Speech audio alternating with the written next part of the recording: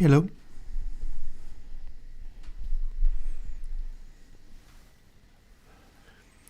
I'm Chris from Airwindows, and we're going to do a little stream on coding some more plugins today. So while everybody turns up, I guess I'll fuss around dealing with some things, because I am on stream at 9:01 and not terribly prepared, as one does.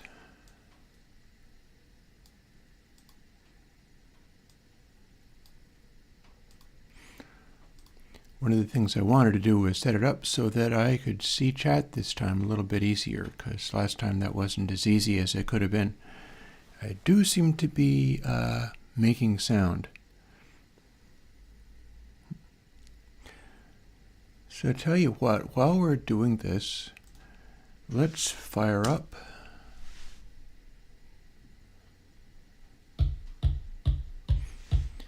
a noise for the moment. I got my fire going. I'm going to derp around and get a couple of things sorted out.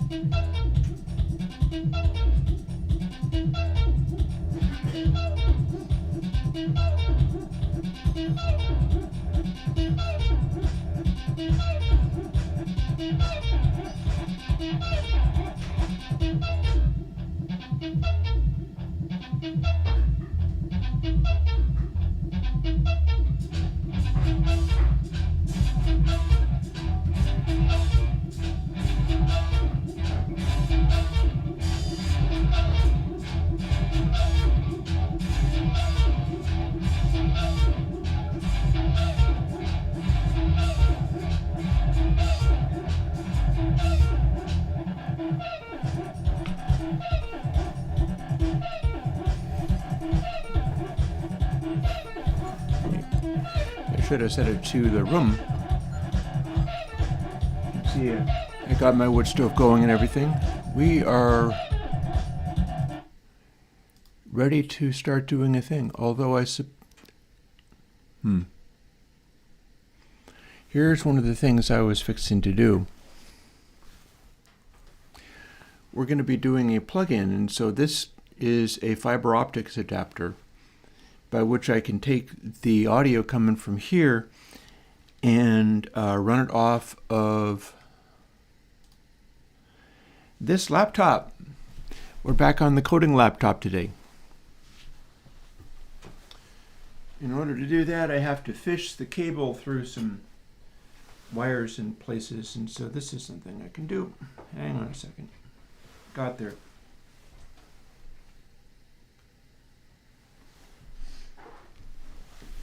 Might almost be worth me getting a longer cable for this, but this one's just barely making it. And so now if I open up short for echo here, we are presumably, are we? Hang on a second. Is this working? Needs a little help. So here I plug in, and now it's on the big speakers.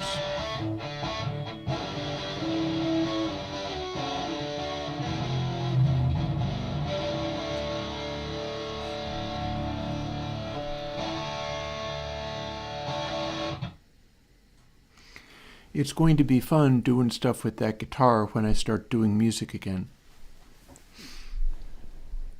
There's going to be some of that.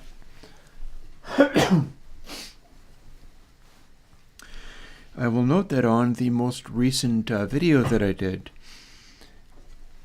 I put the plugin Final Clip into action as well as K-Cathedral 2. Here's something for anybody who does this kind of thing. Just a word to the wise, or a tip-off as to how things might be. I did K-Cathedral, and people were happy that I did it, but there were also some criticisms about it. And so I posted it, and I got a fair amount of engagement with people going, that's not what it was supposed to be. That sounds bad. It sounds like this or that or the other thing. And upon re-examining it, I did a K-Cathedral 2 that addressed lots of those things. And that has gotten it into the zone where people aren't finding as much to complain about, and so it's getting no engagement and dying the death. It's going to be one of those unsung plugins where people are like, huh, I never noticed that one. You did a cathedral sound that was better than the first one?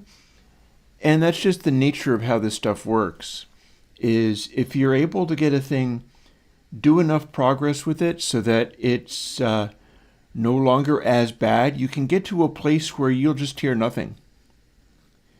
And it's because people aren't all that pumped about the thing as it stands, unless they just happen to, I mean, some people were like, wow, this is amazing and really cool. There's always going to be somebody to do that.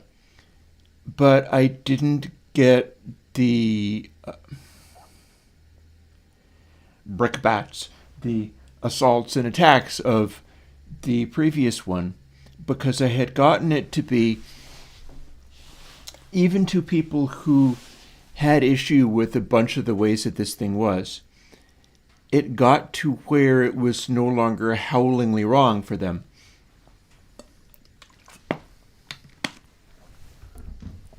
And as such, I kind of got away with it in a sense. It became a thing where, just let me, I am also doing some investigative studying of a particular thing, which if I position this correctly,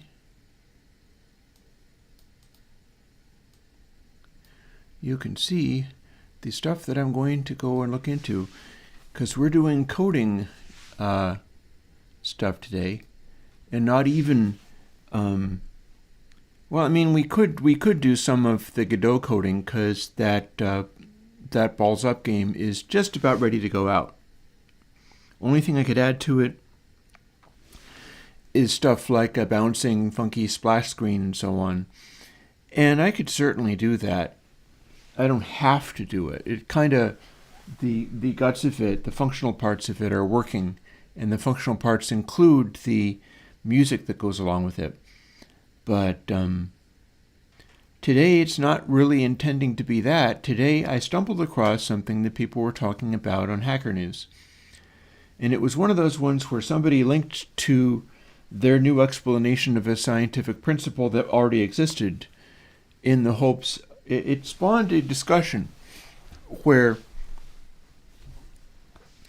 the discussion about this thing was about whether you get locked in mathematical descriptions of what you're doing and intentionally make it so arcane that people can't follow what you're talking about.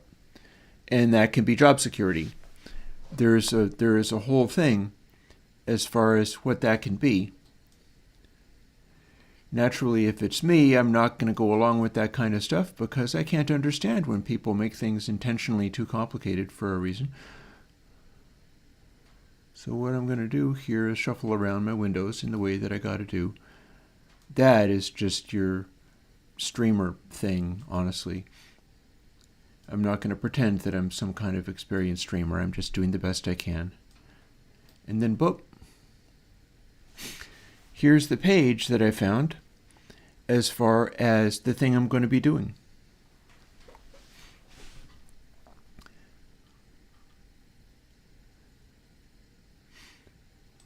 And as you can see, we've got a Kalman filter paper, which apparently is in a PDF. Kalman from Baltimore.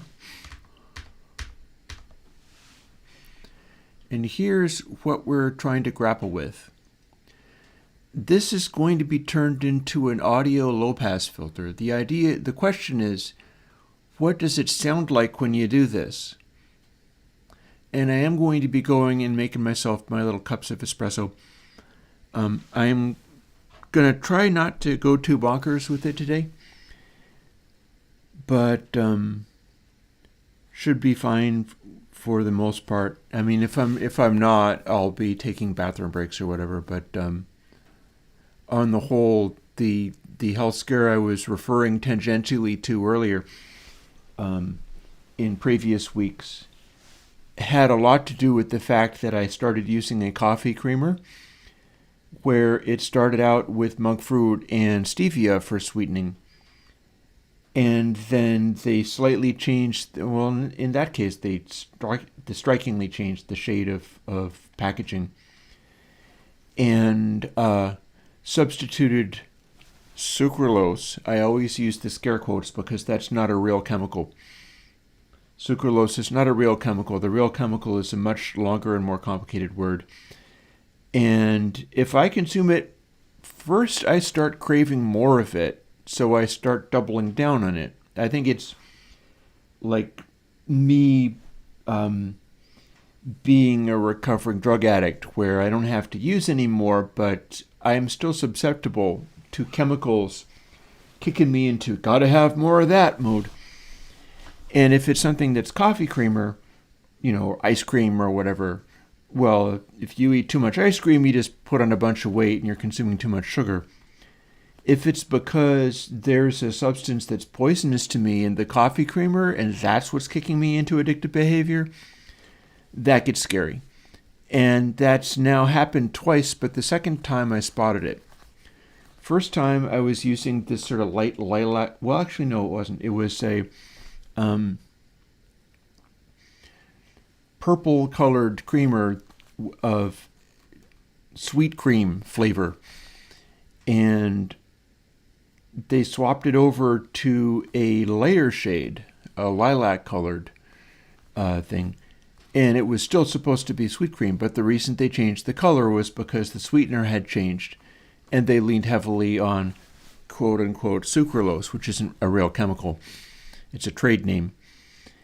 And that's the one that my addictive nature got kicked in whole hog, and I could have been in serious trouble.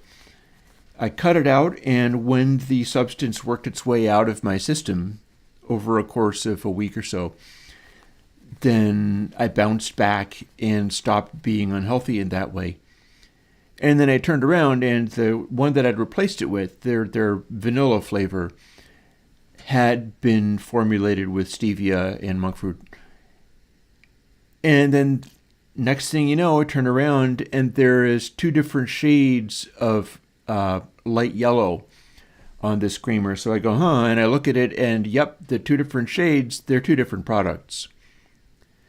If you get this super creamer stuff, know that every little difference in shade is a different product, whether it's being highlighted as such or not.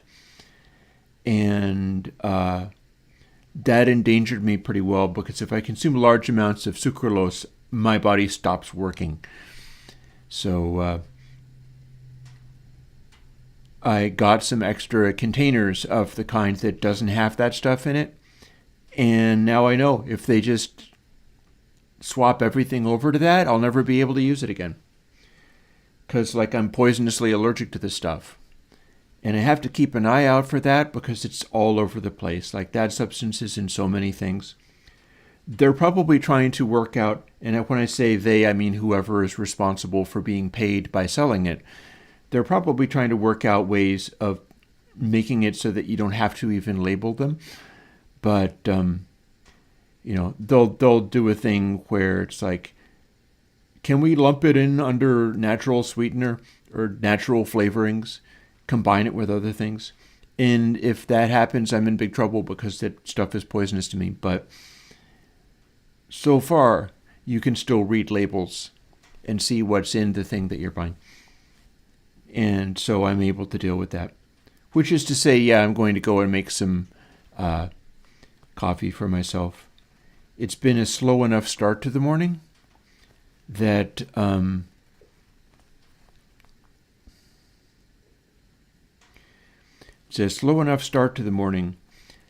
still kind of getting rolling 15 minutes into the stream. But, I'm going to be here until 5, so we're going to get something done. And the thing to get done today is this Kalman filter that you're looking at. I can leave this up just to be scary, but I could also, like, this is the one that is supposed to be difficult, and this is somebody's attempt to make a page for explaining it simply. And then there's another page that's even more simply. Is this the same one? That's the one that I just had. So there is yet another one, which is supposed to be even simpler, but I didn't really find it as such. So we're going to talk about Kalman filters here. However, first thing we're going to do is I'm going to make my little cup of espresso, because this is heavy going, and I'm kind of jumping in at the deep end. So let's just throw on, I'll pick out something. Here's a bunch of stuff that I could put out as music. Oh, let's do Nook and Pave. And if I do this, and then set it to STP audio capture, I have music for you.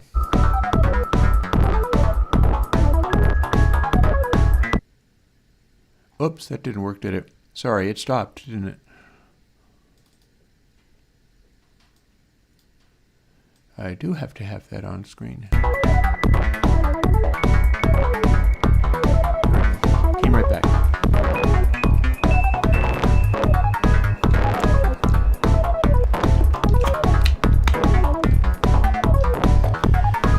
Also, chat will be open for asking questions, as always. This is a time for me to be available for people to ask stuff or whatever for like 8 hours at a stretch, because that's just how I'm rolling with this stuff. Back in a bit.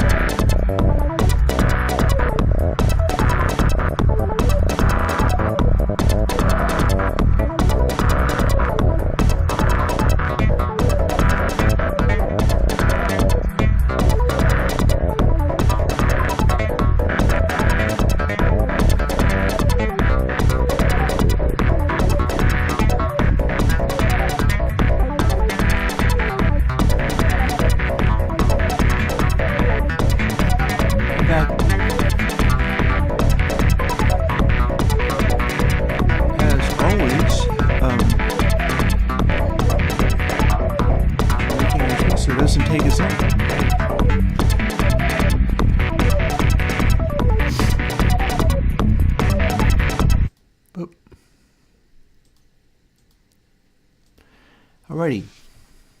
Oh no. Everybody left. Well, anybody who is tuning in later, half the time the live streams that I'm doing are for people who are watching in some future time. And this is, after all, one of the plugin coding streams.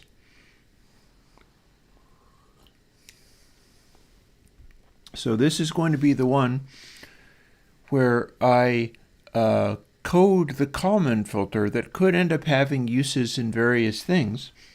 Much like the Hull and Holt filters, Holt gave rise to the pair filter, which gave rise to what I'm using in Console MC and Console LA. Hull gave rise to the high frequency part of Console LA. So what I'm wondering is whether this Kalman filter, and you can see that I am prepared to start coding it. I've got it set up here, and there is currently nothing in here other than template code, which is a goodly number of possible options. And then this is all the code says so far, because we are going to be making a Sensei before 23, working out what the Kalman filter actually is.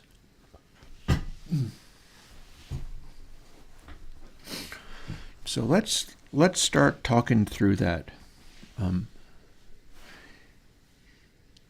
grab my coffee and we'll start digging in. And the way that works is, here is the original research paper. This is somebody doing Kalman filter explained simply, and this is one I'm probably not going to need to use, which is it represented in pictures, but I'm not sure this is actually helpful to me. But I can tell you part of how this works.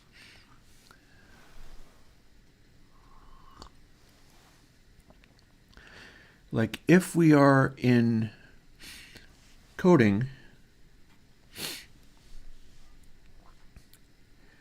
what we're doing, oh look, we don't run long double buses anymore.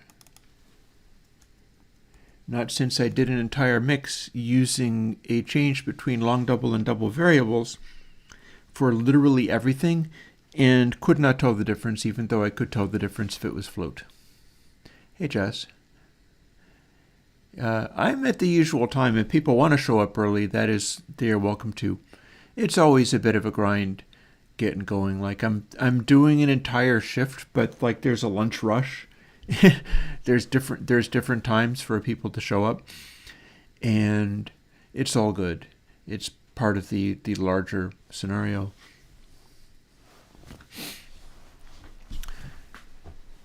So we're figuring out what that even does, and they're talking about the Kalman filter having superpowers and estimating things that are not observed or measured. That's not technically quite true, I don't think. It'd be very interesting to find out. When do we need them? Now. We're making the Kalman plugin, which, much like Holt and Hull, is an audio representation of what people are doing in other senses, like robotics and real-time systems. As such, it's going to be a low pass, because if we have a low pass, we can turn it into a high pass by subtraction. And that's how I do the console versions that have EQs built into them. So essentially what you're doing with this Kalman filtering is, rather than shooting for a fixed state, well, actually they're saying the real power is not smoothing measurements, but that's essentially what we're going to be doing. We're just doing it in an interesting way. Oh, Jess, interesting. Jess says, I'm trying to mod my Kawai K4. Yeah, I had a Kawai K4 once.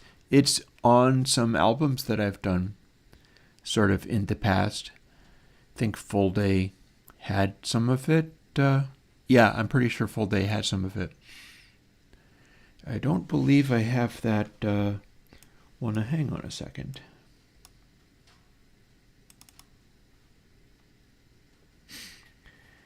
Because some of my stuff I did way back in the day.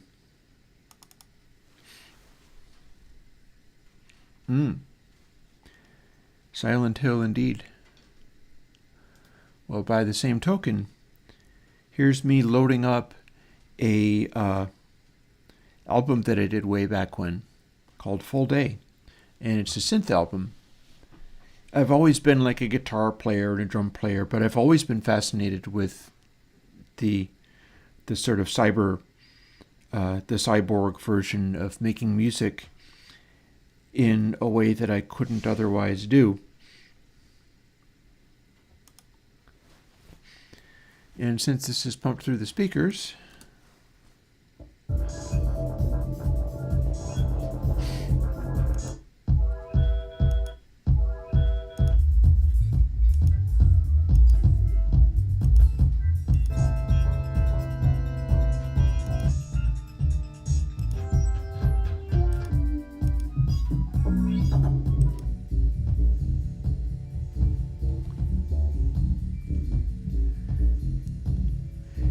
the arpeggio on this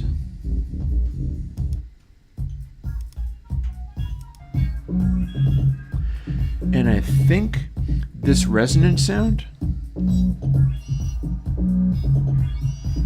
and the sequencer on this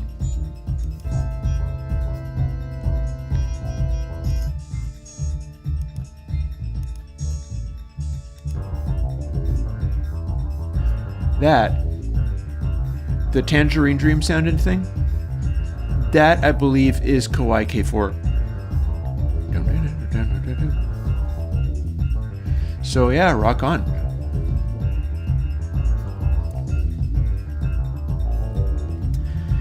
What I found was useful in it was the Moog style sounds. And there it is again. Although the nasty little line, that's actually a Kawai G Mega.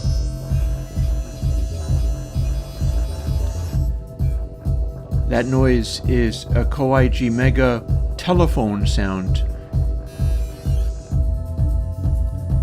that has been glitched out and redesigned. It's another little rompler.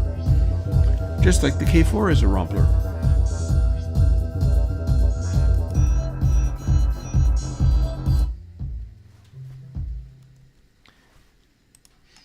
So yeah, there you have it. Rock on with the Kawai K4. There's plenty of neat things you can do with it.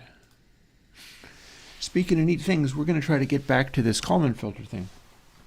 And I'm going to talk through it while I still have coffee and the fire is still on. And then start doing it.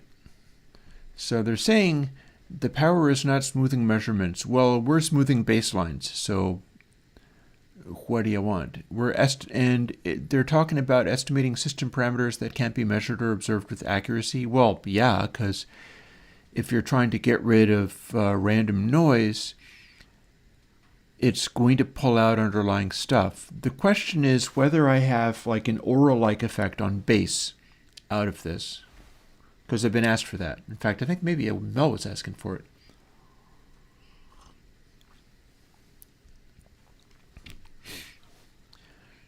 So when it says state variable, yeah, that's like sample.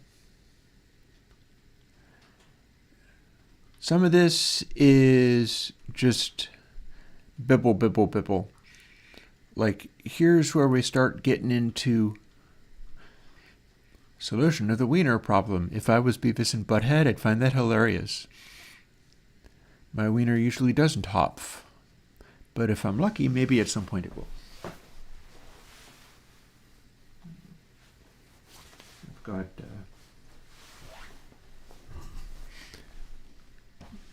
firewood chips in my shoe too. So applications, we don't really care about this, but note that it's talking about time at which observations start. And I believe it's assuming random sounds But if you say observed, that is probably either information coming in. I guess why is stuff coming in? It says observed. That means you're taking a sample. Information is coming in rather than just being made up. Observed means from the outside and brought into the algorithm. This is math stuff. More math stuff. Even more math stuff. Covariance of random excitation. That's going to be sort of the range of randomness that you're expecting, because it's doing multiple things. It's reading in variables. It's figuring out how to expect new things. And then it's relating to how successfully it's expecting new things. So this is the original ASME Journal of Basic Engineering from 1960 on this research paper. And we see that this is all just math, math, math. This math is well over my head, so don't freak out. Like, neither of us understand this. Maybe somebody watching understands this. If so, you're probably not going to be able to help me understand it. See, coefficients AI can be immediately determined with the aid of this. Oh, hi. Okay, well, I can't immediately determine any of that. But the person who was trying to simplify it got there. What I'm doing is looking through here and seeing whether, like, if we say linear function that minimizes the quadratic loss function, that presumably means that as you have randomness, you're losing the ability to guess what the next thing is going to be.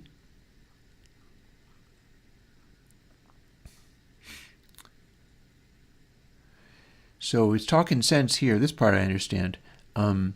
Noise voltage due to thermal agitation. Yes, resistors generate noise. All resistors are little noise generators. It's usually just very quiet. Metal film resistors are quieter.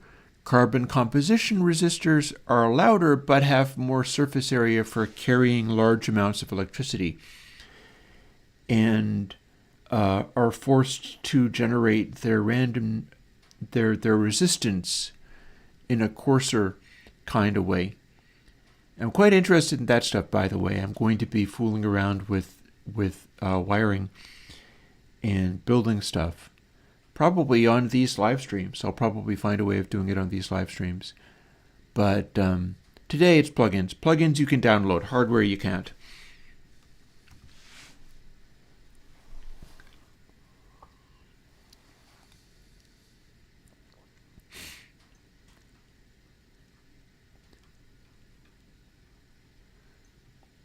So when we talk about Gaussian random signals, that's like TPDF dither, only more so. It's like if you have a simple random source, it's literal white noise. TPDF dither is not the same as white noise. TPDF dither is two instances of white noise added together, or subtracted from each other, two independent ones. The more of those you add, the more you end up with a kind of distribution, and Gaussian is a distribution.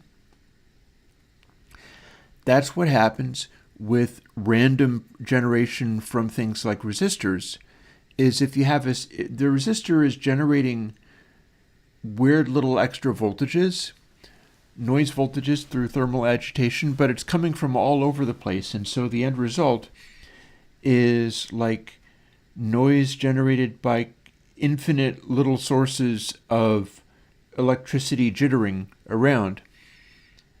And that's why it's the definition of Gaussian. Like a resistor noise is always going to be Gaussian. It's never going to be purely white noise unless you reshaped it into being a white noise distribution. What this fellow is saying is trying to describe a dynamic system in state. State is like the samples coming in to our code. Like while n sample frames minus is larger than 0, we're working on these buffers coming in.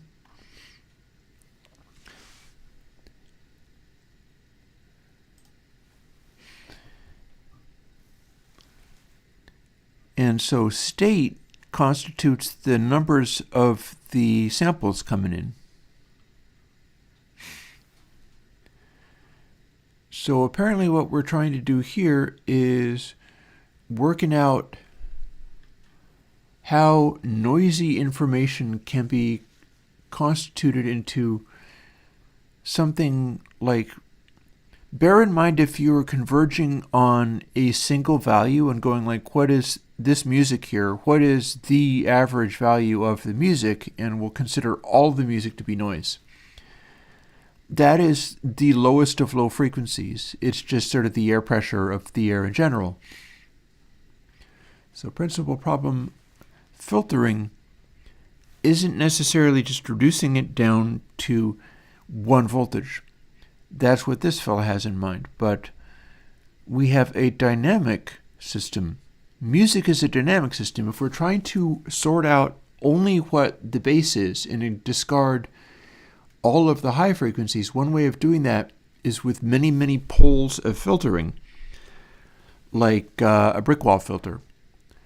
That's something with a lot of processing that is designed to go through and remove all the high frequency stuff at the expense of behavior at the cusp of reaching that frequency that's being discarded. And normally you have a slower roll-off. Normally you're not getting rid of all the high frequencies.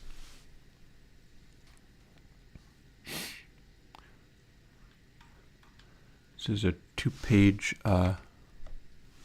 Can I change this? Let's see if I can. Yeah, I just had to click the right place.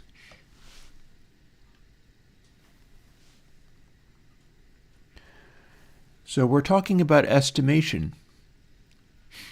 Let's bounce back to coding stream, because here's something that we can do. In fact, it's something that I have done in things like DS and debus and acceleration.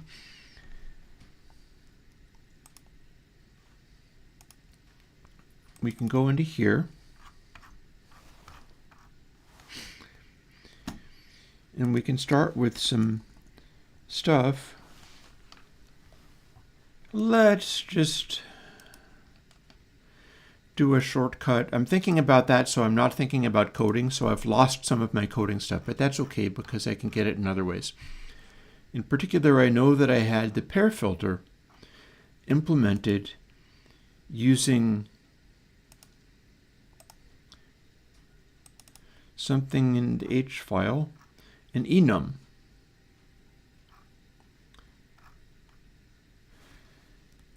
So if I take that,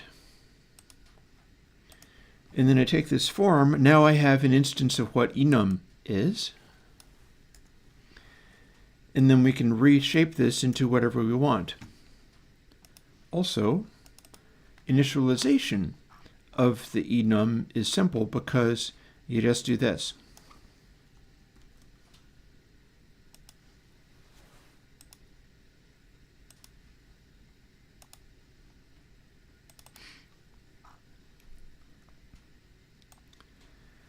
I have not updated my code, apparently. Still talking about long doubles all over the place. Let's call it cal instead of pair.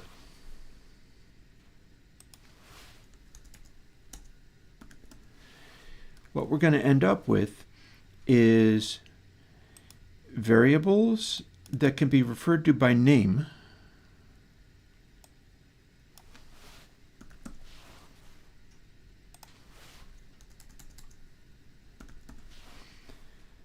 And say things. And now if we save that, that's actually going to build successfully and make a thing where I could use that. If I had something to do with it, I could use it, which brings us to the concept of, let's see, optimal estimation estimation. So at this point, we are not looking at a stereo calculation, although I could make it be a stereo calculation. I don't know if we want to or not. Want to make this be just drop into a stereo calculation? I mean, that would make good sense for it would make good sense for use with future plugins that are stereo. Shall we? And it'll naturally adapt directly over to the VST version. So maybe that does make good sense. Let's try it.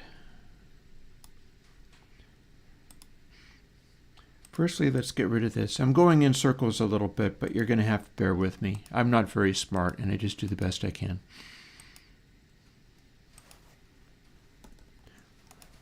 Kalman.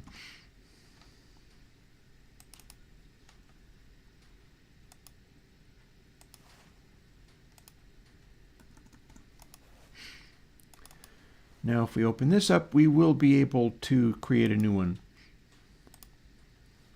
But this time with stereo information. Because this is largely just to help me do my thing. And I know I'm going to be using stereo coding for this. If we build that one, it builds and is just fine. And we're going to copy over the few things that we had there to new stuff. Here's the starter. I don't think we did this in the other one either.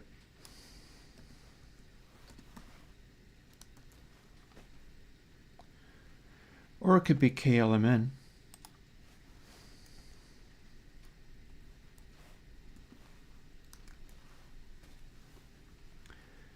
I think I like that better. It's going to be KLMN.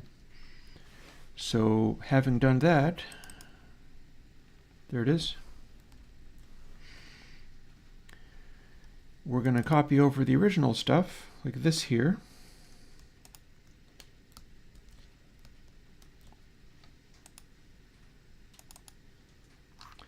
That I originally got from the pair filter.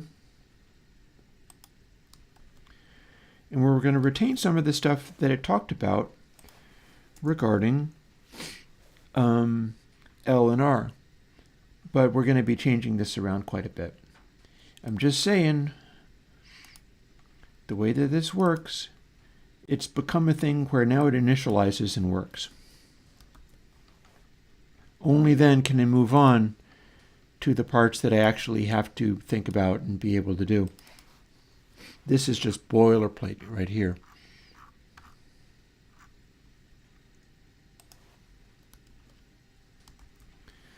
So there we go, got there. I do have to straighten out some of this stuff.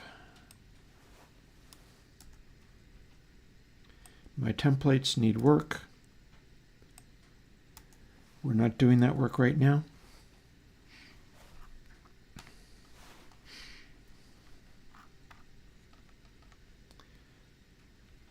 This stuff needs gone. Very good. So to get back over to the heavy going, when we say optimal estimation, we're doing a particular thing.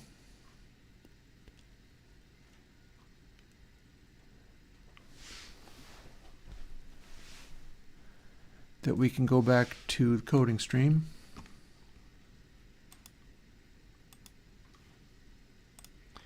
I'm constantly forgetting everything that I'm doing. That goes to show you that I'm thinking about new stuff. That's how you can tell. If I'm useless and just floundering, it's because my brain's working on something else.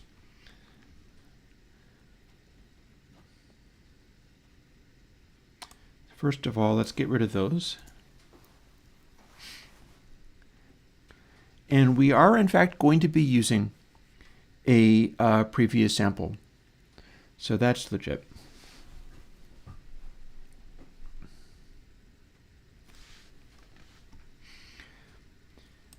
we're not necessarily going to be calling. Well, hang on a second. Some of this seems like it would make sense.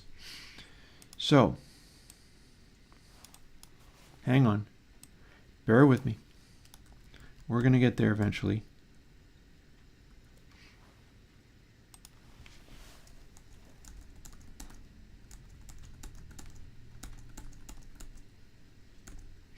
Just joking. So now we've got prev sample and prev slew. So one thing that we can do with this, apart from make the window smaller so that I can get to what I'm trying to do,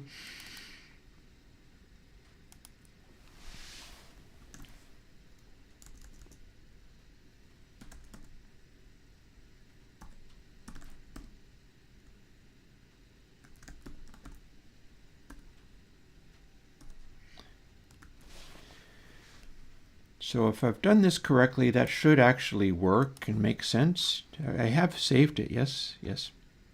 Oh, it needs L and R.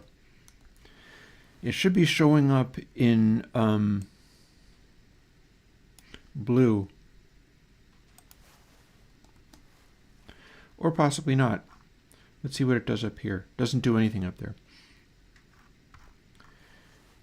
So we've got arrays that are showing us the things we need to do. We could do L and R arrays, honestly. I kind of like the idea of keeping it in one little chunk.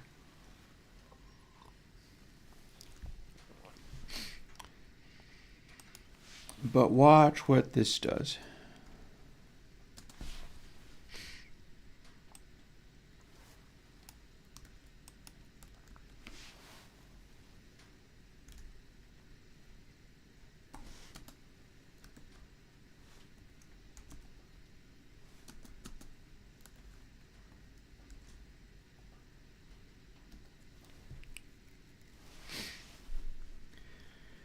We're doing a little chain of these. Have I just screwed it up? I think I see a problem. And that is because I didn't spell it with the full sample, did I? So that's silly. We'll fix that. Trying to figure out why that didn't make any sense. And of course, I just did that wrong too, so oh well. Hop, shows up in blue, see?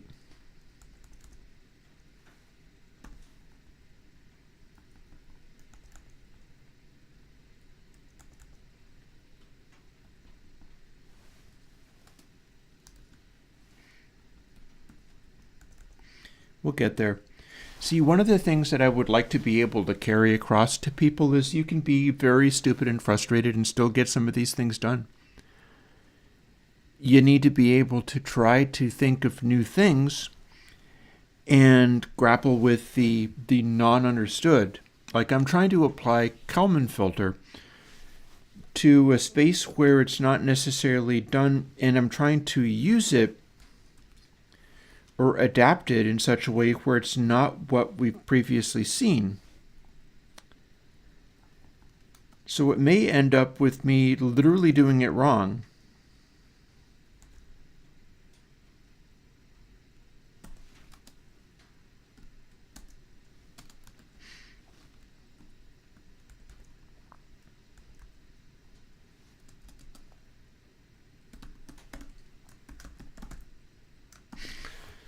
So what we'll have here is a little chain.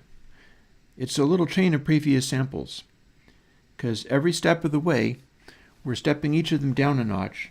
In delays, we do this with a circular buffer. But with this, there's not very much to it, so we're just making it real simple.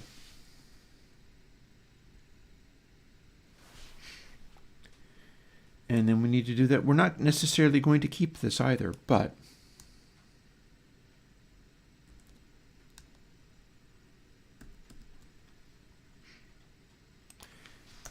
now we need to go in and do a right channel version. So I will do my level best to do that without screwing it up. If I'm not able to do this very simple thing correctly the first time, for instance right there, I'll go back and try it again. 3 equals 2. 2 equals 1. 1 equals input sample R. And we appear to be missing the final. Well, here's the thing. And yes, we're going to be doing a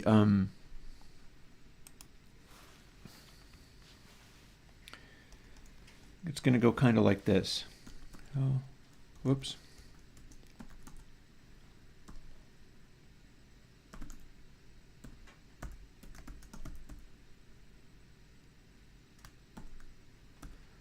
Sure enough.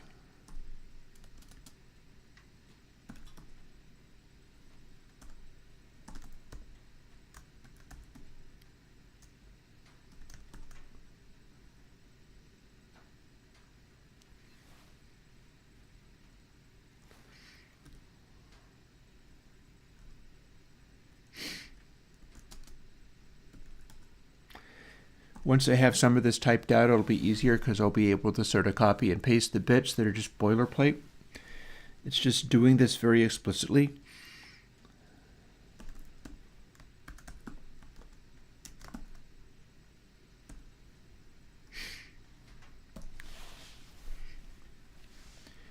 I am tempted to break this down into a smaller piece.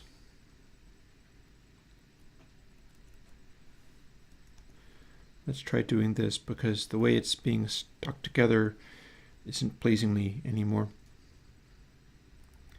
The line is too long.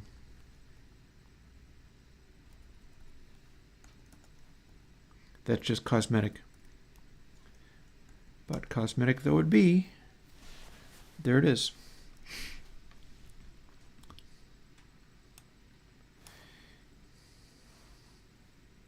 Also, I'm speculating on maybe doing this in left and right pairs. How's that sound?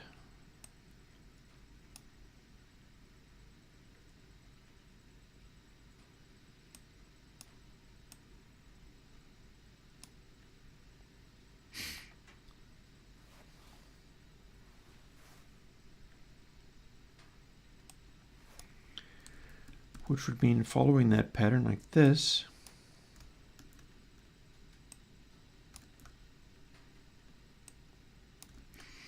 You know, I got to get stuck in whatever levels of arcane tediousness I get stuck in because I have to go through those places to where I'm actually doing something useful. And I'm absolutely confident I'm going to be able to do something useful with this because I understood the basics of what the Kalman filter was about. It's just a matter of grinding through this really tedious, boring stuff. And I got to do it, so you got to watch it. Or tune out and go away. That's also always possible, as I have learned to my regret.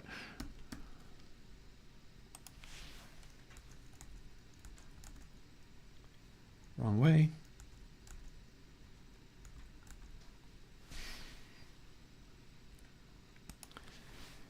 And let's see now. So, very good. Nope, wrong way again. When I say wrong way, what I mean is that my finger went the wrong way on the key.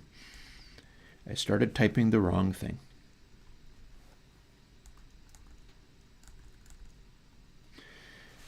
And then we only get input sample.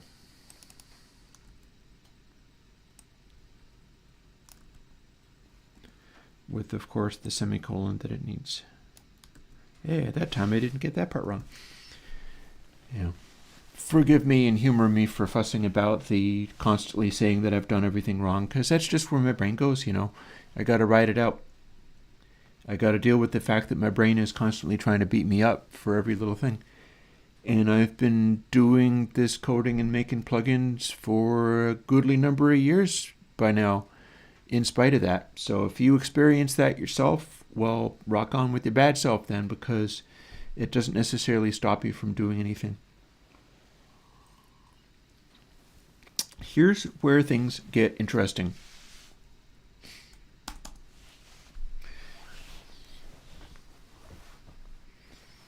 We could, in fact, let us do that very thing. Now, So I don't know if we necessarily want or need this many stages of it, or indeed if we can use this many stages of it. I just know that there is a part of this that can work. So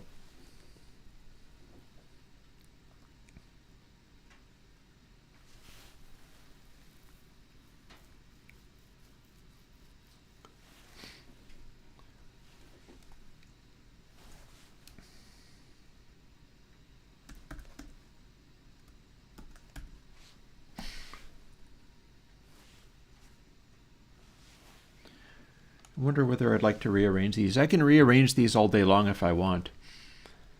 It's an enum, so it's just going to follow what it does. Maybe that would be nice.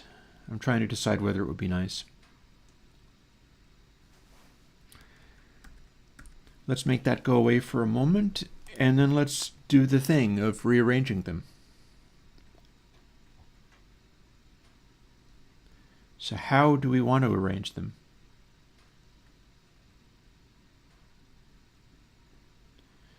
Is this actually the correct way of arranging them?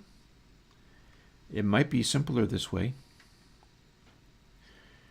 One of the things also to bear in mind is I'm counting it backwards, and that might potentially be awkward. Like I'm making it harder for myself by trying to do 4 stages of it from the get-go.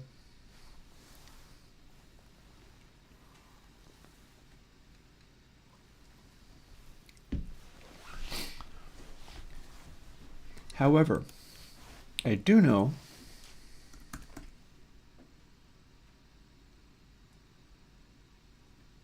this.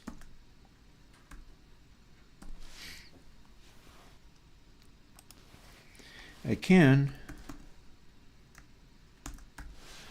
do this.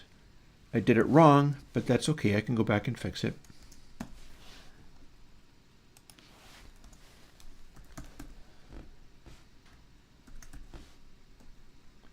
No semicolon. No, no, no. You do not want to be semicolon. You want to be a comma because this is an enum. And one handy thing about enums is that it's going to be able to reshuffle these things, and the algorithm will still work because these are all names. The names will refer to wherever they're supposed to refer to.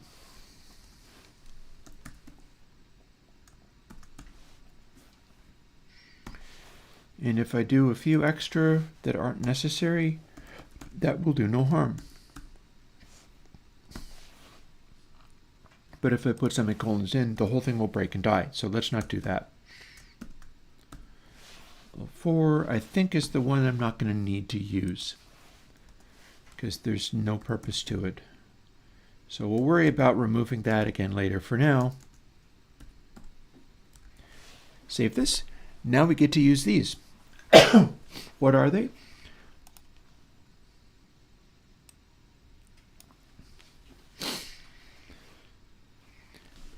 They are this.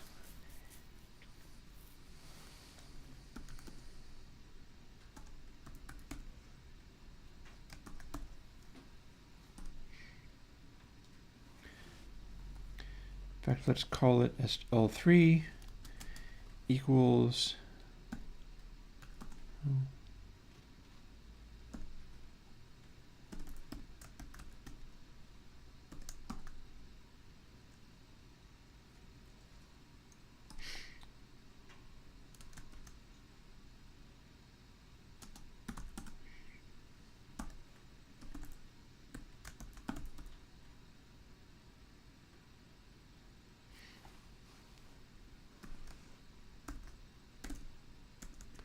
hang on, I'll get there.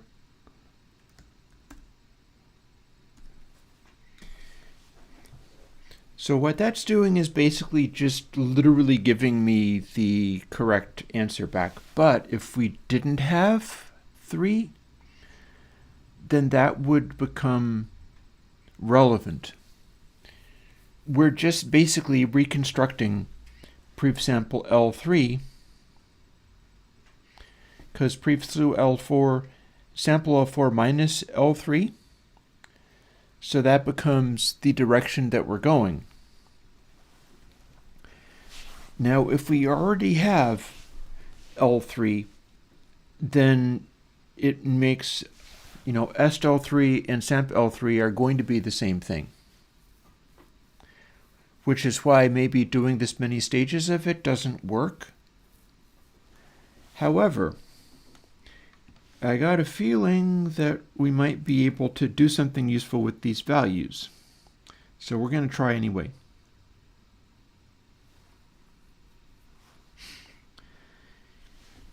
I'm really not sure that using that is going to be worth doing. Although who is to say that there might not be a usefulness in it somewhere? See, here's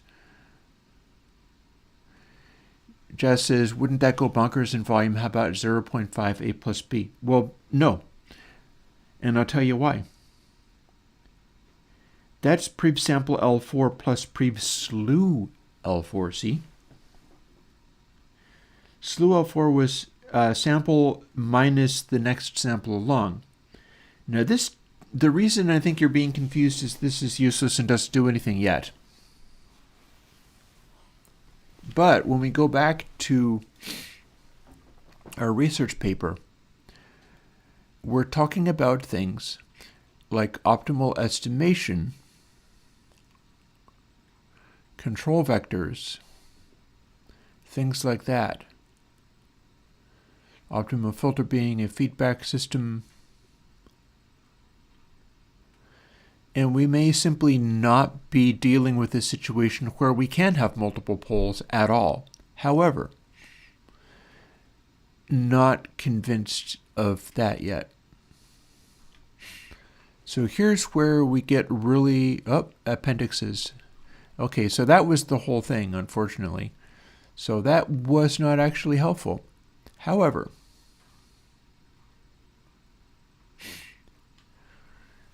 state variable, that's our samples. Covariance matrix, that's got something to do with how much we vary from what's being expected. Measurement covariance matrix, it's how consistently things are expected.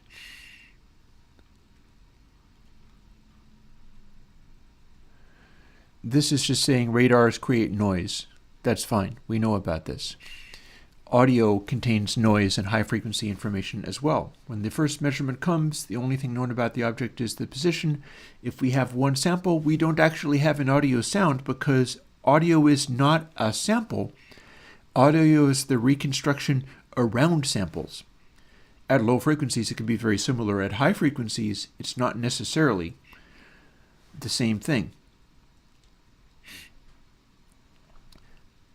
So when you have two samples, you have two positions, and that generates a velocity, but it is an estimate of velocity because even with audio, having two samples and the difference between them doesn't give you either the position or the waveform, because the waveform is generated with the context of all the surrounding samples, and the two samples that you're on are only further indications of where it's supposed to get to. Like 1 point is not a waveform. 2 points is neither a waveform nor the real angle you're working with. There's no benefit to using stereo. I'm only doing it because I'm expecting to use it in a final plugin that drops neatly into things that are done in stereo. Like if this works, I'm going to be dropping it into console versions and things like that. And I'm also going to be dropping it directly into a VST implementation, and the VST implementations expect stereo. So that's the only reason. By the way, let's throw another log on the fire while we're at it.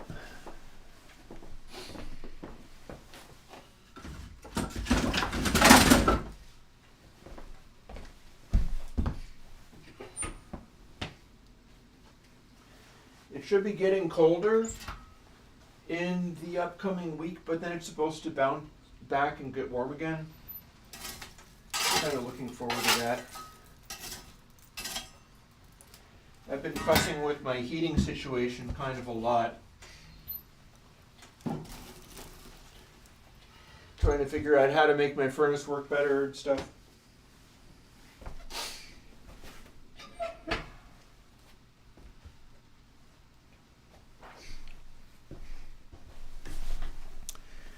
I'm pretty sure I'm going to want to make another cup of coffee, but we'll wait on that for the moment.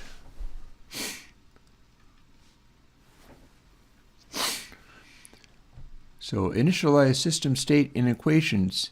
This is not the stuff that's useful to me. It doesn't make any sense to me. Although I've done matrix math because the house order matrices are kind of like this.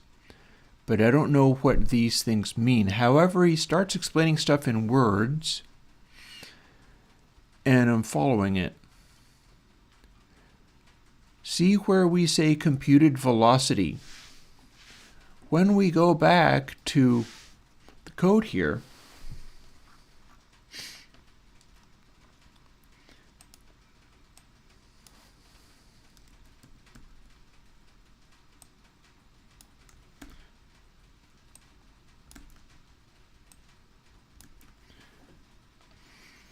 we can do this bit and then continue this onwards. We may find a better way of dealing with that. At least we have, there may be things I can adjust. I'll just put it that way. I don't know whether this is going to be handy, but we'll find out. I just did it because it kind of seemed to start to make sense, and we'll see how well that goes. And you continue it outwards.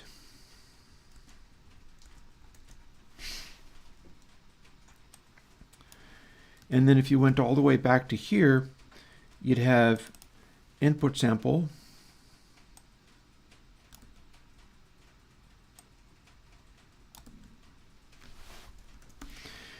and this is just putting everything back again.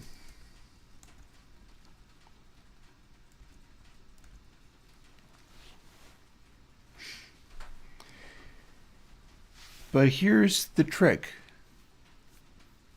Estimating velocity.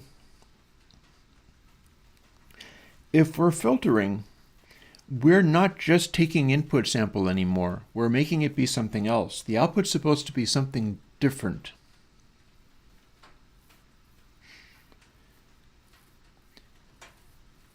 What that means is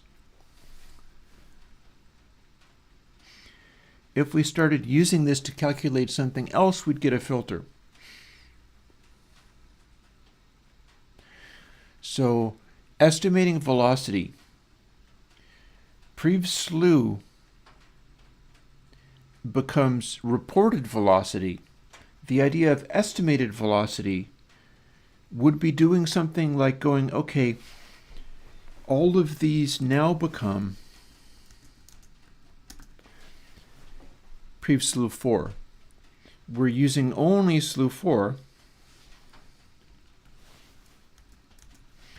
We're using only the output of like 4 samples ago. If we applied this, we're going to get a different sound because we're not supposed to just be only using prev slew L4. Or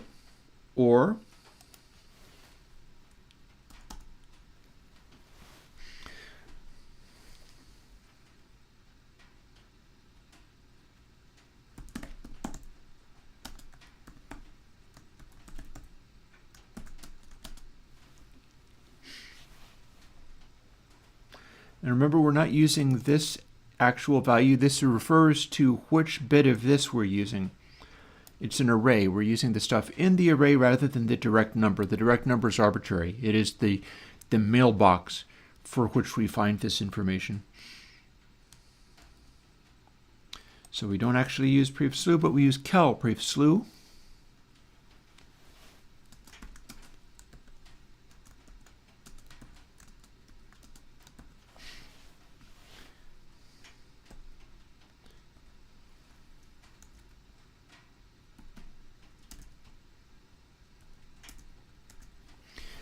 Now we have an average of all recent slews. That's going to give us a different result because now we are doing an estimated velocity, not an existing velocity, an estimated velocity.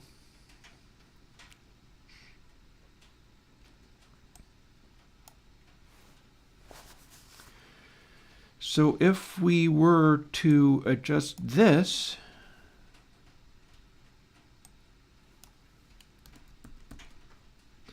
we're going to get something that we can actually hear. I will play the audio for you once I'm finished doing this. We will have made something that does something. And I can't tell you exactly what it does. I can only tell you that now we are taking all of the average, we're taking all of the slews, we're going to add them together,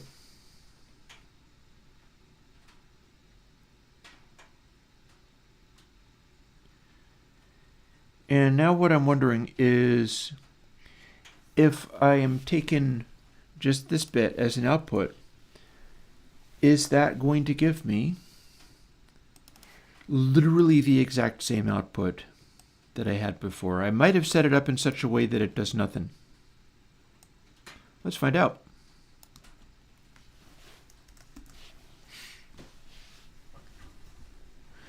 Well, the scaling factor is all about figuring out how to do all this. That's going to come into things as well.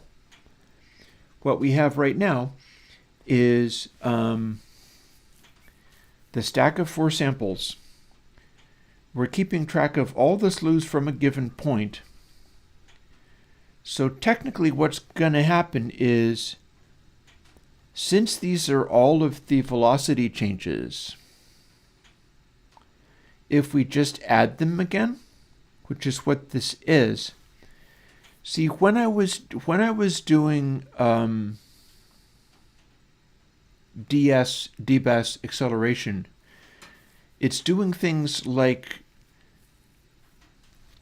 adding and subtracting the slews in order to try to work out whether or not the signal is rapidly altering phase, whether the signal is rapidly going back and forth, in other words, being high frequency white noise kind of stuff.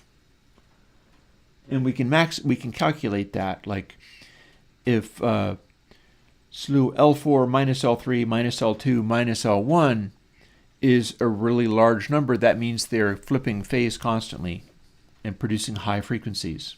That's not what we're doing this time, though. But if we are just taking them from slew 4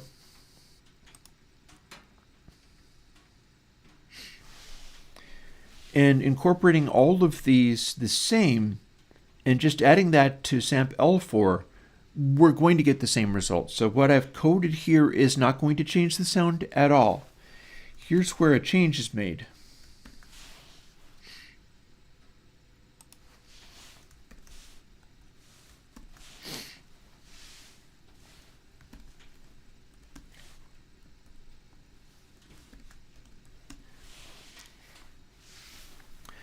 Now we have that averaged out. That is a quarter of what it would be, meaning we're no longer referring to L4 anymore. We're referring to just the previous one. Oh, and we have to update this after we do our work.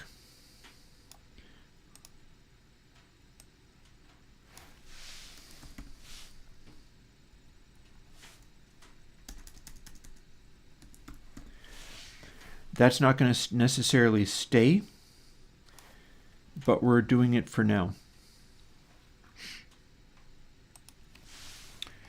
Only then do we update the stack. So right now what we've got is previous sample hasn't become the one that we're working on. And so we are in fact calculating this out in such a way as to get a difference. And then the previous sample becomes the one that we're starting with. And now we're replacing it with whatever the previous one was, the previous dry sample that we had. And that's not necessarily what we're going to keep, but plus the average of the last 4 slews. And that's going to be more likely to be the same thing. There's a bunch of things we can do about this. We can expect that the slew is going to stay much the same. That could be applying an IIR filter to this very slew thing.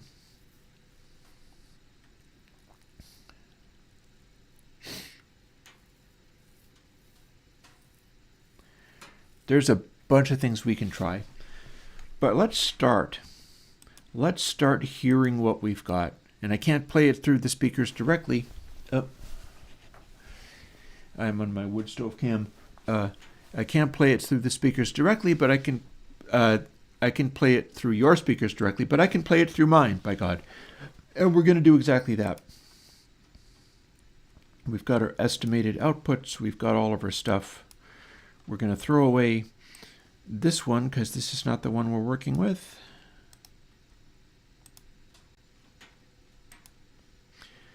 And we're going to go see whether our stereo one has a build folder and whether we've made something out of it.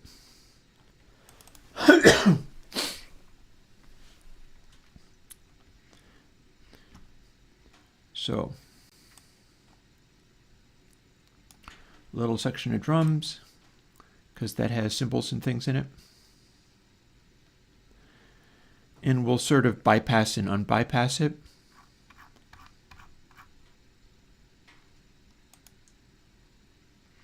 Because none of this stuff is doing anything. So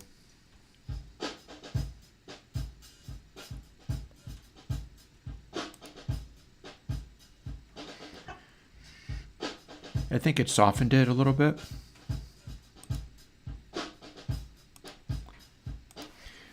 Not very obvious, I'll say. Let's see if I can get any more obvious on the guitar section.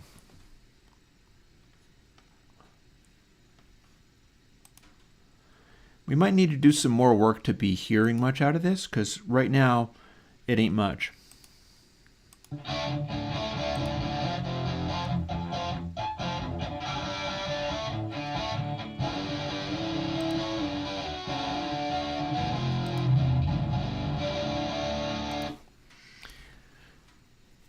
Yeah, so I'm not hearing much out of that, but all we're doing, bear in mind, I'm at 96K. So this is making it real challenging. Because here's the deal. This is only affecting things if all of these different slews are different. Maybe I can demonstrate it better with the noise. Yeah, not even Span would be able to tell that. Let's see if what we made has any capacity for being heard. I do have other sounds, you know. Let's try this one. Let's try some of my noise sounds. I'm sure I've got a noise sound in here somewhere. I'm just not seeing it. My brain is already in. That's not the one. That's an album that you've not heard, probably.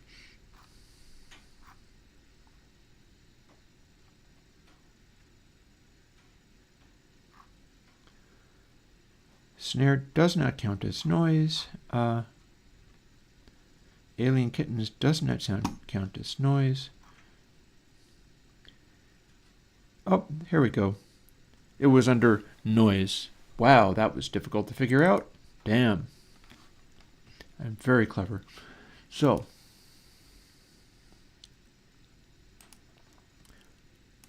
let's see if it sounds different when we kick this in.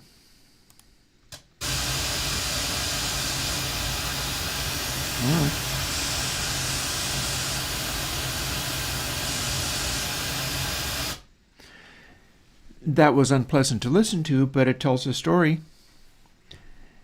It sounded a lot brighter. And I'll tell you why.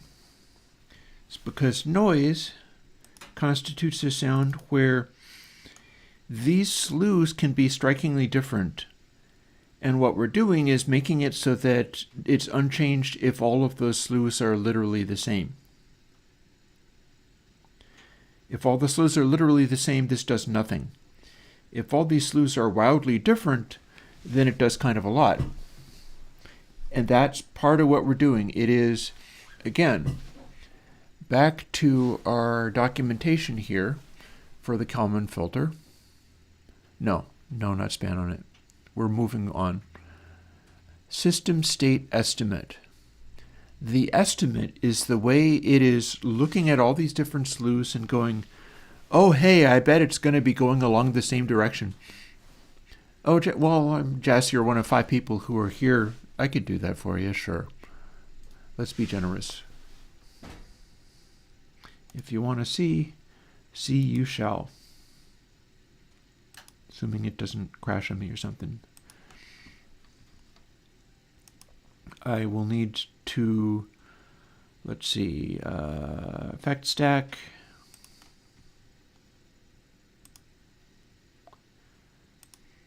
Add our Kalman.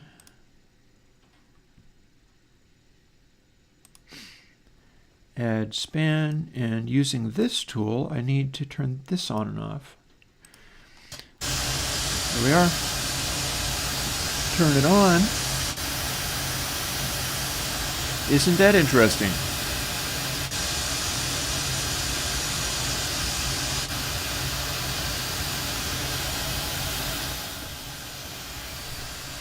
So we've actually made larger peaks than we are. Well, no, that was worthwhile because that did an interesting thing now. By averaging this, we're creating a thing which sounds darker, but we've got a cut and then also a boost. That's very interesting. Good enough.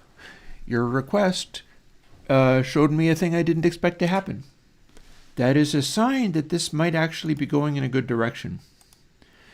So when we talk about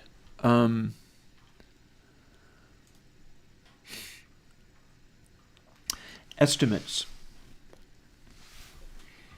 we can be doing a thing where the estimates are this est L3. It is a manner of working out what the slews were in the past and predicting what it's going to be going forwards, which is what we're doing. Again, we can just take prevsamp L1 and directly put prev slew L1 and then get literally the same output back. If we are expecting all of these to be the same, like with the code that I've got at the moment, it's like if we had a sawtooth wave. In fact, I think I have one.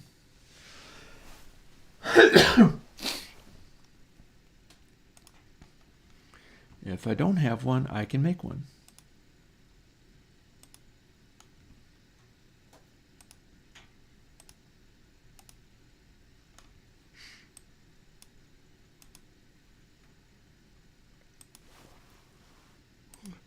Yeah, excuse me. Or better still, triangle wave.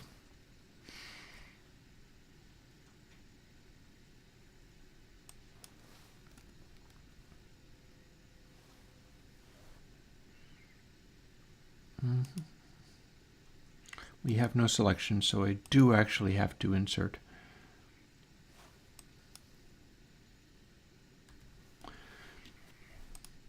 We'll do 10 seconds of it.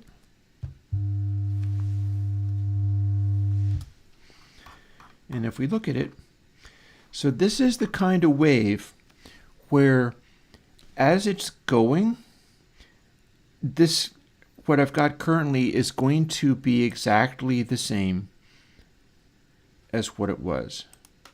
We can apply it with no bypass, and most of it is exactly the same. However, that top point is not quite this as similar, and we can exaggerate that. These angles, at every point, the slew is going to be the same as L4 plus L3 plus L2 plus L1. It's going to be the same as those averages until we reach one of the points where it changes direction, and then it's going to do something else. So I'm going to play with this and see whether I can make it be obviously something else. Let's do a much higher frequency.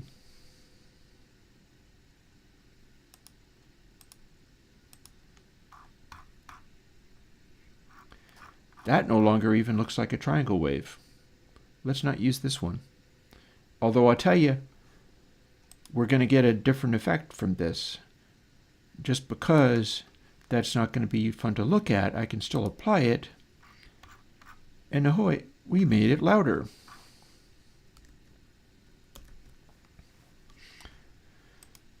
So let's try some more. We could be silly and try a sawtooth. That's going to have some striking effects.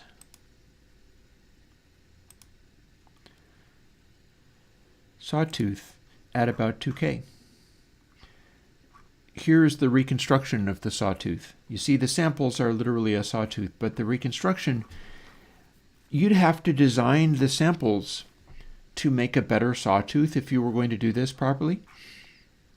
Now let's see what we get out of our Kalman filter, recognizing that, as you can see, it is making those wiggles there, which are the reconstruction filter doing its job. If we apply it, look at that. We've now got a big effect on our little filter just by doing this thing. In fact, it's quite unpleasant. That's not a roll-off at all. But it sure has an effect on these steep filters. We're doing intersample peaking, in fact. So that's a useful test signal. By the same token, I could take the same thing, and instead of doing like sines or whatever, we're doing a lower frequency rectangle wave, which is too loud. So let's try that again.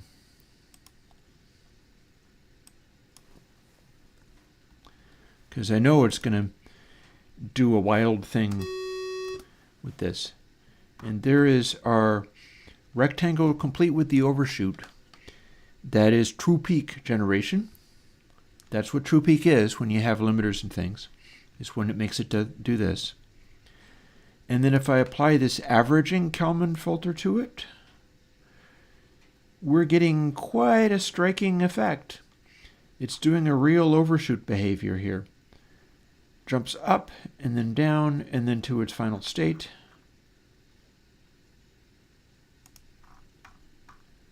Then up and then down into its final state. It's messing with the transition.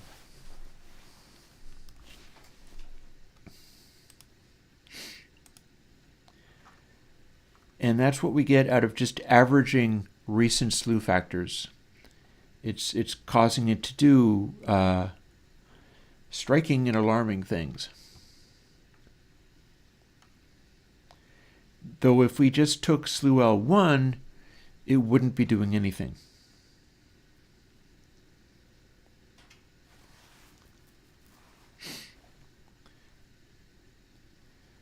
So the next question becomes, to what extent can we do this thing with the state estimates that the Kalman filter is talking about? See how it says the velocity estimate is a second position measurement? That means it thinks it's going to keep going in the same direction. However,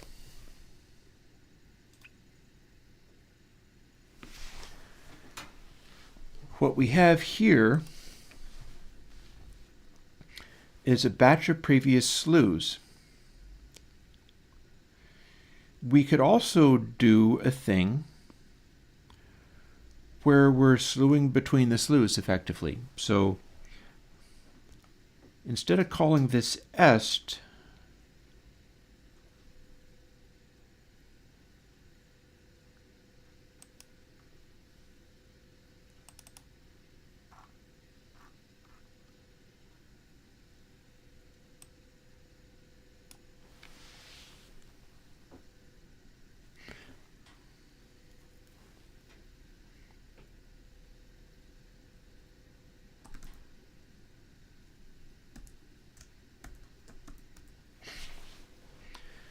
previous slew and predicted slew,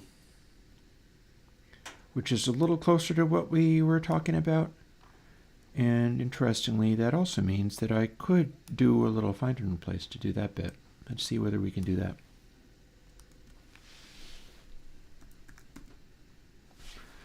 Only those.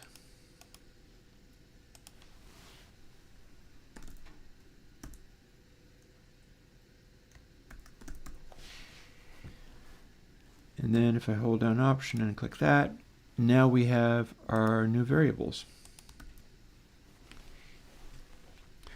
So now we've got previous slew and predicted slew.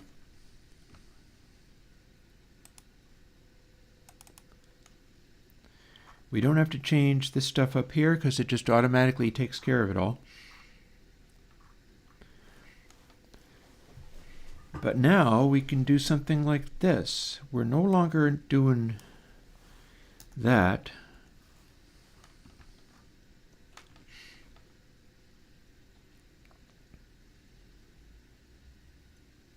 Oh, hi, is that still there? Sure is. Oop. But instead of doing this,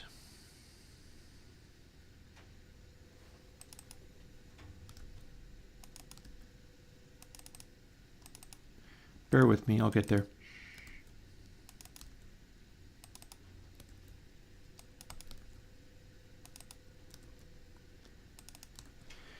See what I'm trying to arrive at here?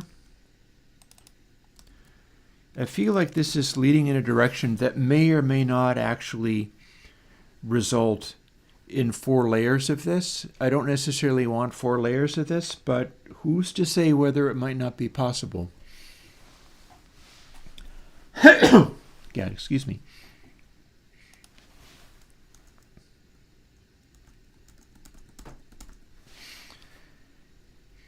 And now we have previous slew 4 through 1.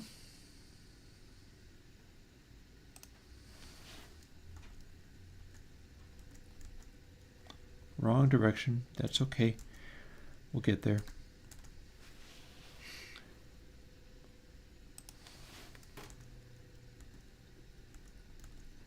Wrong direction. It's okay. We'll get there. Now do you see what we have? We have the stack of new samples that are being produced after we do all this calculation. We have the stack of slews between the samples. And then pred slew is the difference between each slew.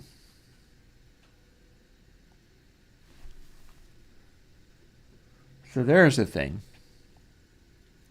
This is getting closer to what the Kalman filter is doing,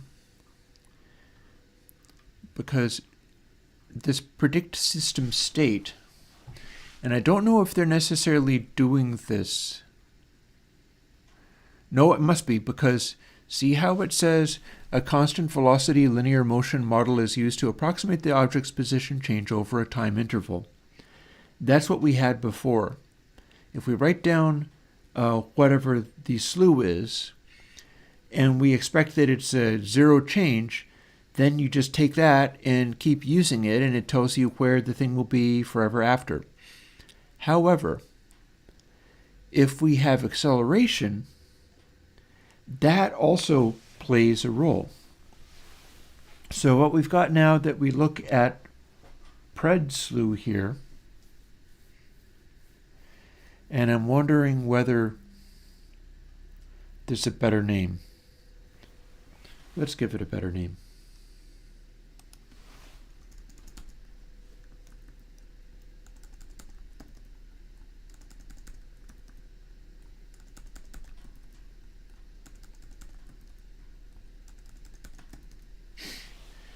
Acceleration slew. Now I have to go back and do the other one.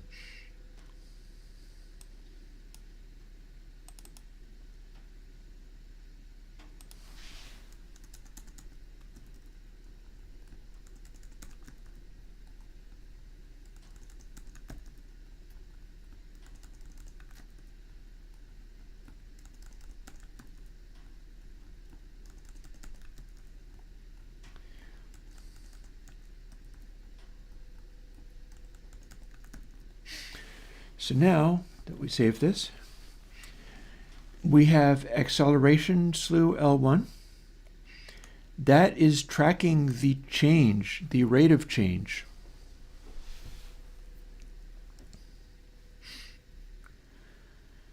So now we're able to make it so that rather than just trying to assume that it is a straight direction, we're tracking all of these things. And if each of the slews is slightly greater, like if we have, for instance, a sine wave, the sine wave, as it turns corners, is going to make prev slew be increasing and decreasing, altering and changing. But if it is a sine wave, it will be increasing and decreasing in such a way that acceleration slew ends up being the same. So you hear what I'm saying? Like if we have a curve that is swooping up and it is accelerating at a linear rate, the slew is going to be altering each step. But when we compare it to the previous slew, we're going to have probably an even smaller number. But that acceleration number is going to be the same each time if it is a sine wave. Bearing in mind, that's how we tell high frequencies from low frequencies, and that is how the Kalman filter tries to not hear noise. And we might be getting to the point where I deleted stuff a little prematurely here.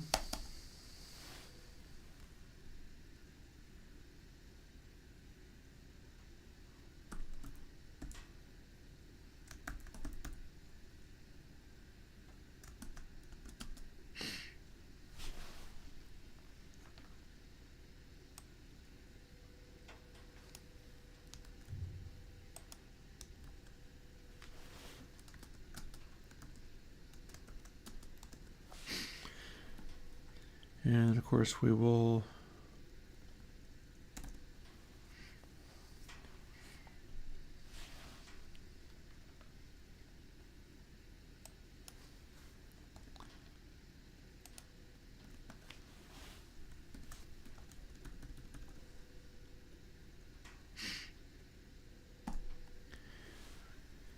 and that's not actually going to give us what we need, but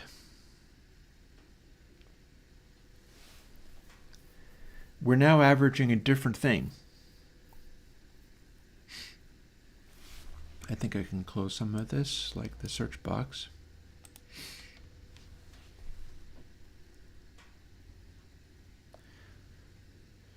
So the prediction is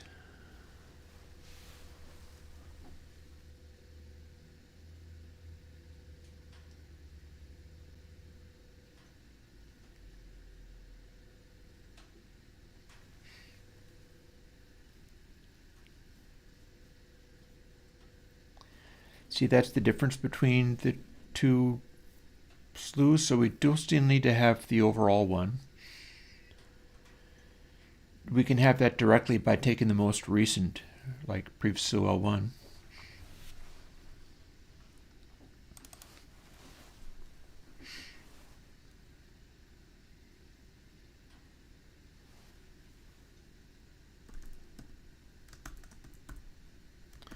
And of course I do need to have that be this.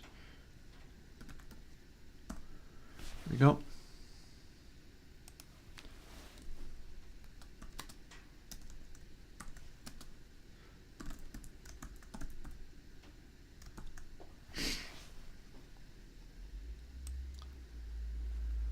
Let's walk through this and see where it takes us.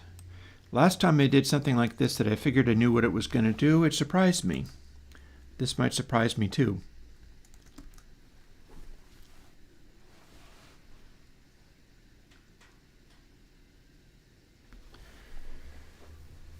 So let's see.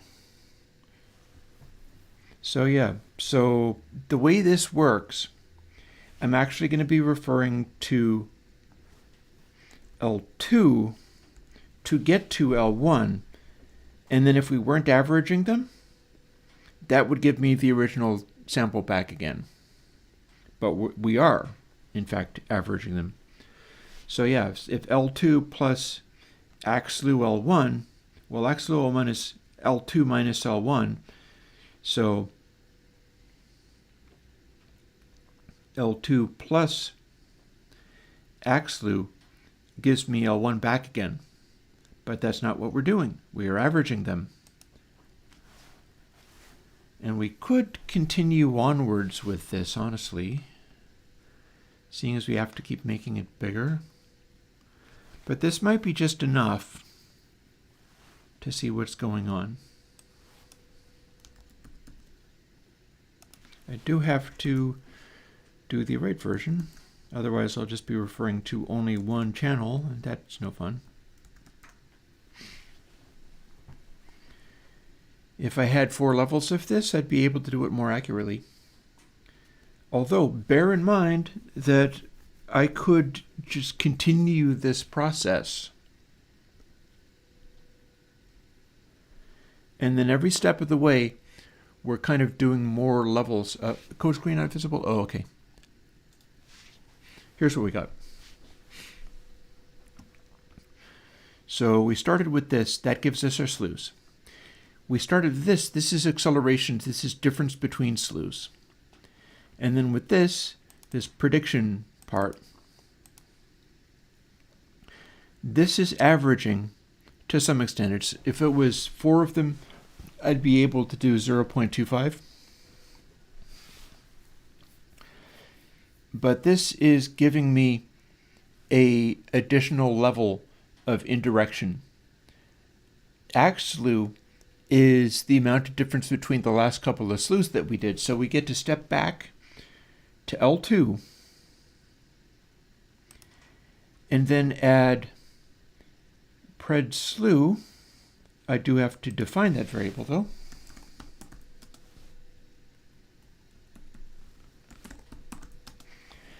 Because this starts, we get to play some tricks on this once we finally solved it. We don't have to just only do this averaging. For instance, any of these could also be a simple IIR filter. All of this could be time smoothed by making it a very simple IIR filter, which doesn't take too much to calculate. But that means that any change in the slew would themselves be smoothed, causing more in the way of high-frequency roll-off, but in all these different ways. It's all running off of this chain of samples.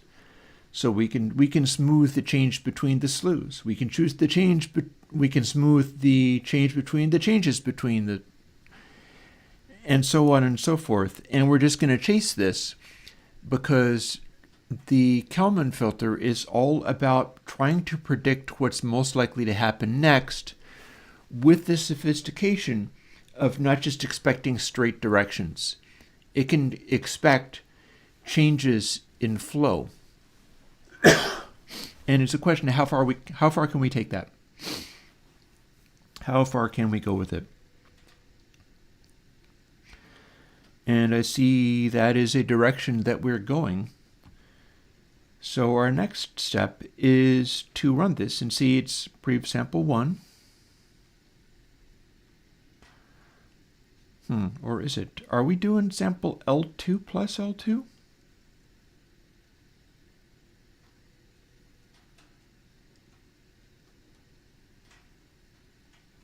No.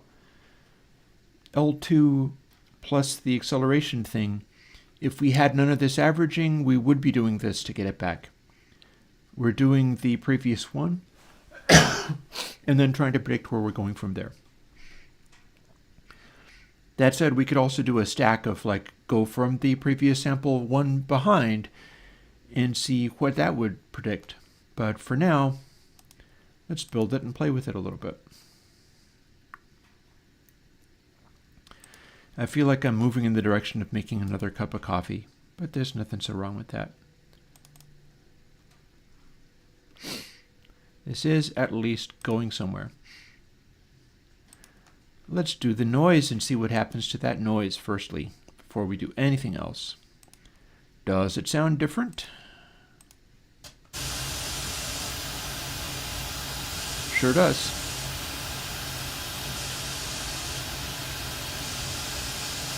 Highs went away.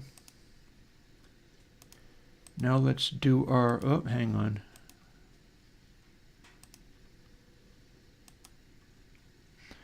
Let's make and save an effect stack. We're going to be returning to this.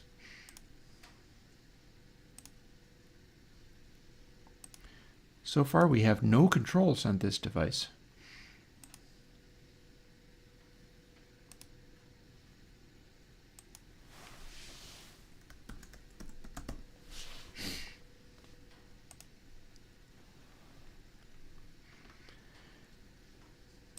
So, meter, and then if we apply Kalman,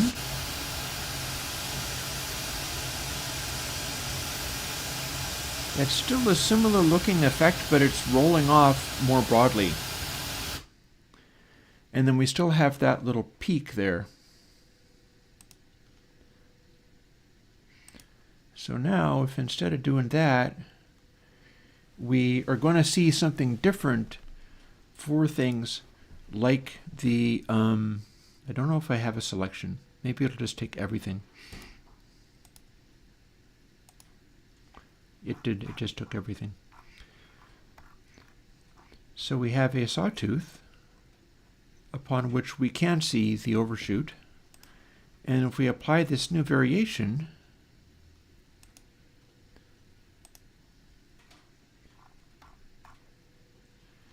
we're seeing a very similar, oh, do we, I see what happened. Okay, so we have a surprise in store because I forgot to copy it over. This is a part that I also need to do in doing this work. Let's get back to that. We'll find out, Jazz. We'll find out. Got to figure out which thing we want to even work with. So what I just showed you was exactly the same as we had before. Now it's going to be something different. Now it sounds like this.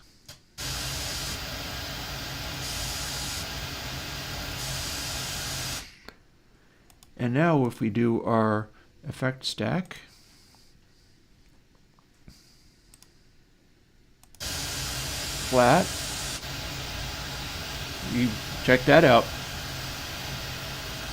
That is so big it's gone straight off the screen. Although I think what I'm going to want to do is cut down our levels a little bit here. That was a striking change. So for noise is a lot quieter, it fits on the screen a little better.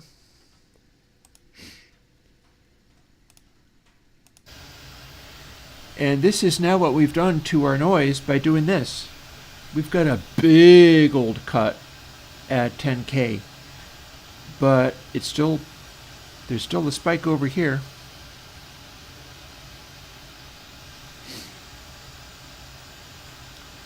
There's probably further averaging stuff we can do, but this is an interesting result. And it's also going to be dependent upon sample rate. That's why I'm using a 44.1K noise so we can hear clearly what it's doing. Having done that, let's look at what our sawtooth does when we hit it with this. Again, here's our sawtooth. here's the small amount of overshoot we've got. With this new version of the Kalman filter,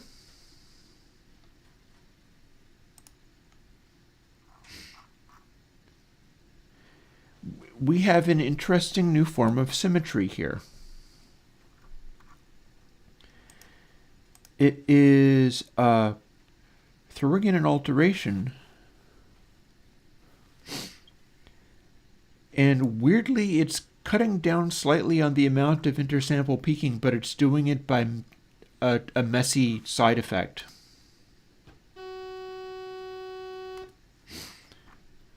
A weird result. So there's a somewhat pathological thing for it to be doing.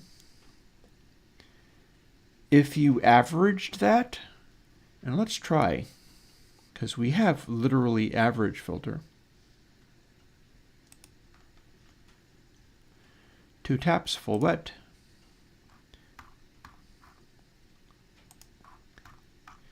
If you average that, you have a nice soft corner and absolutely no overshoot, although it's still a little messy. And that's a big change from what we had before.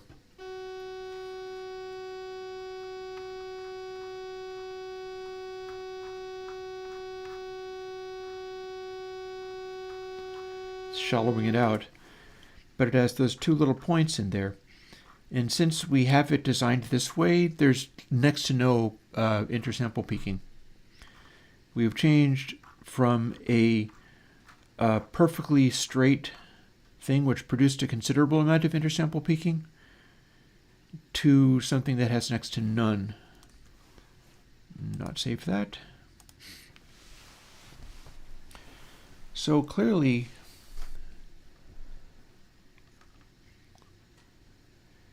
maybe the next thing to play with is we'll throw in another level.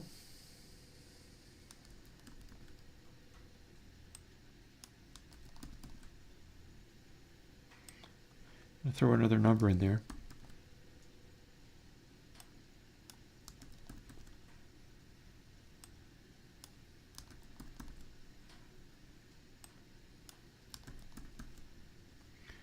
We're not going to use all of these. I'm just keeping it so that I can try new things if I want to. AC2.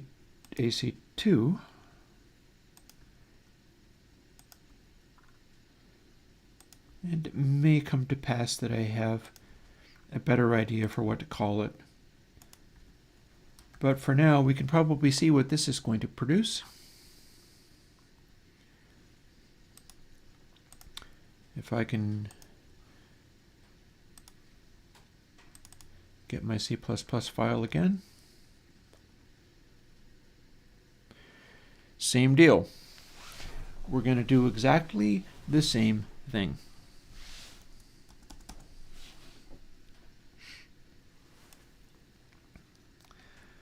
But I bet you I'm not going to be able to do it as far.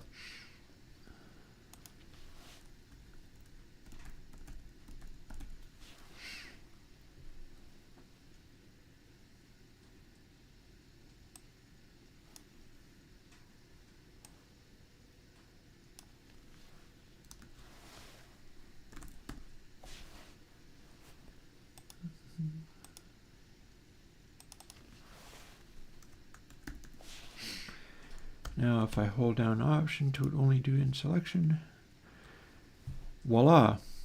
But seeing as we don't ever have a L4 or an R4, we got to step everything down. Or rather, just straight up delete this one because we don't get to use it, do we? So now we're doing the differences between the differences. Every step of the way, we're getting a little wilder as far as how we're smoothing these things.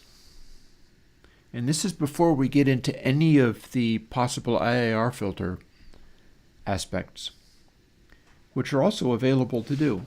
We could actually do those things, but for now,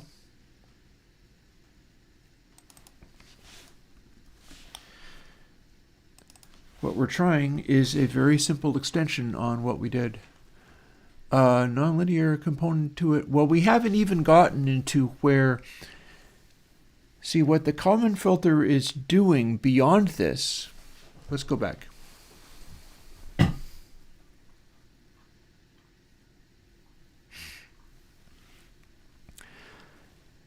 We're still using the direct inputs. What this is going to want to do to be a proper Kalman thing. See this? This is the key point here.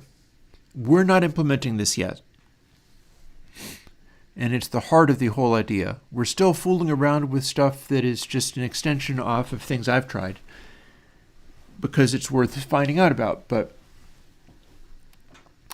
Kalman gain is like a dry wet for how much you apply this to the samples that are being stored. In other words, see how the system state keeps tracking things? When a really noisy value comes in, like you're doing this and then all of a sudden your sample is like negative 2005 when it's supposed to be between 1 and -1. Well, in the Kalman system, it takes that and throws it away, because all you get is, rather than using dry sample R, it's using what the input sample was to affect everything going forwards. If you have a wild sample that's way out of whack, it's literally going to be like, well, not paying any attention to that. And it works kind of like this.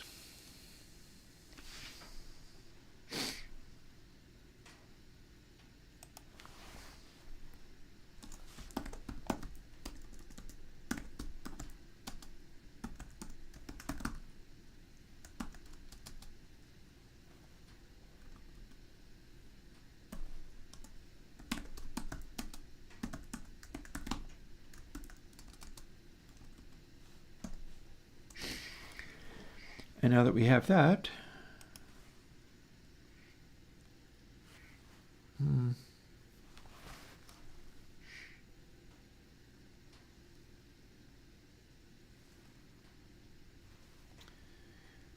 just a moment while I figure it out.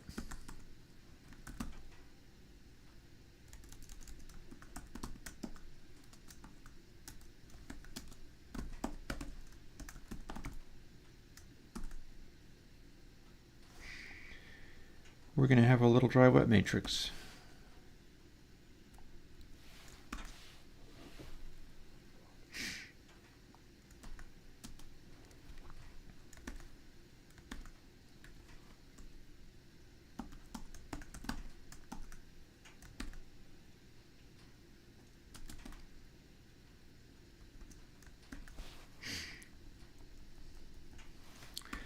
It's just like a dry wet control. So what we've got here, and we can duplicate it. It should still work.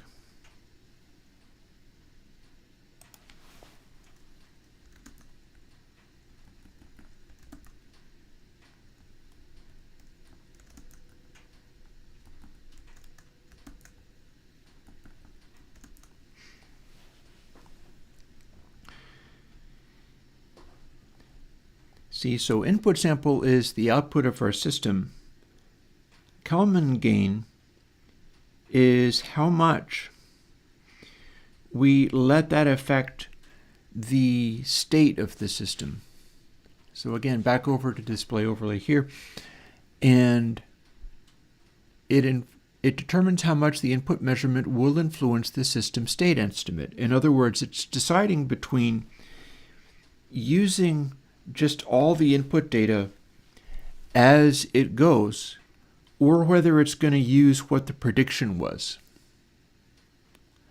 And we've been doing it entirely, in fact, we're going to continue to do it entirely for the moment on what the input prediction was, but I can go in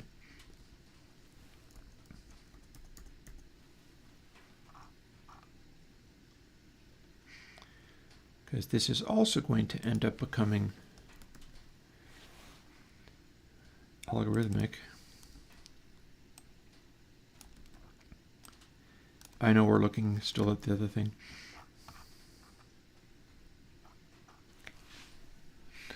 So yeah, you see what we've got here. It's talking about how much it will influence the system state input. What we've been getting is 100%. The input measurement always influences the system state estimate if we're basing it off of dry sample. However, if the input measurement is always what was predicted, it has the potential of doing things like what we've done sometimes with slew measurements, where it can just run off. It can go into DC runaway or whatever. We're right now doing some other stuff. Let's pursue this a little bit farther before we get into that.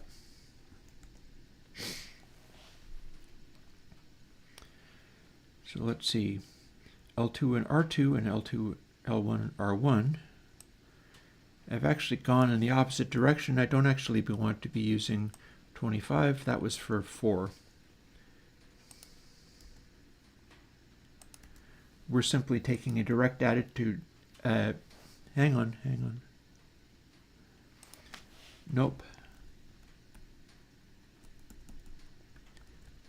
Yep. So what makes this now interesting is that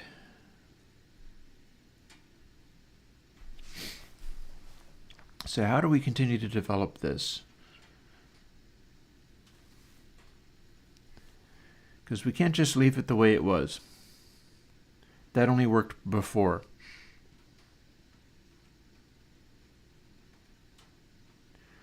L2 plus pred slew 1. We do the same basic thing of calculating it out, assuming that using Act 2 slew L1 is correct, and we're not averaging.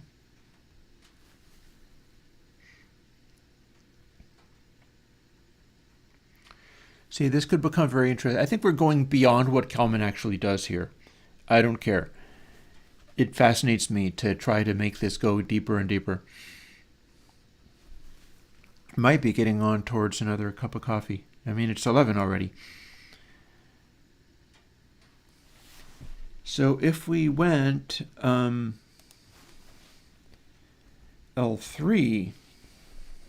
so L3 plus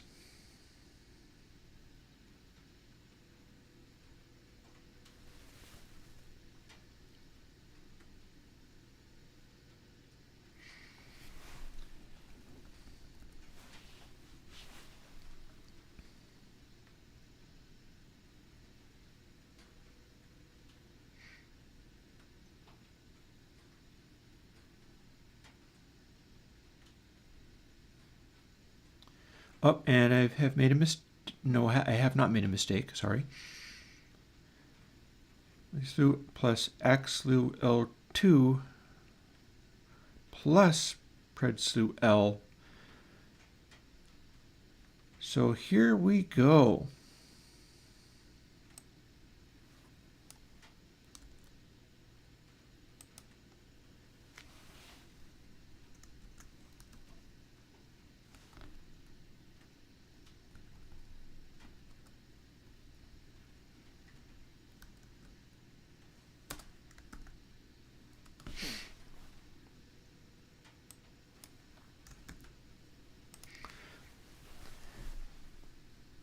So now we're stepping all the way back to prev slew L3 and just reconstructing things bit by bit with layers upon layers of estimation.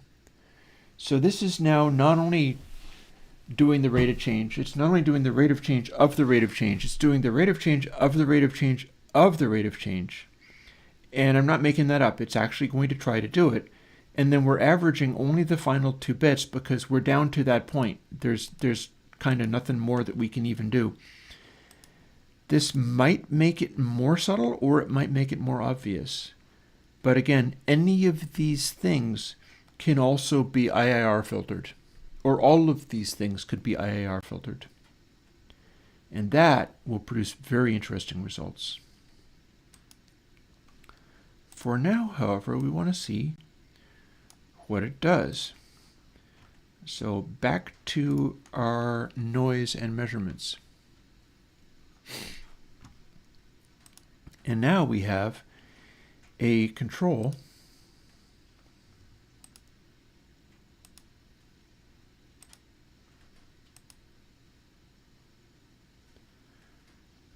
going to fire up our effect stack that lets us actually bring in the Kalman factor to some extent, but not in the way that the Kalman filter is actually being done. The nonlinearity that you're talking about, it doesn't mean square rooting values. It means the amount of disparity between these two things is the amount to which it will refer to the things. Firstly, noise. Hi, that's interesting. Oh, and it blew up.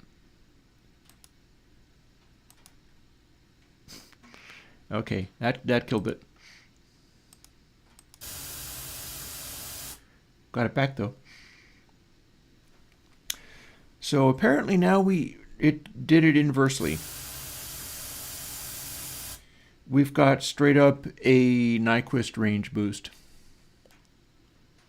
I wonder if that means I've done something wrong. And if we include some of this,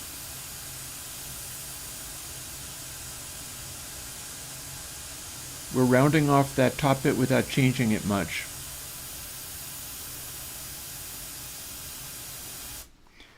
Well, that's interesting. So if we're going to jump to, oh God, it's freaked out, hasn't it?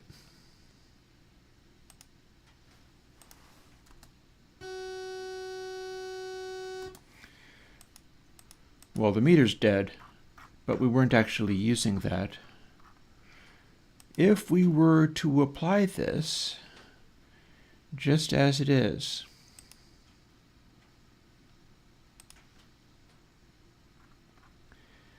we've now got a wild thing that it's doing. So it's wildly exaggerating the stuff in here. That's wild and messy. What on earth does it think it's doing?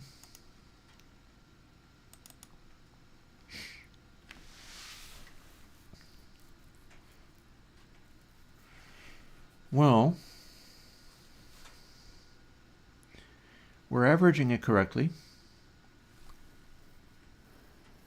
and we're doing that correctly. What would happen if we simply changed and subtracted pred slew rather than adding it? Because that was a big something that we just generated. And also, if we are including any of the input sample into the previous calculations, it's blowing the heck up. And that's what this Kalman filter thinks it's doing, but we've gotten a little cleverer. We've gotten a little beyond ourselves. And we're now experimenting to see what this wild new thing does. We might actually have to bust this off into a new plugin if it proves worthy enough and yet can't be made into a Kalman filter. Because what's supposed to happen is you're supposed to be able to take the Kalman filter, include more of the output, which means rejecting the previous state and keeping only what its prediction is going to be. Let's keep going. I have now copied over the one where it's a little too much. And by that I mean the one where we're subtracting instead of adding. I know that isn't normally what that means, but my brain is bubbling. And I'm just trying to figure this nonsense out. Here's our effect stack. Okay, subtracting it is no different. But can we make it blow up?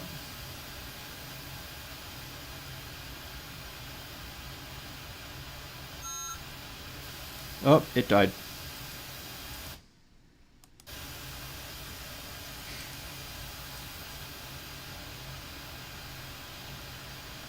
We got a darkening / lightning effect here.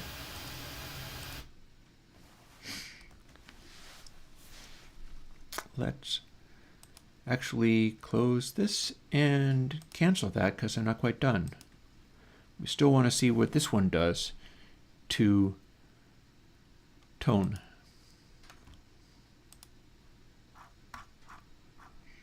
Here is tone.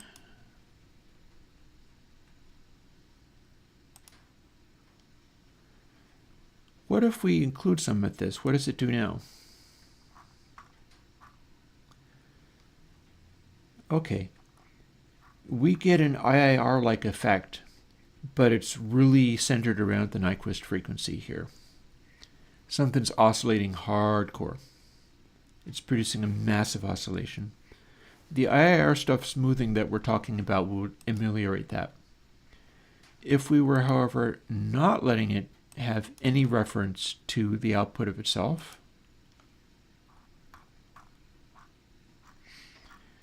we're getting this as an output, which is, to be sure, interesting. Wonder if it does the same thing with a lower frequency. Like if it's always going to do this. It's perfect, 0, twice 0, twice 0, twice output, so unaffected, 0, twice output, negative twice output, 0, negative. Interesting. Okay, this time I'm going to go back.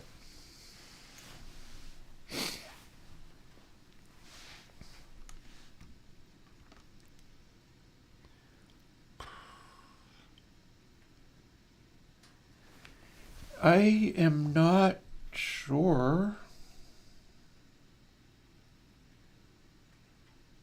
what we're looking at.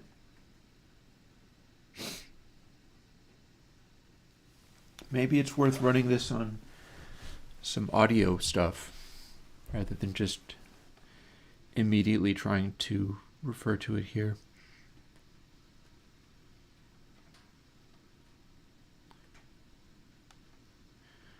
So it's like rate of change modulation here, which is being averaged, and that's all that's happening, is we're averaging those things, and then it's causing some wild overshoot.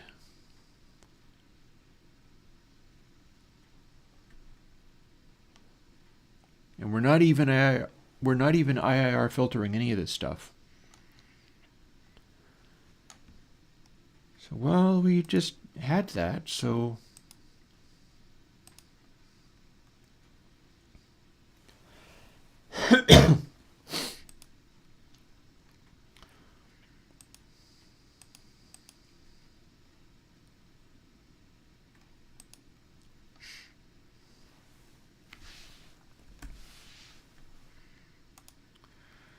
what indeed are we looking at?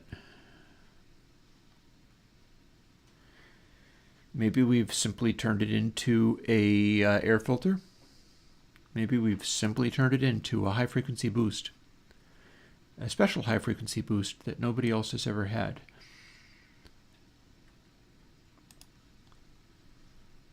So yeah, if we sound, we kick this in. Ah, but no.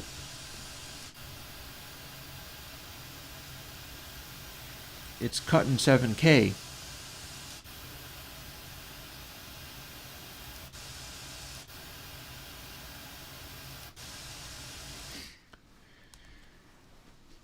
Let's not save that change. I know a further thing I must do. I do have a wet control.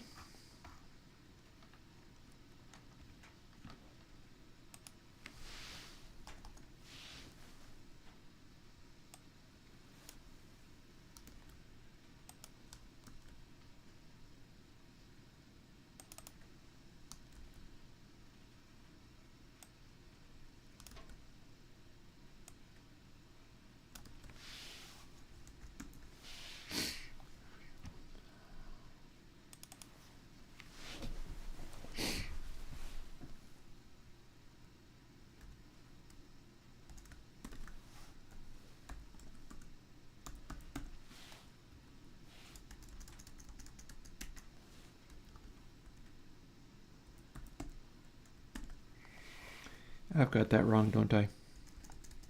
Yeah. I'm always doing stuff wrong, no matter.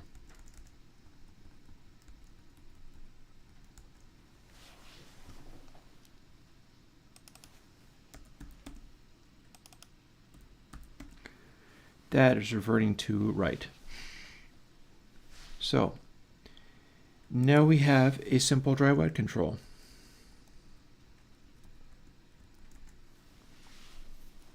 Which is not necessarily going to do simple things to the output. We have two separate ways of doing it. One is combining, and the other is feeding it back into the algorithm. And the feeding it back into the algorithm part is the part that gets computed differently by Kalman filter. But we also want to hear what it sounds like. Because the way this stuff works, sometimes it does weird things when being applied just like this.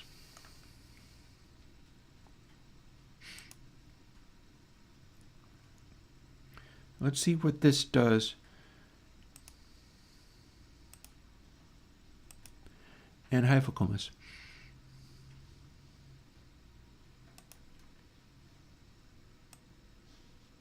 So full wet, none of the feedback.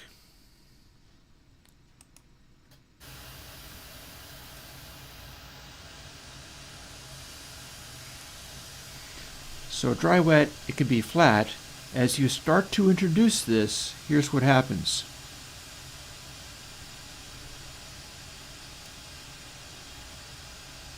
The frequency at which it's being applied is affected.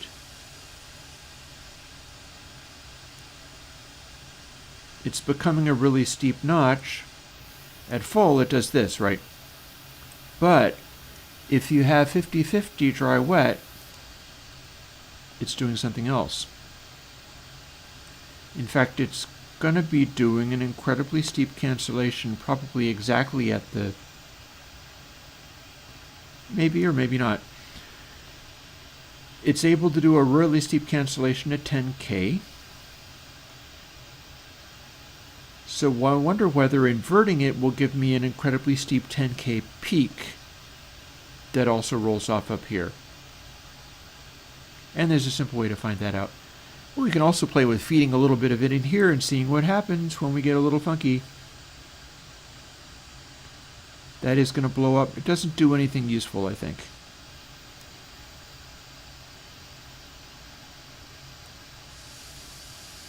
So dry, full wet. Oh, hello. Do we have another golden ratio appearance?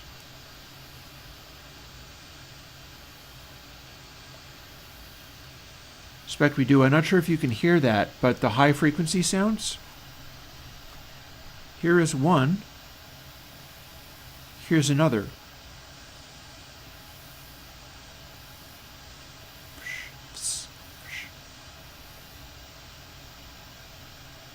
And my middle point between those two aspects looks like it could be our old friend.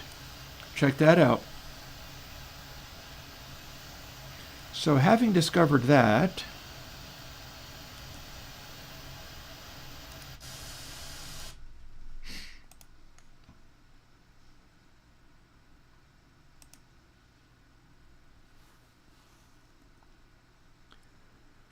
let's see what happens when we're doing negative input sample and what happens, because we should be able to reverse that shape, but I don't know if that's going to work.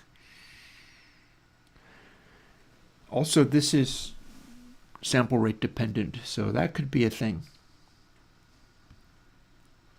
It's possible that it will only work in undersampling.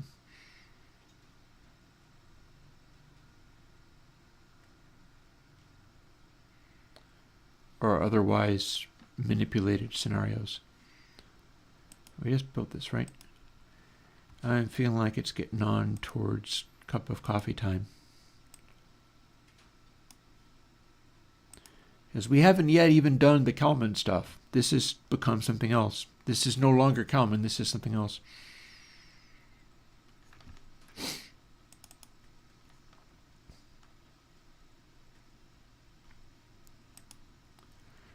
Now we have a negative amount. We're cutting it back so it doesn't distort. We're applying this. It is engaged and running.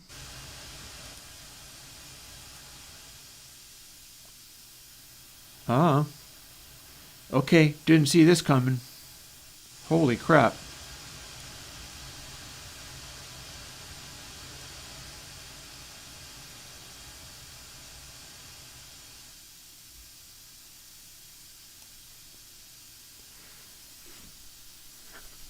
Didn't see that coming.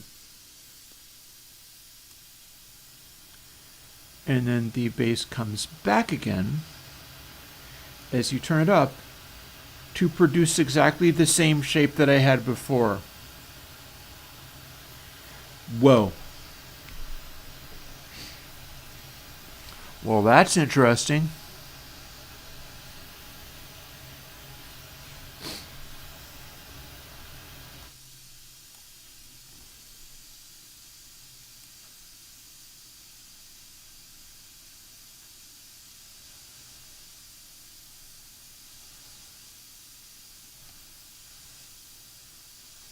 And that is centering on exactly 0.5, which makes a kind of sense. It is no longer related to anything. Like, look at that. Look at that. That's an unexpected result. So, if we mess with it, oh, it is steepening. How interesting for it. But we have crazier things in store.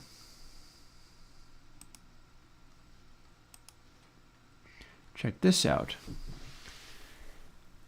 Just so you know,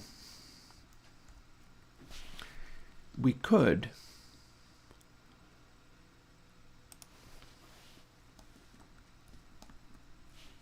invert it here.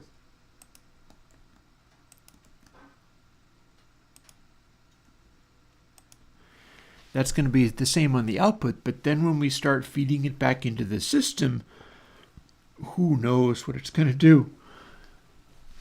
Interesting. It'll be worth finding out what this does on higher sample rates too.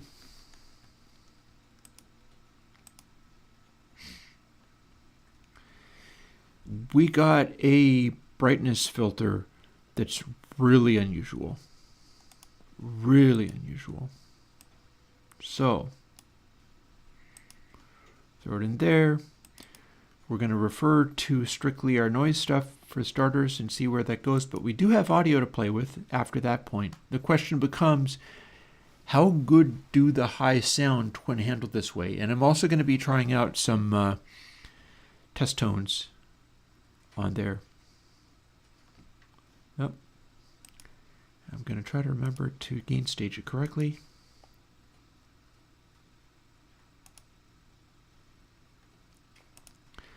There's our Kalman.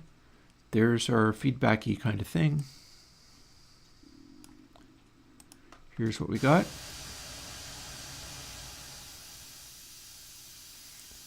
Here's the same behavior as before.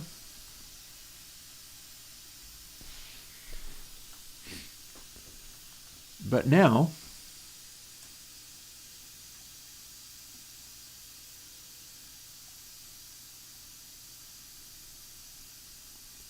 what does it do as we keep adding this? Is it going to blow up or is it going to fail to blow up?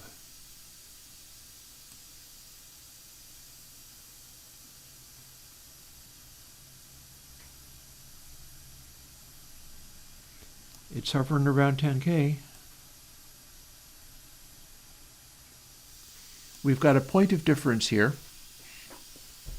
at exactly 0.5, much like before, where we can turn it into this little spike right here. The question is, if I keep adding more, what's it going to do? It's going to blow up and die. Yeah, did you hear that? Because I sure did. Thankfully, my volume is at 0.7 because that was a very loud output. I just made the... Oh, hang on. Even the meters are okay. Cool.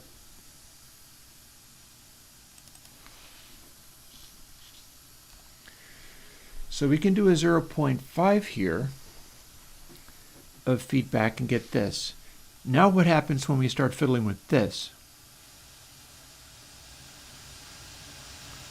Dry. This.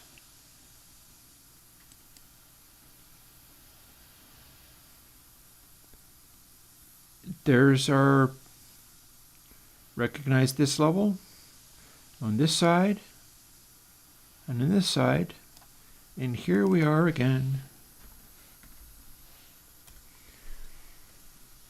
Maximum cancellation, and we have a very neat and tidy too much 10K boost that does not peak out even further.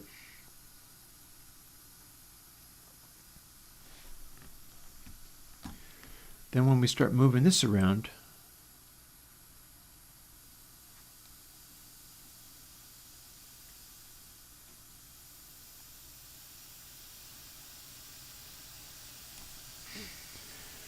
no feedback, we got that.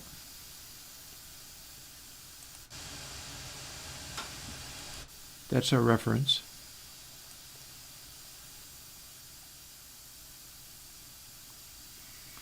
And it turns into a little shelf.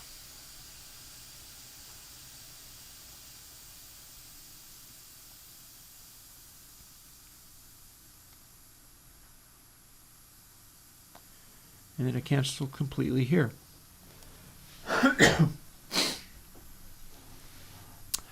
Wild. Yeah, so that is very possibly a too sharp boost. And people don't necessarily like 12K on things. Although it works nicely on expensive microphones.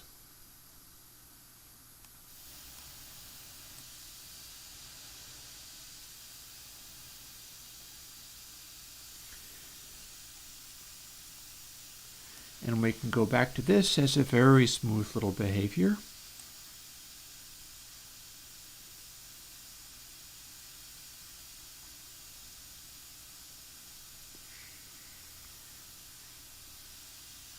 I don't think it's going to act any differently there.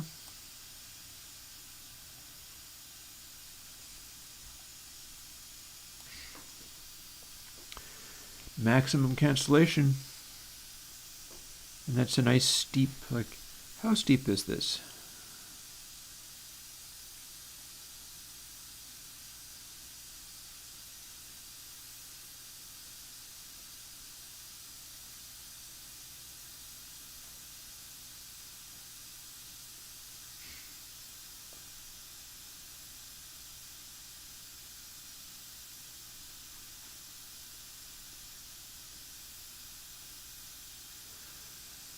That's like a 6 dB octave or something, but it's being done in a very strange way.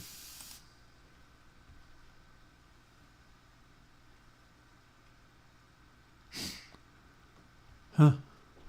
All the weirdness. I'm not too worried about fussing with the super sharp one. Also, the poor little laptop is heating up a lot. Tell you what, let's do a couple of things.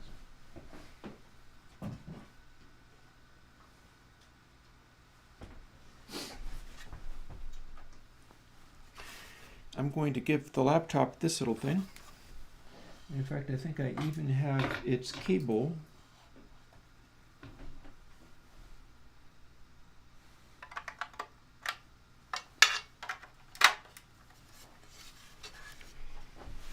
So we can cool its little butt down.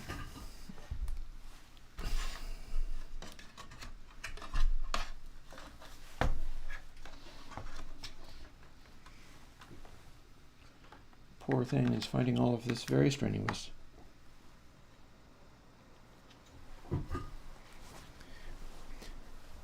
This makes a little bit of noise, but all the same, that's probably fine. And I'm going to be fussing with the wood stove and coffee pretty soon. But not before I try a tone and see what we get.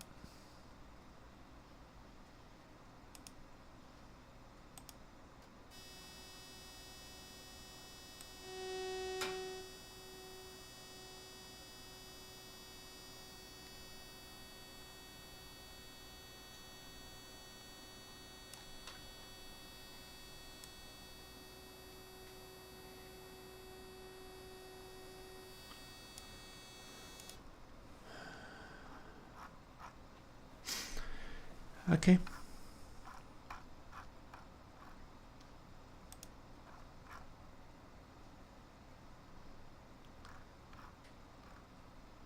Well, that flattened out that part of it admirably. It did a pretty good job of taking away the angle of the sawtooth. All of that turned to just straight.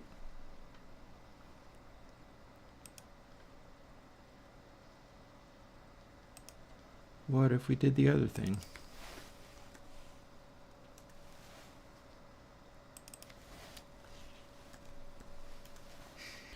So here's the crazy little spike version. Huh.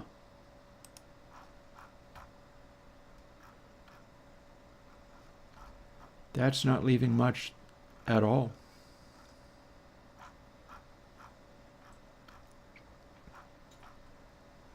That spike is just a little bit of an after ring, and it has nuked everything else. And it's a very low level sound.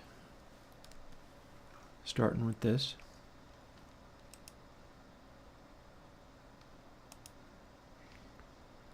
What does it do in a square? A lower frequency square.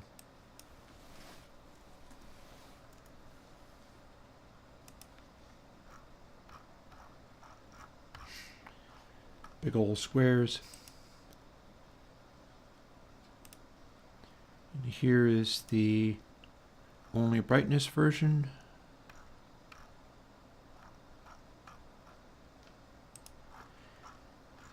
It's flattening out everything else very effectively. Like, we don't have a trace of any other components here.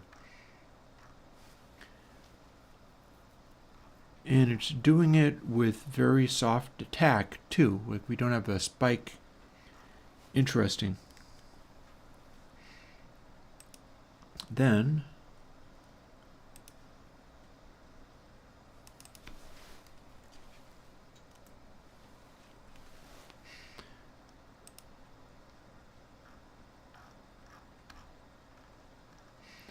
and that, since we have a lot of information here, is giving us a big peak, but it's acting kind of interesting.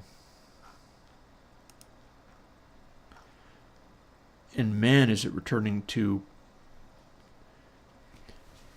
This is a very effective lows filter. This is really filtering the living hell out of the lows.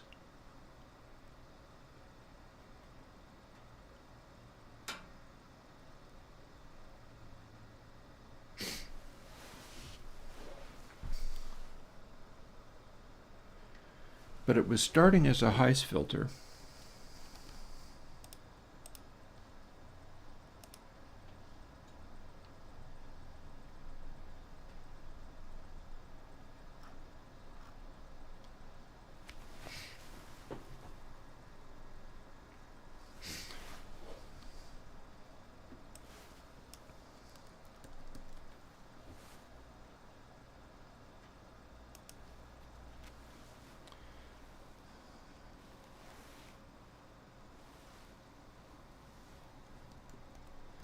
You might be able to guess what I'm going to try to do.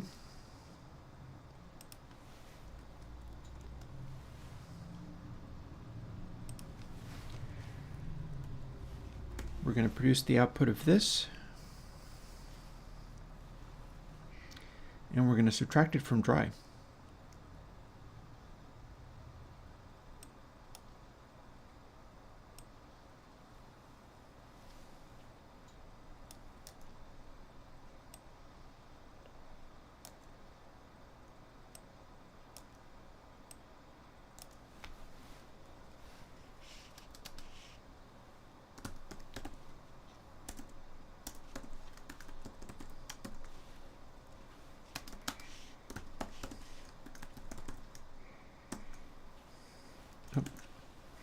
got there.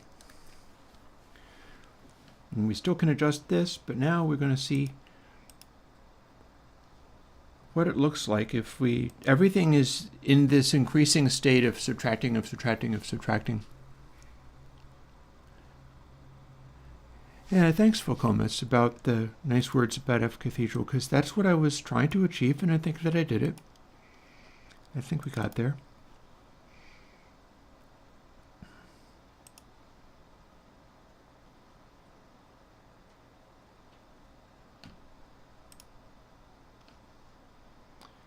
Remembering, of course, none of this is actually using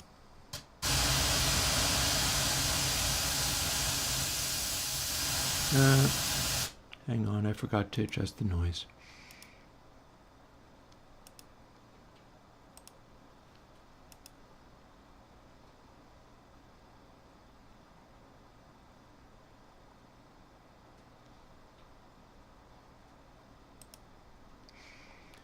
Okay, here we go again.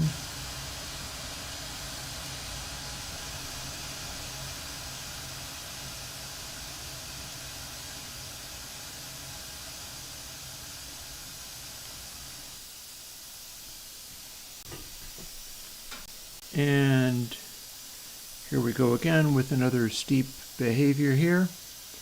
But we had something interesting going on when we weren't actually trying to, like formerly, 0.5 was a relevant spot.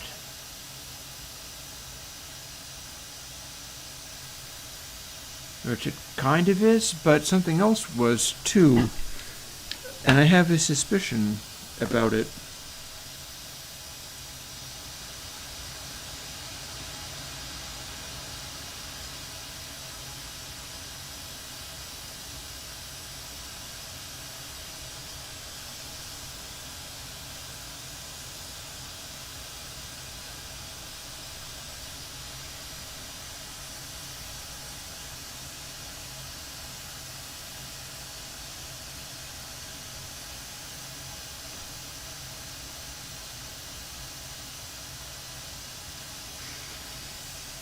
That is the inverse of, well, no, but it's not, though.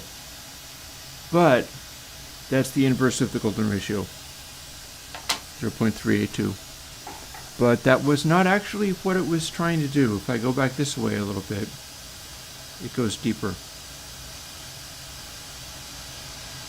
And if I don't introduce enough, it doesn't.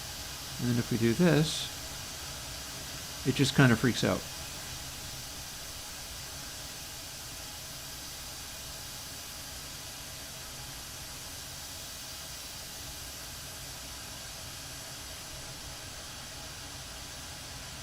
There's that little spike.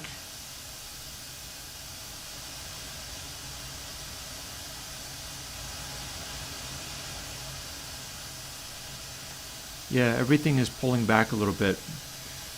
So this latest experiment, not as helpful.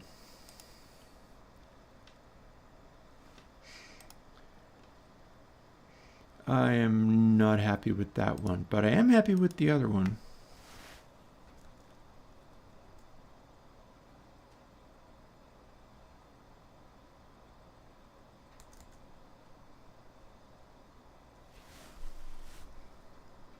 Wait, hang on a second.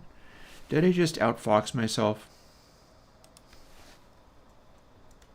I've already got a minus here. Why did I also make this be minus? This is the, yeah.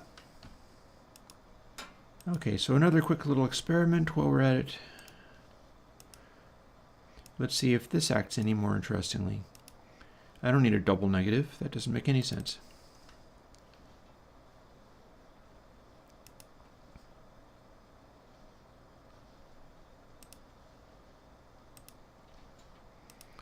I will, however, need to fuss with the stove and the coffee and all of the things pretty soon.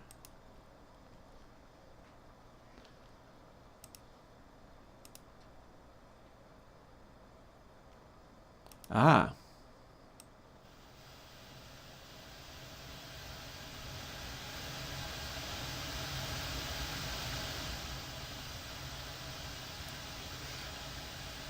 Okay, for what that's worth.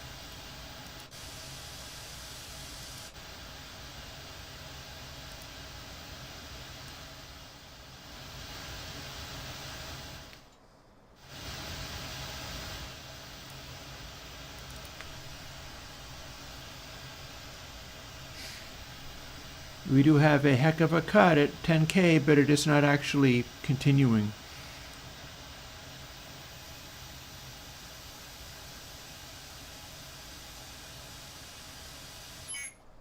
And kaboom.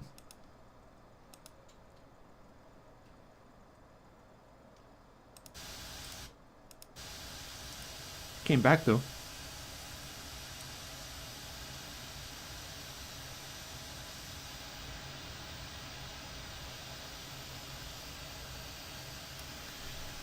So that's kind of weird. And then my adjusting is only making the whole thing get louder or quieter.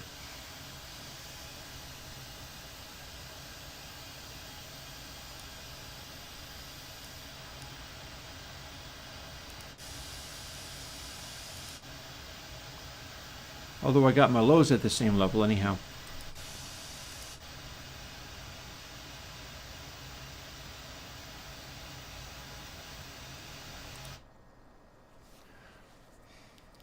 So we got our exactly 11K if and only if you're operating at 44.1K. Not the most useful of ideas.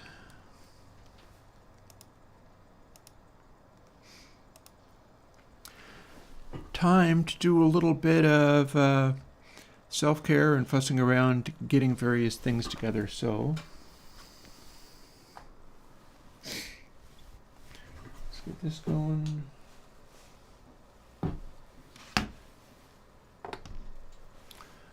That's going to be ready. And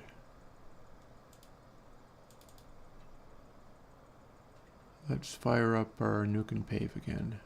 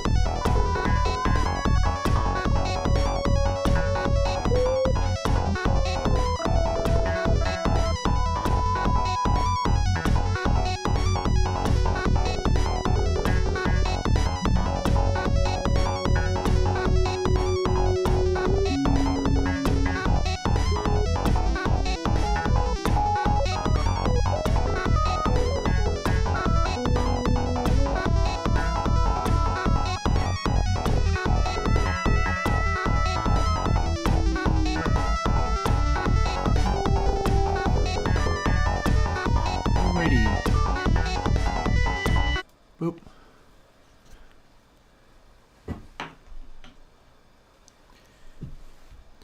It is getting close to noon.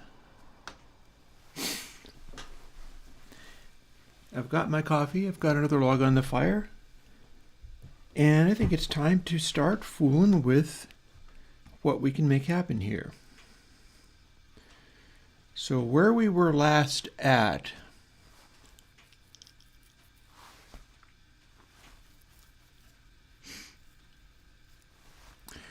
we were fooling with a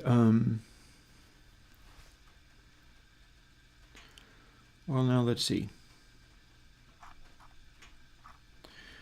Can we make a filter out of this even if it might not? We're going to find out whether or not this is a functional filter even though we can't actually make it track sample rate very well.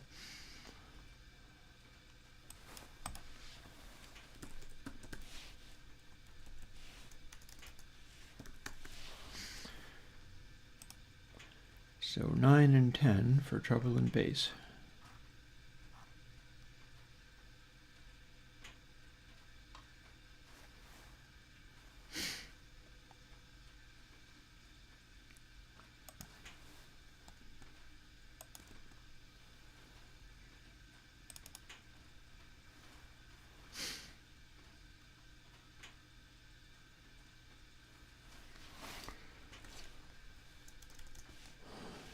I don't have to do it this way, do I? Oh, whatever.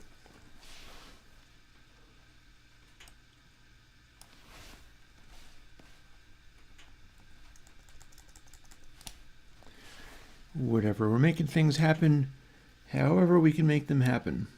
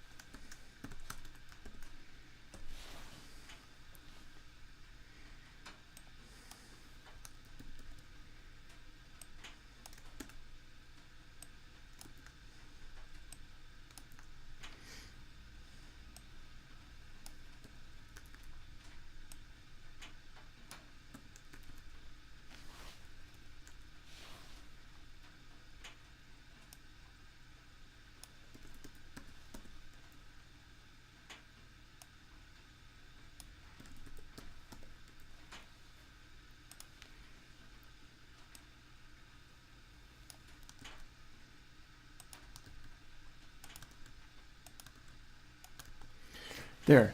Maybe we have an EQ. We're going to find out.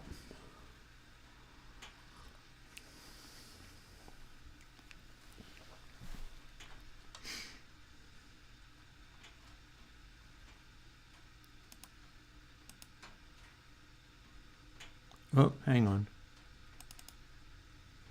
Made a simple mistake.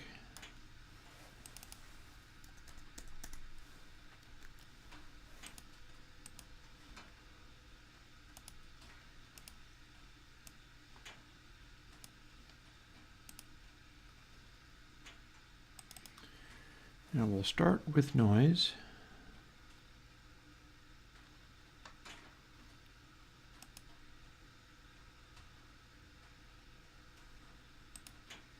Do our usual stuff and see where we've got to. So we should hear nothing, and we hear nothing. We should hear highs, we hear highs.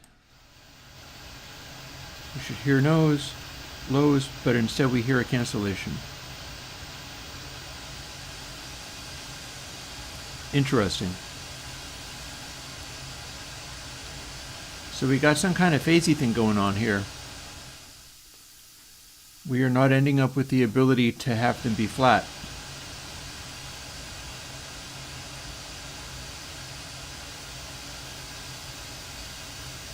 And that's not really helping.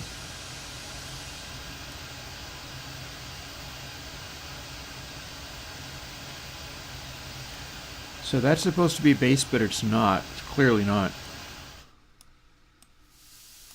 And that's supposed to be treble.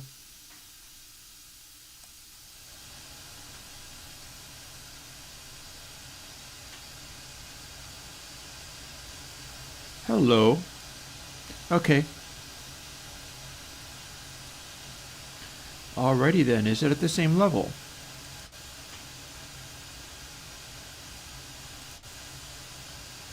Amusing, okay.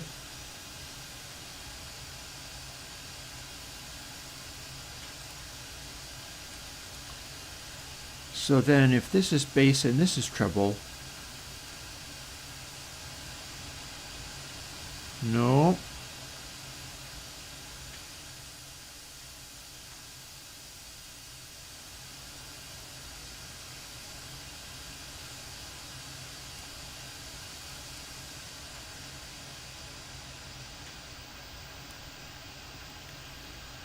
So that's supposed to be just bass, but our levels are not correct. So what this implies is that our subtraction has to compensate for some stuff that's being done in the algorithm.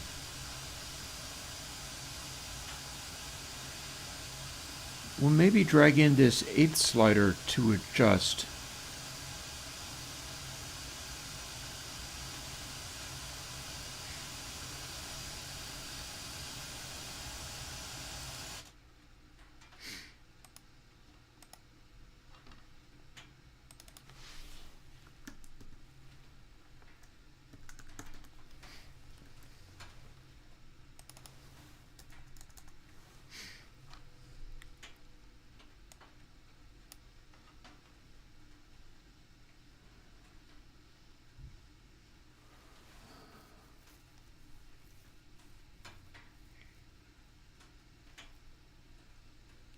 Oh, hang on.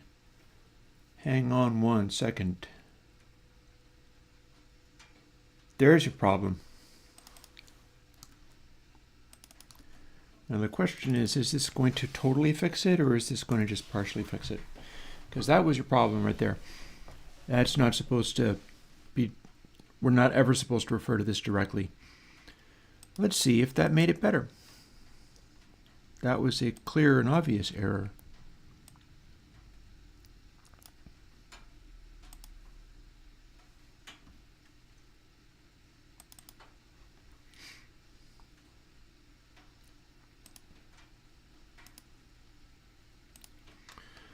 Pull our levels right down. Effect stack so that we can see trusty span.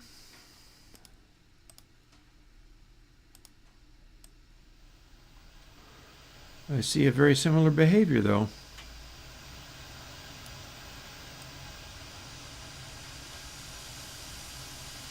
Although it flattens out nicer.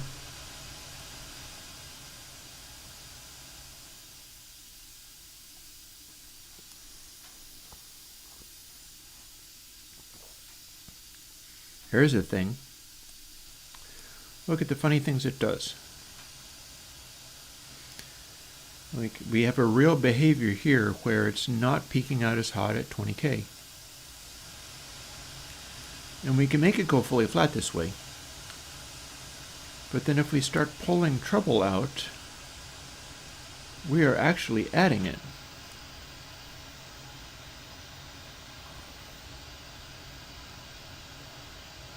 That's weird.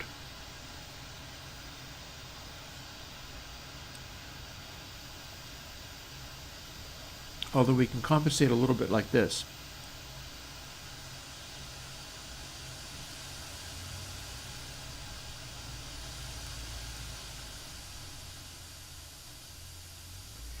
Yeah, more of this just gives me the spiky thing.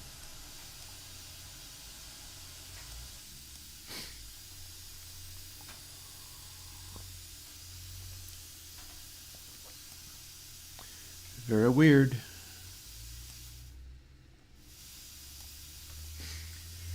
I should check in here what this sounds like on musical stuff, because this is actually doing a thing.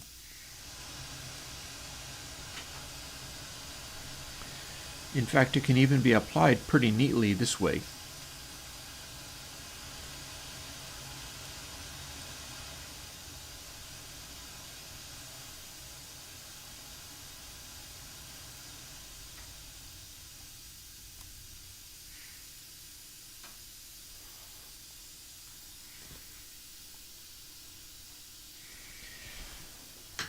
We could make just a treble boost out of this.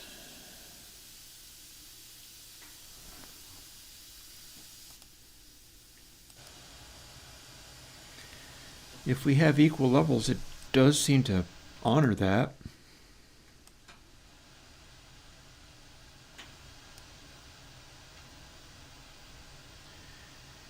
It's just that we have that discontinuity. I mean, that's a pretty big discontinuity. It's willing to cancel out down to 10K a lot, but then look at that. We got a bunch of peaks up here.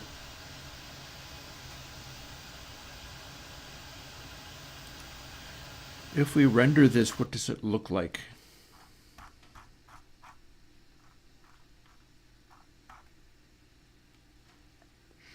Yeah, see, that's high frequency stuff right there.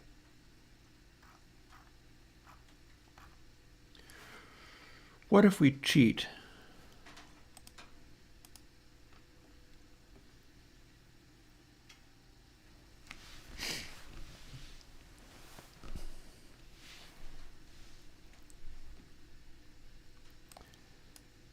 You know what I mean by cheat? I mean force it to do a certain thing.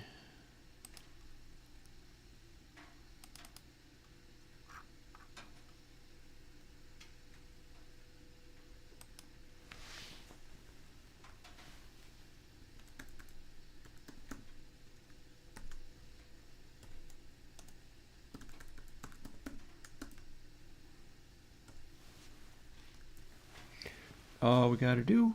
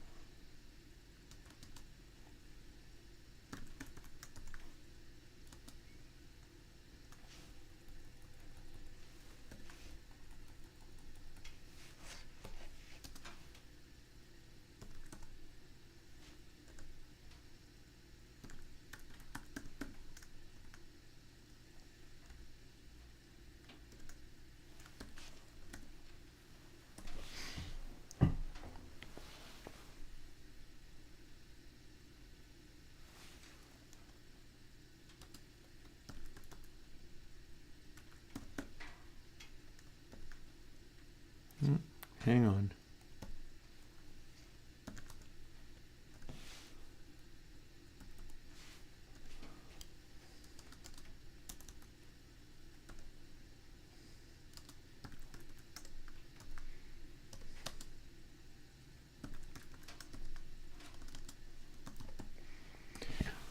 There. Neat little average. And then we do the same thing.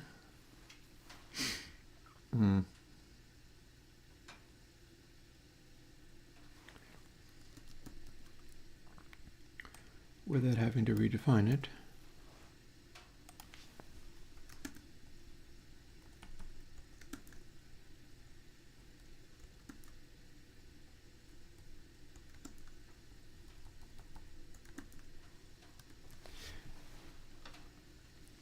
And having done that, we should have sorted this.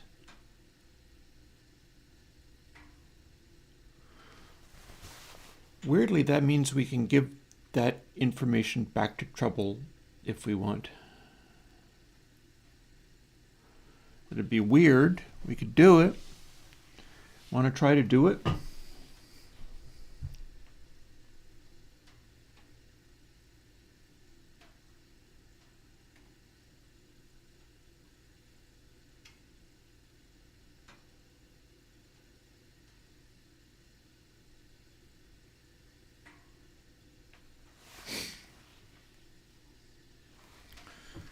Let's first see what we've got. Oh no, wait.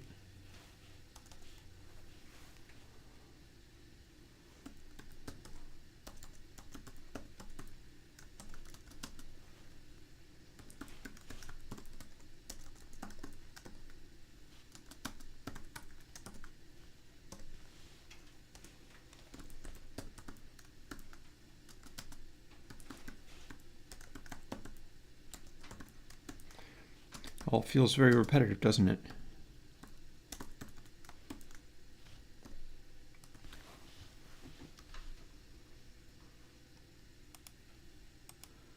Kind of going back and forth with this subtractive geometry.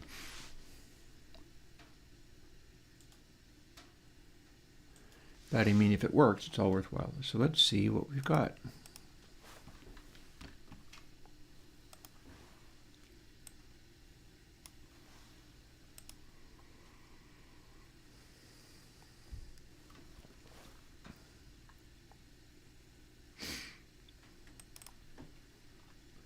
In theory, this might just work. Question is, what have we done? And is it worth all this trouble? Because this is a weird thing to do.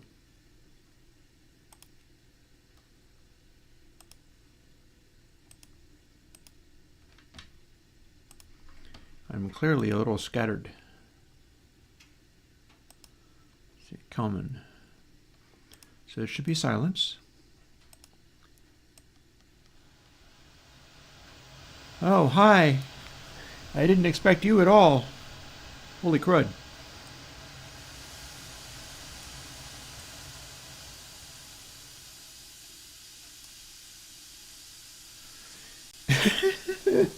Where'd that come from? Oh no.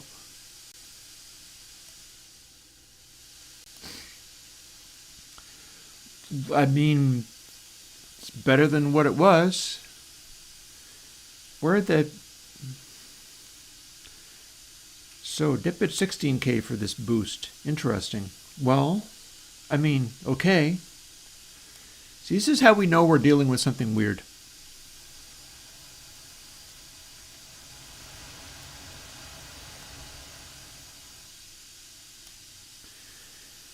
On the other hand, this has successfully stopped it from having that massive spike up there. I don't know what it thinks it's doing. But we have a neat little 10K hiss.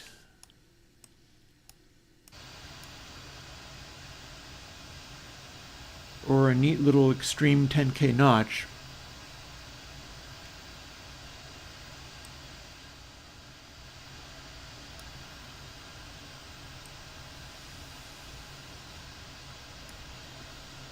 that is quite an extreme notch too. That's a lot of cancellation if you're willing for it just to be a 10K. And Nyquist, to be fair.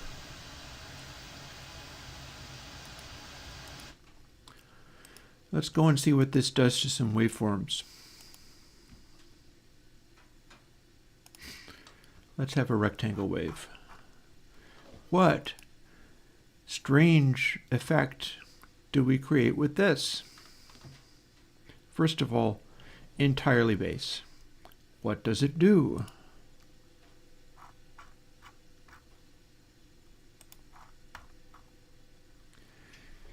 We got an edge. We got a funny looking thing going on here.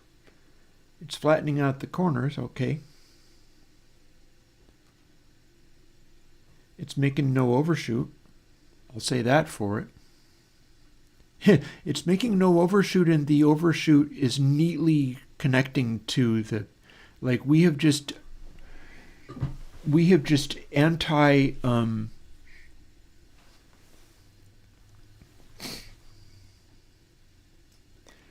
we just anti-true peaked. This algorithm has just made it so the onset right here cannot exceed the point of the sample. Or if it does, it's just barely. It's an anti-true peak. Weird.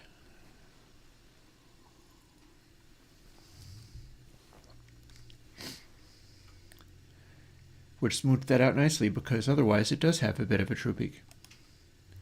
What about if we do the opposite?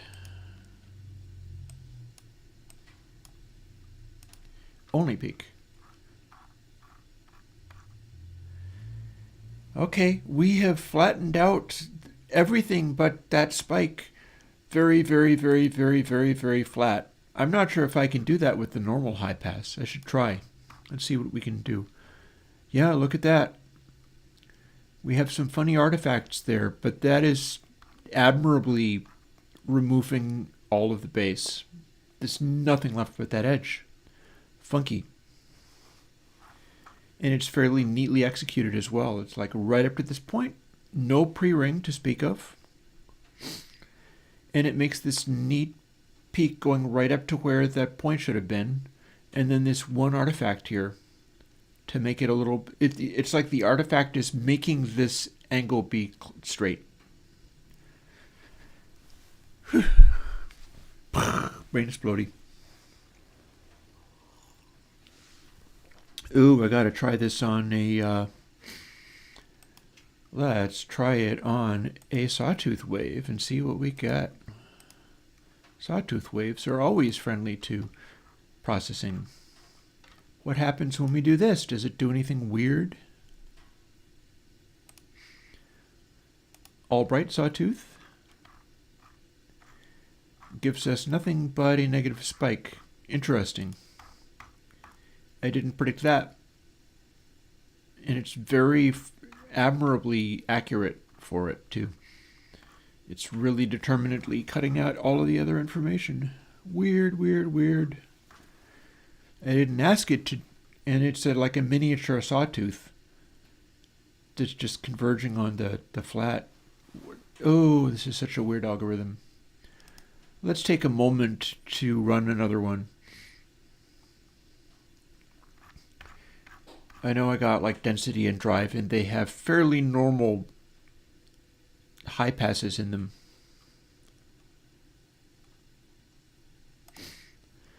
So if I was to do density and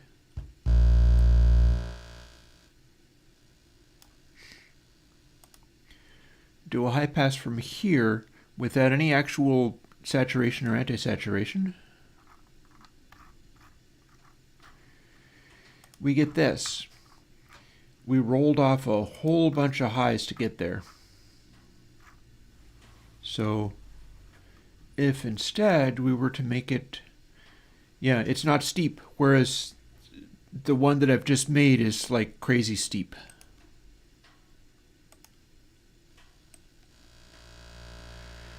Whereas if I have this up here,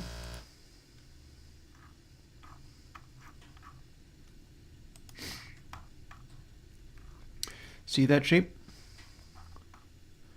It's keeping up to here, but then we've got a really fat attack there, and then that is a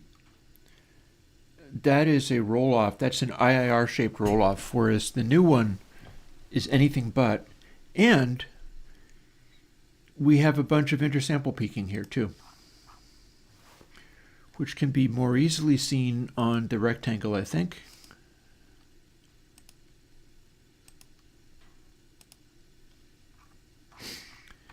Yep, there's our intersample peaking here.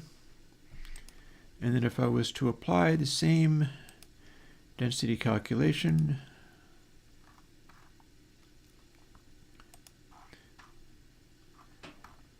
we got this, but we got this much intersample peaking, and it's doing a funny.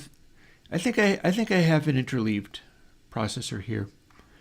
This is an IIR, but it's doing this because I think I have. Yeah, I do have an interleaved high pass, and that's why it's doing it. This is not a wrong thing. It's just explaining why these are in pairs. They're in very neat pairs, but they're in pairs. Whereas when I try to apply the same effect using Kalman, it's very steep, it's allowing lots of the highs, and then it's just freaking gone. There's an artifact there, and it's like the artifact is there to make this angle be correct.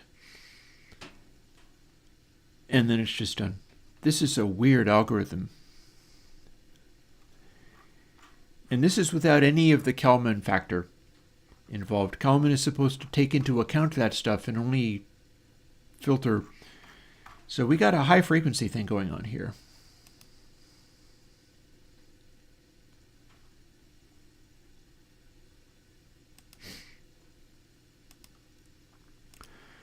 Let's hear what this actually sounds like on audio. You won't be able to hear it as clearly as I will because it's over speakers, but I probably am safe enough turning it up. Here's one at 96K that's kind of bright.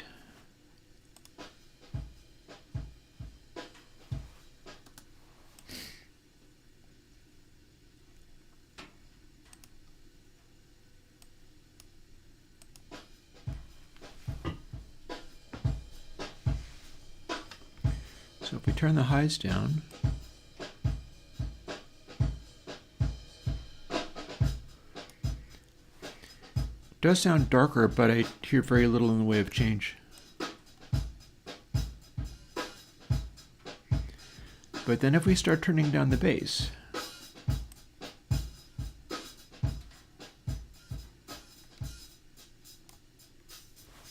nothing but hats. Nothing but hats and cymbals. Very interesting.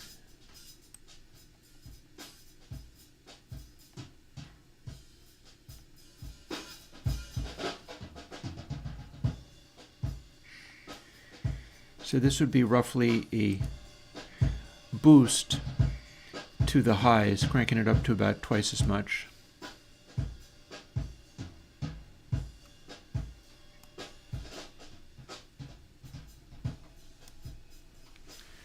Wow.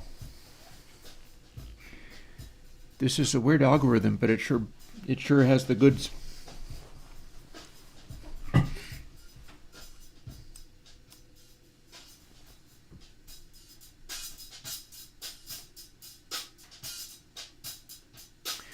That's a lot of clean highs.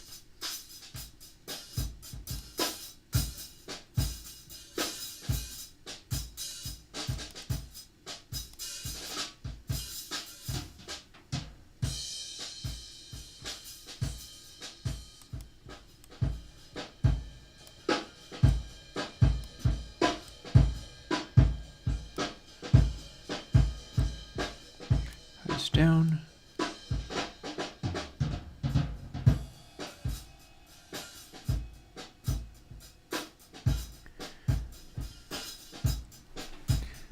This is a good air band. This is.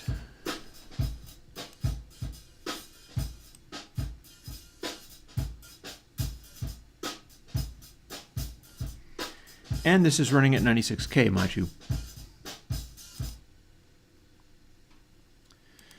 So having stopped it there, we now convert this down to 44.1K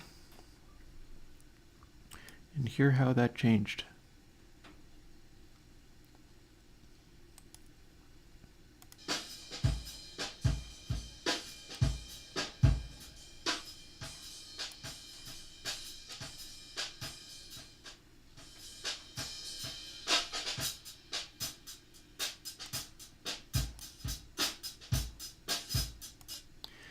It honestly sounds kind of the same. Let's turn on the cooling fan for the poor little laptop and force it to deal with 192K.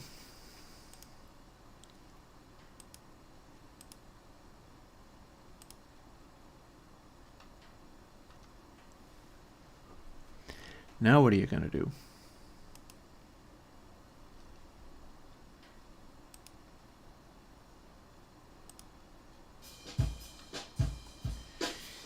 I still hear the highs about as loud as I did before, honestly.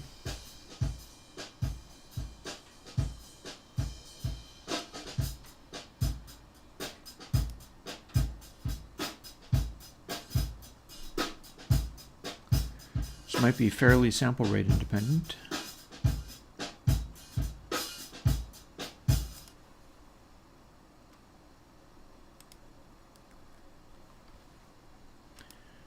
Undo and quickly go back again.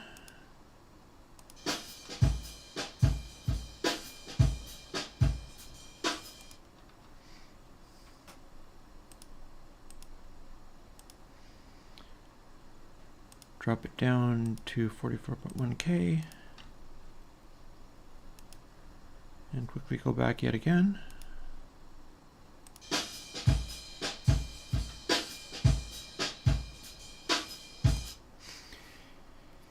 It's not that wildly different, honestly. It's not that different.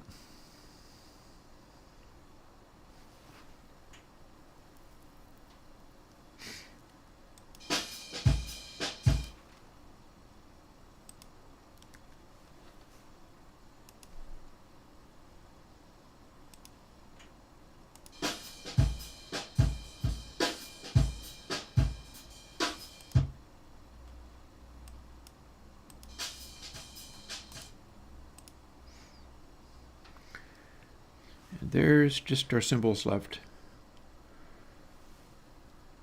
Bits of them being quite loud, really.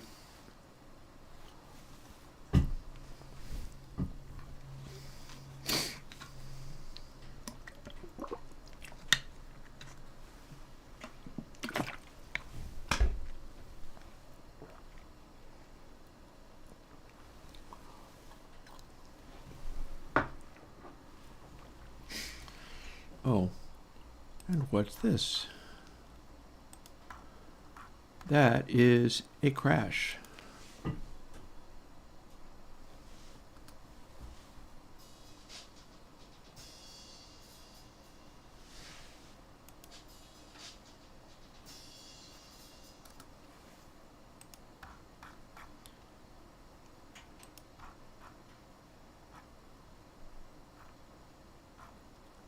We look at that attack.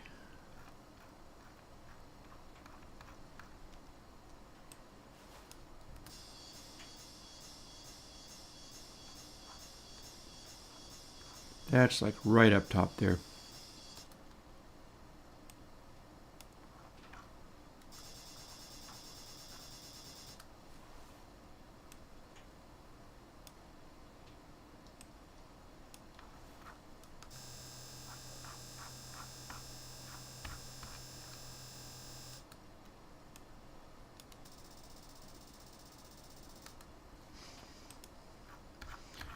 Yep, sure does like bright, simple hits.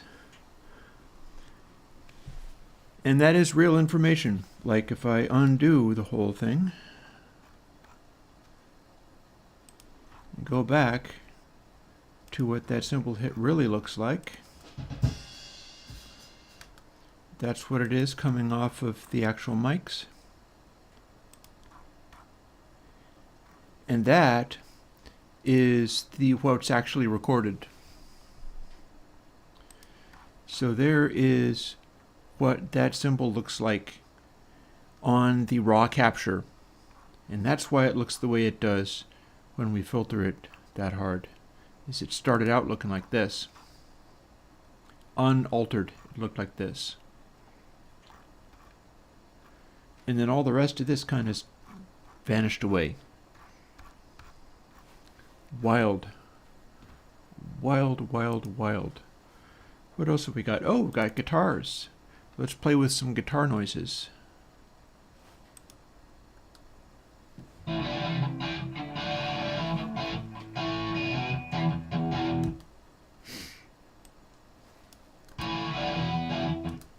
So what happens if we play with these guitar noises using this filter?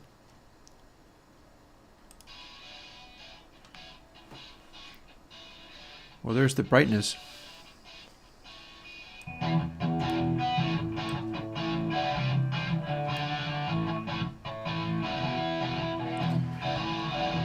That sounds pretty okay.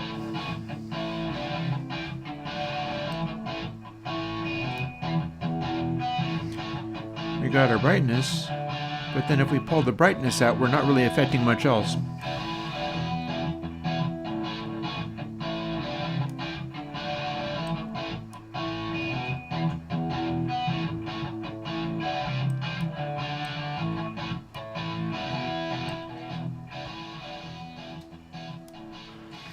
But then if we're hyping the brightness,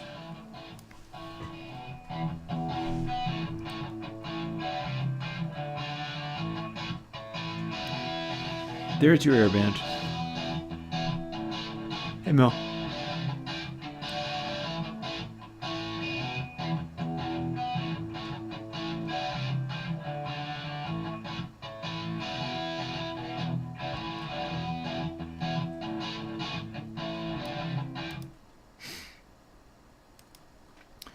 So that's amusing. That affects the rest of the sound strikingly little considering what it's doing or able to do.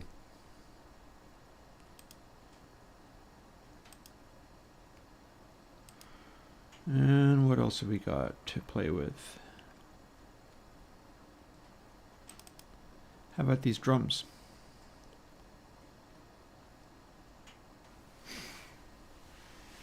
Got some hats and cymbals on those.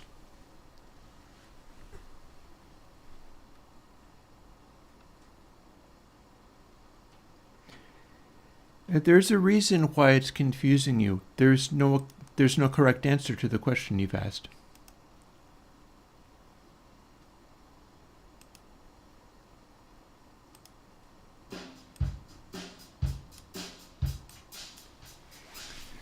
So here's what the airband sounds like on this.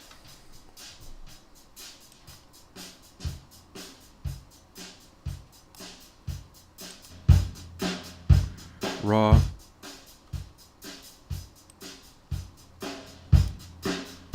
And then if I was cutting it,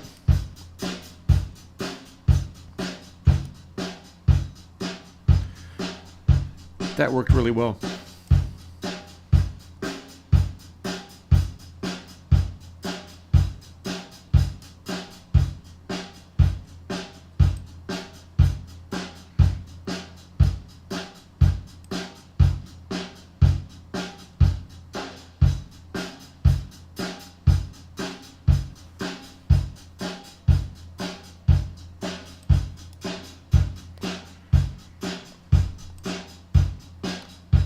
So that got darker and more distant, but it didn't blur anything, and I like that.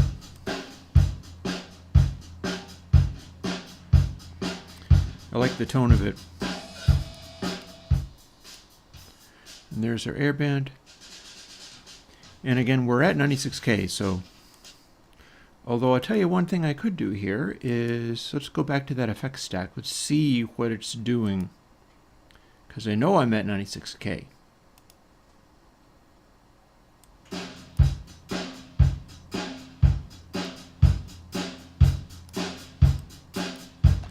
So no processing, we have this.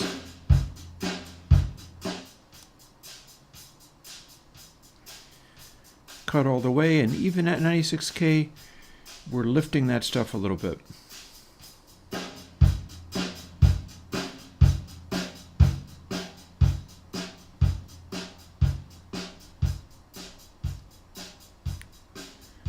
To the point where if we were balancing it like this,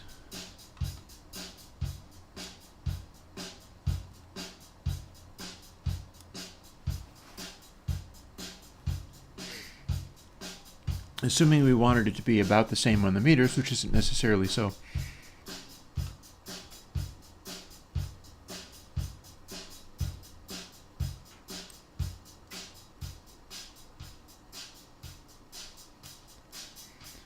Cut it completely and we still hear something.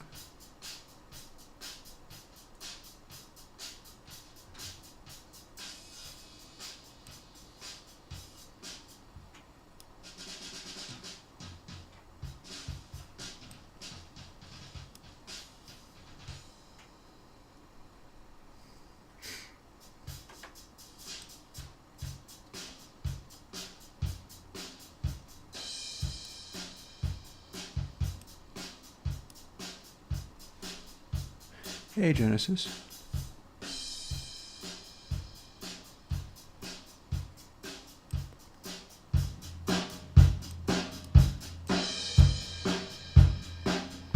And we'll darken it a whole bunch.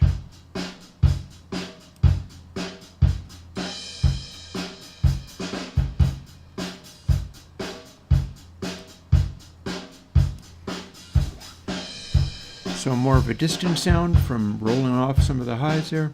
But then if we did the opposite,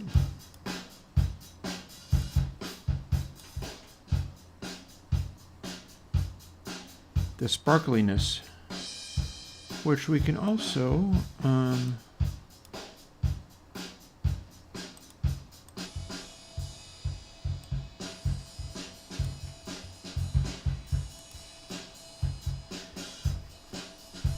that dreaded ride cymbal that people hated on this track. Sounds kind of better when it's high passed in that way.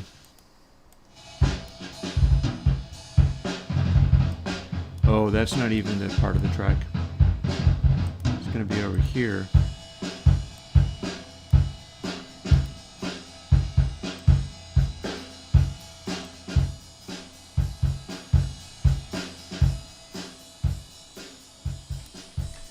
So if we made it be all highs,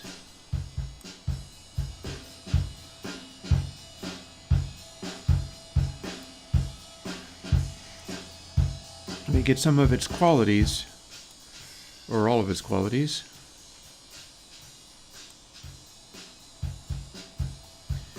Just by being able to boost that hot up top.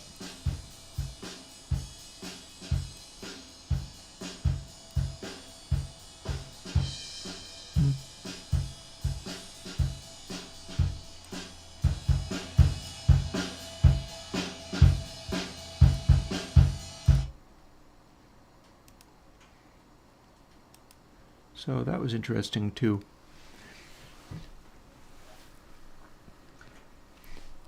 So yeah, that's the thing is understand, like, cutting highs is less likely to make something sound transparent, unquote. Cutting lows is less likely to make a mix sound organic, unquote. Like, have you seen Mick Gazowski talk about any of these things? Does he say, I never use high pass, low pass, and then you come and ask me how much high pass and low pass should I do to make it like this guy who has explicitly said he never does that?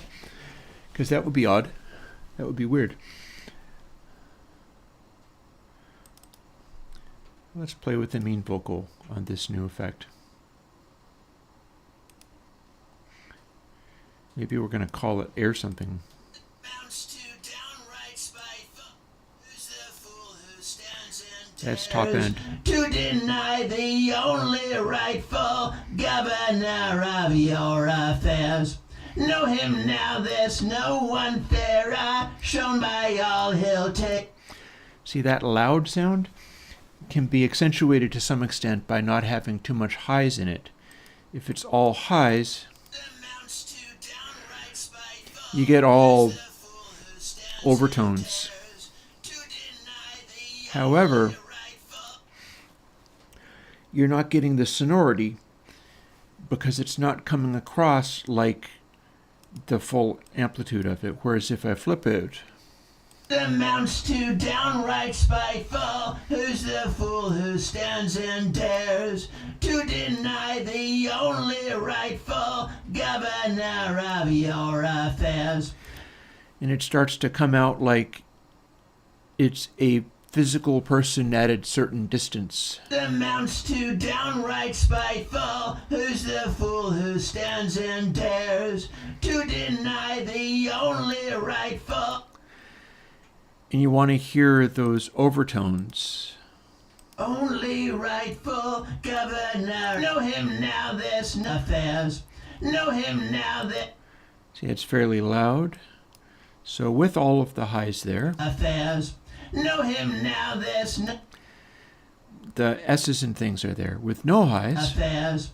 Know him now, there's no one fair. some of the overtones aren't being covered up by bright, shiny highs anymore. Affairs.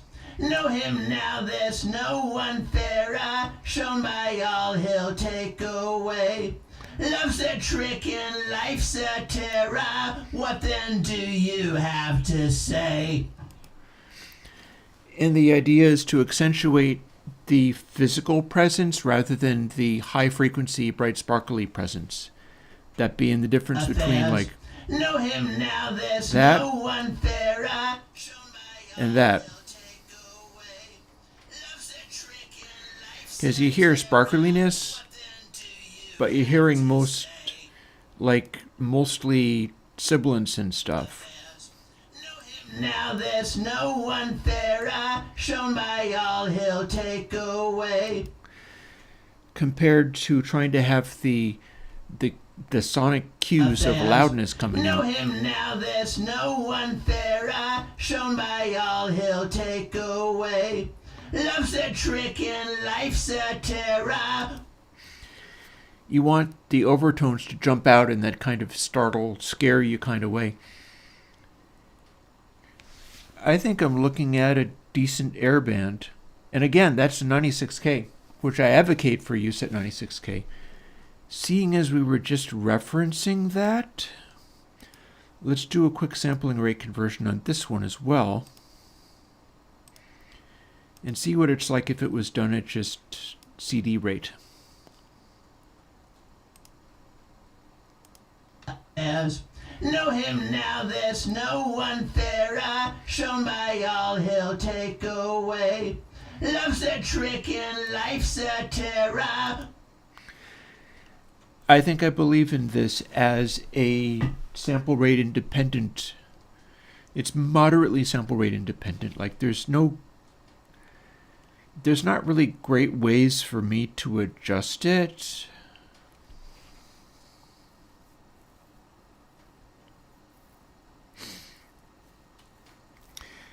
And yet I do think it's got that capacity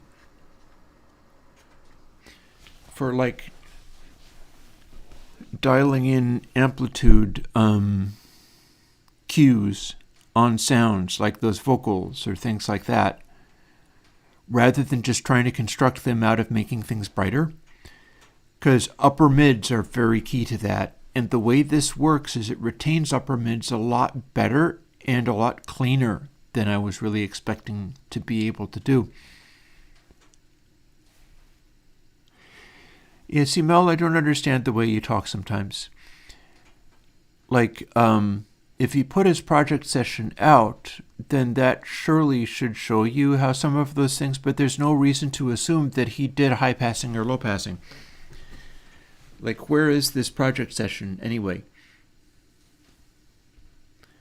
why are you assuming that they're being high-passed or low-passed? If he's working on an analog console, it will always do a certain amount of both of those things just by intrinsically being an analog device. Because they got to control the hiss off of the transistors, and they have to let voltage pass through multiple amplification stages, which typically in an analog console involve going through a capacitor, and that is a high pass. So I don't know, man. And especially Daft Punk is known to use like crappy old Mackies and things. Also, I didn't know that they had a mixing engineer, unless he's one of the two robots. Could be.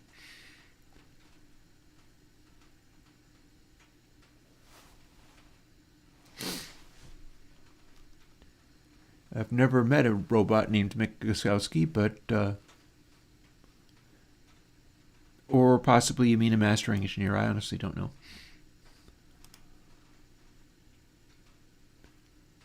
So let's quit out of here and not save any changes. And back to we go to this. Oh, fair enough. Okay, that's different. I was thinking older school stuff. Random access memory is definitely not going to be mixed in a crappy old Mackie.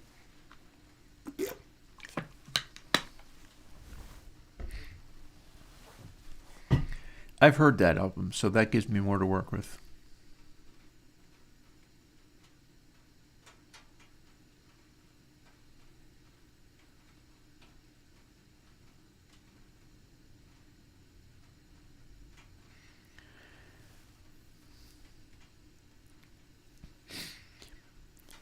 I can't speak for all the tracks on it.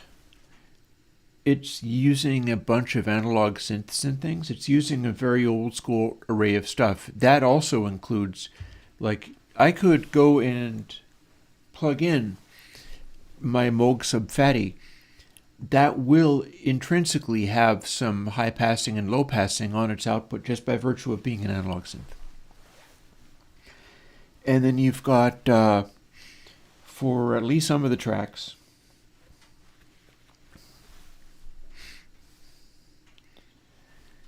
you've got the master of Chic's Nile Rodgers on guitar.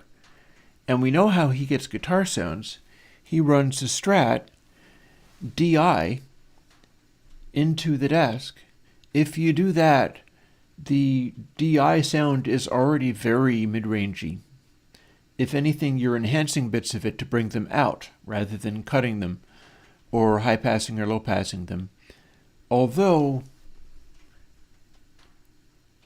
I mean, there was a guy who said that he worked with Nile Rodgers on a track, and he was using an amp, and they mic'd the amp, and he was able to refer to the settings that were on the amp when he used them. And Nile Rodgers had the amp set to like treble 10, mid-range 3, bass 3. So you can't really go with stuff like that and go, what did the mixing engineer do to get the sound when the sound was the way that it was coming in? Like the sound may have been coming off of the amp. I wouldn't be terribly surprised if he had used an amp even on random access memories, because he could use anything he wanted. And there's a certain, like, if you're talking about, say, a Fender Twin, there's a lot of high-frequency punch that comes off of those. They're very clean. You could mistake them for DI quite easily, except for there's that ice pick brightness coming off of it as well. And then, of course, it's coming through a speaker. The speaker can be so loud that it's not like you're going to have a lot of noise concerns, while still being as clean as a... Are you serious now?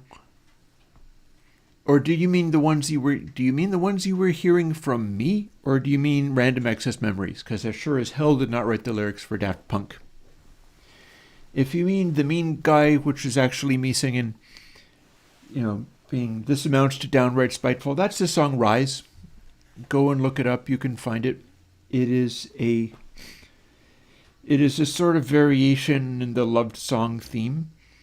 And that is a mean person bridge that transfers to the chorus, and the chorus goes, "This isn't the sight I wanted to see. My baby, you got to rise for me, meaning pull yourself out of the negative place that you're in. And that's what that's about. Did my level best with it.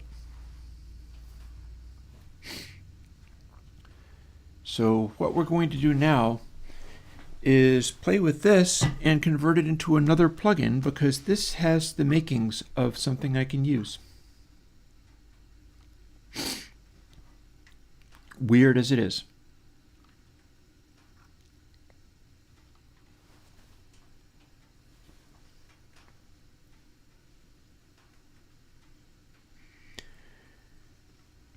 Let's start by, we're going to make a new project and then we're going to dial back this one.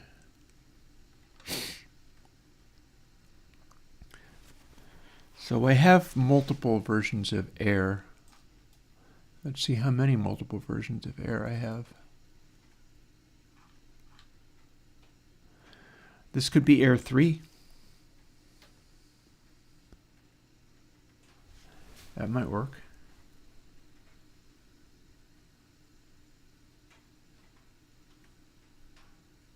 Yeah. And it can be a standalone plugin, but I can also draw upon it for work in upcoming, like I can see this getting into a new version of console.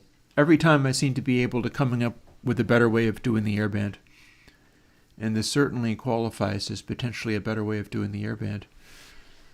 So we'll call it Air 3.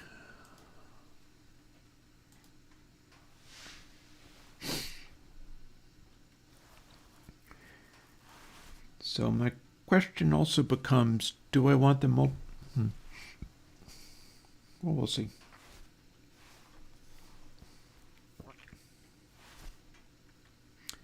I feel like I'm going to want a lot of ability to crank, but also the ability to cut everything else but the airband out completely. So I think we are looking at multiple gain levels here.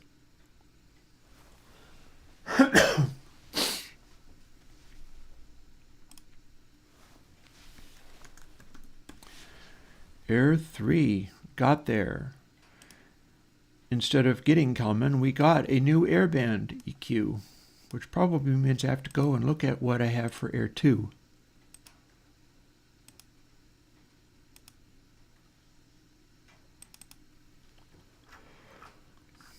Let's go and do that thing.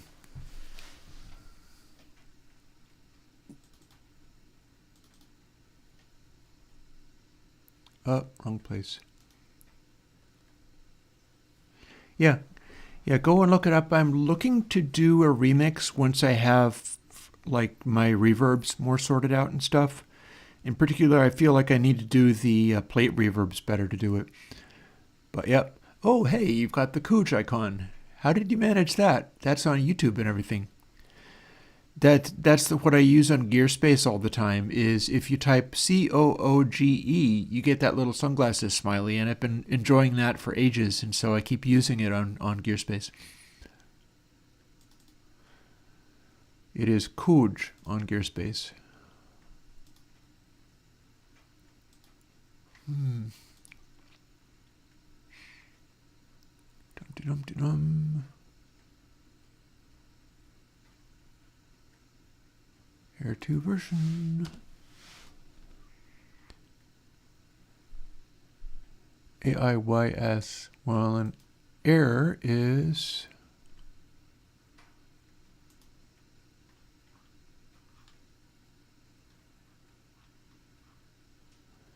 AIYR. Oh, I pronounced it AIR because I couldn't really just do AIR space. I wanted to have a letter there. So AIYR. And then Air 2 is AIYS. And so this is going to be AIY weird, but nothing else is going to overlap with it. GearSpace is weird. All these places are weird. The one that I probably enjoy best is the Dogs and Acid forum, because the drum and bass guys seem to enjoy what I do. And I enjoy their cooperative attitude. They are friendly with each other for the most part. they're also griping at each other all the time. But yeah, one thing at a time. I have now got a unique identifier for Air 3, and we're now going to copy all of these things over and then just begin working from there.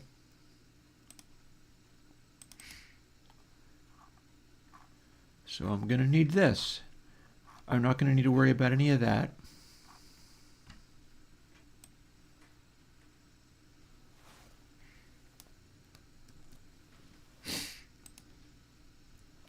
And I'm probably going to want to rename it accordingly.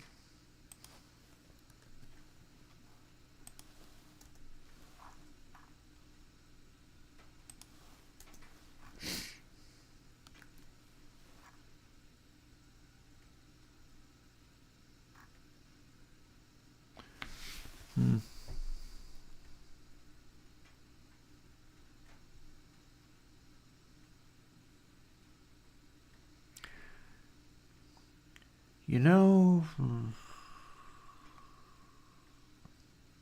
nothing else uses the letters KAL, so a bunch of these will overlap if I use Kalman or something. Hey Nacho Doggy, I first got into it with with audio units on the Mac, and I first got into it trying to do standalone programs because I couldn't do VSTs or AUs yet.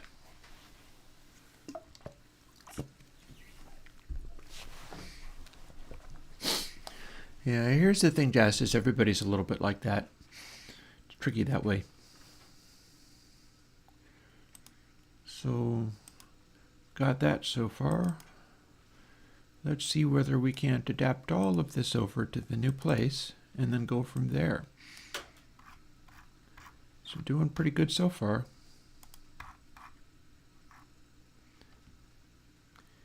We got a lovely, nice, tidy way of relating to all of these. So you instantiate it all like that. Then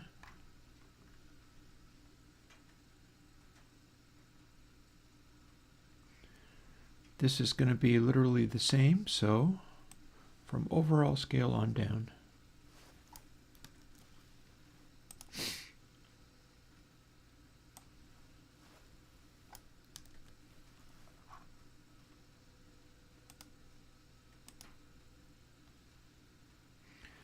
It never is able to do it the first time, but it'll be able to do it next.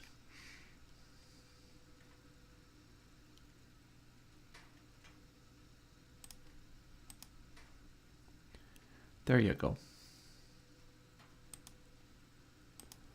So now when we return to Kalman, we can undo some of this stuff and start trying to do what Kalman is supposed to do. At the moment, we're now doing where this took me before even we're using any of the Kalman algorithm. Kalman does not actually need this many stages of weirdness in it.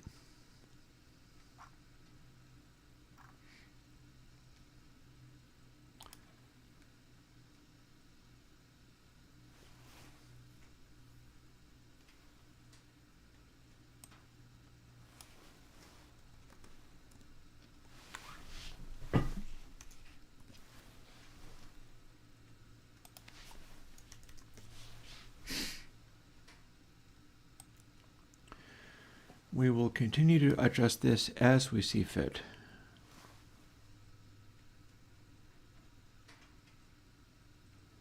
Do we even need to use that for something?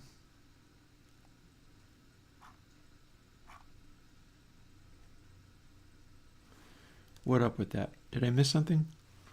I did.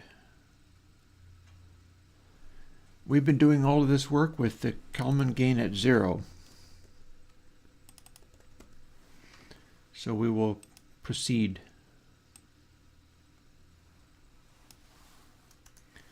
Boop.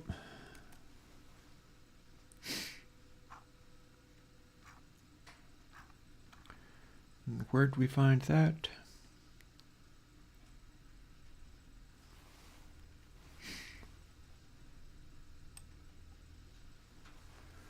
We found it here.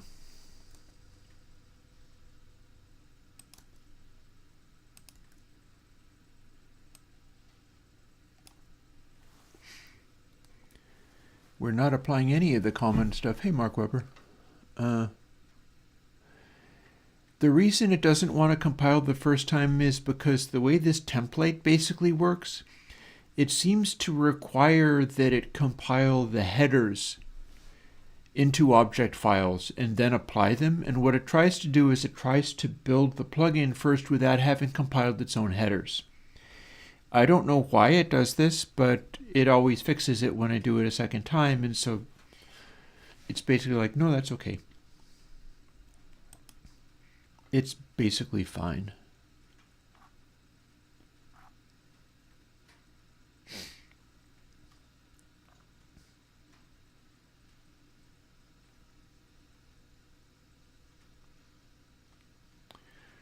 So now what I'm doing is thinking about how I can make all of these be a little different.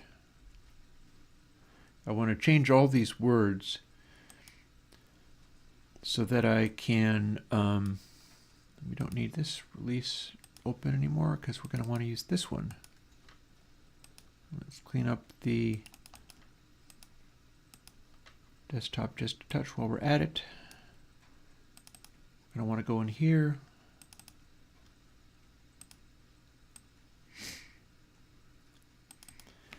And I want to change all of this stuff around enough that, and we don't need all of these. However, they're not hurting anything.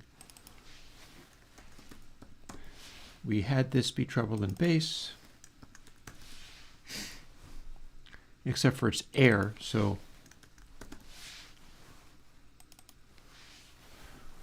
what's the opposite of air? It's certainly not bass. It's like everything other than air.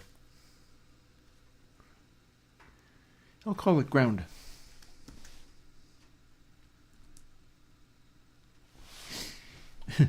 Air and ground. That works.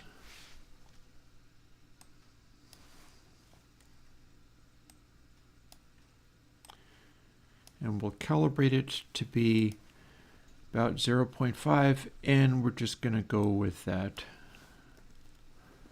For now, that'll hold me. So here's the thing.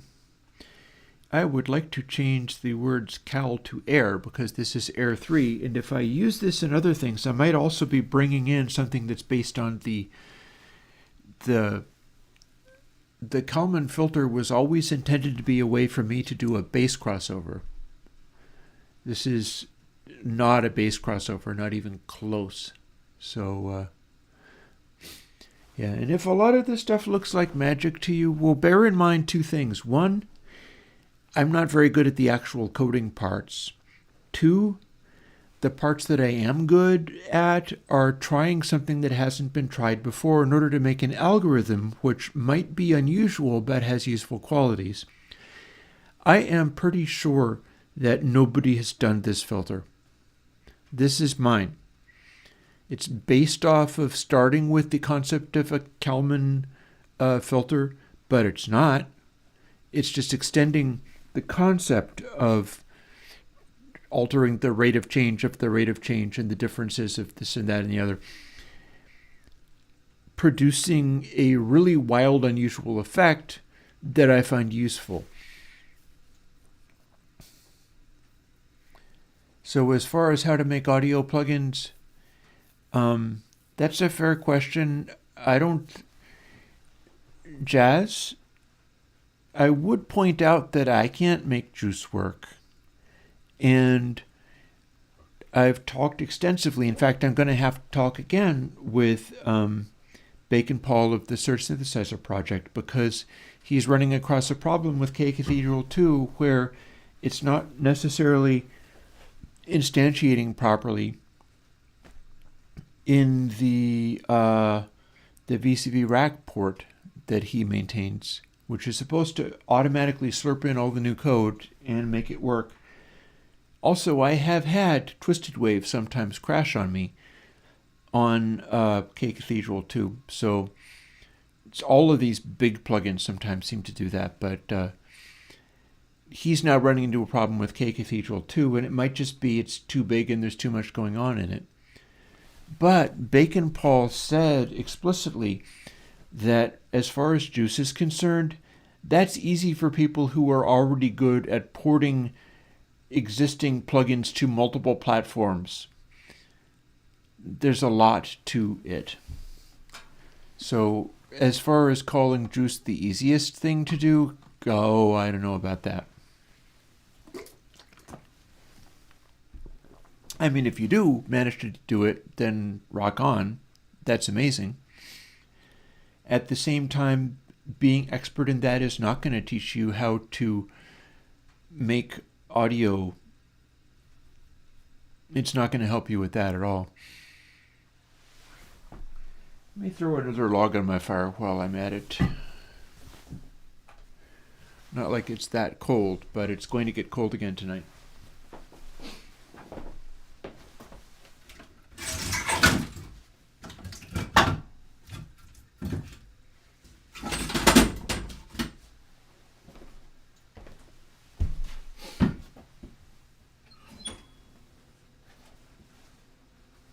Yeah, I'm hesitant to suggest that Juice is easy.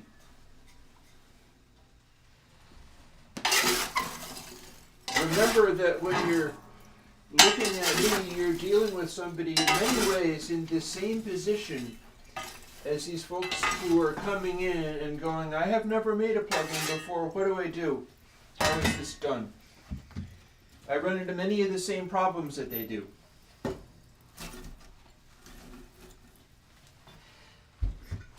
So if I say Juice is too hard, I can't make any sense of it, I can barely get it to work, that might be worth noting.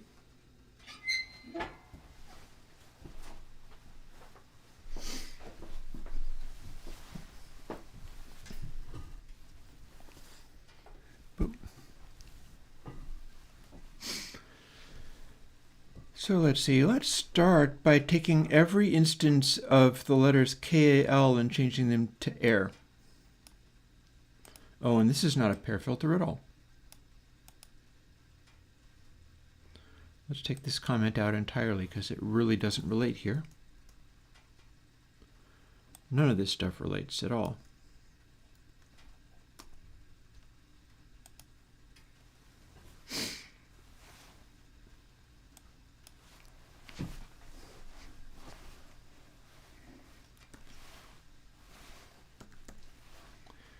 There's the only places that they are to be found.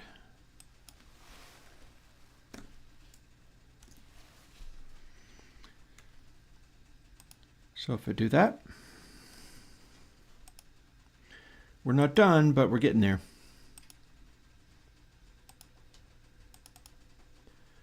And I can make everything else come up to speed.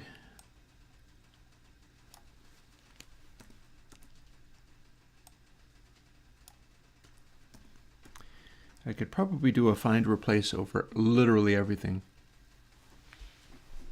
Oh, okay. Well, if you have a start with DSP, that's a nice head start at this stuff.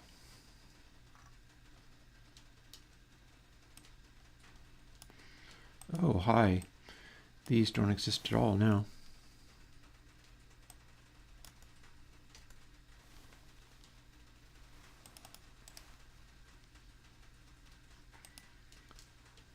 And I think these don't get used at all.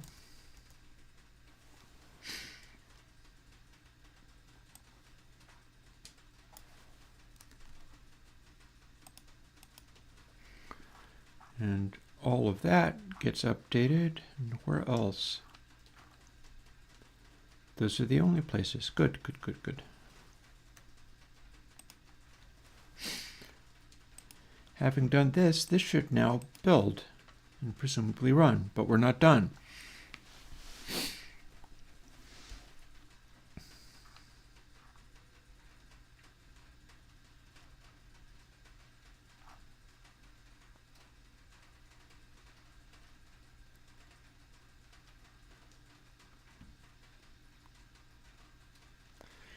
So I could change SAMP to air.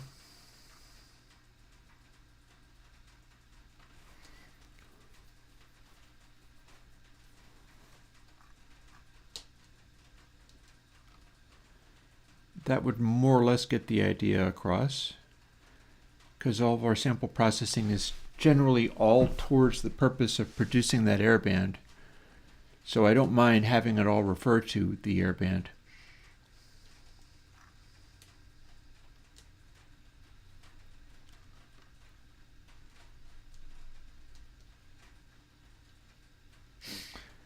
Base average could become ground average.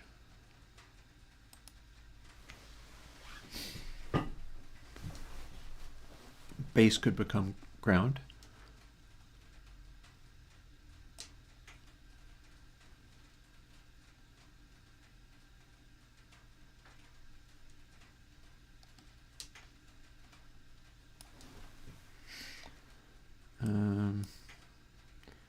Can I have a look at this to see what I did with it?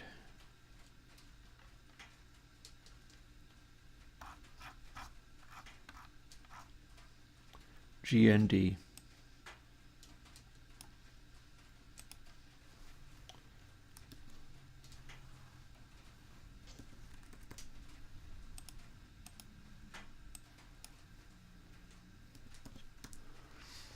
See, the whole process of what I'm trying to do here, I know that this code works. This is going to produce this. I'm basically done with the sound, but I need to make it so that I can take the guts of how this is calculated out of here and plunk it into another piece of software that's also using similar kinds of calculation, but all the variables and controls are a little bit different so that they don't have a namespace overlap. So we're going to start by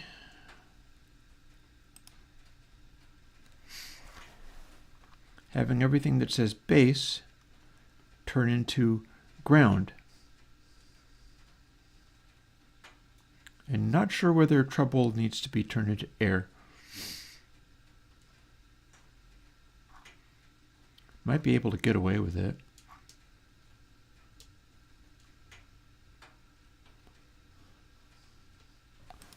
What would we get?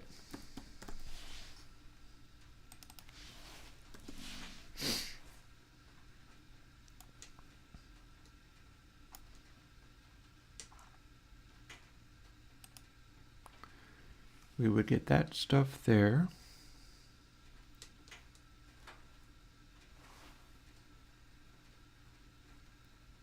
I think it would work.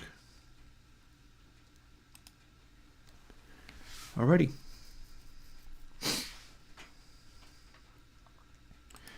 We can straighten this out a little bit.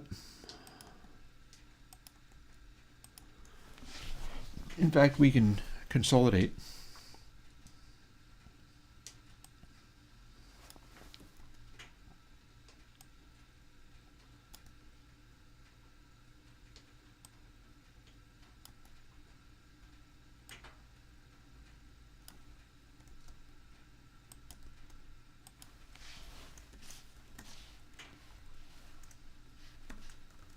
Same thing.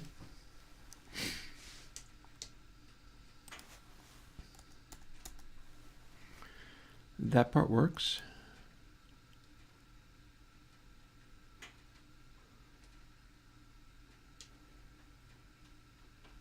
We do have to update our stuff here, though.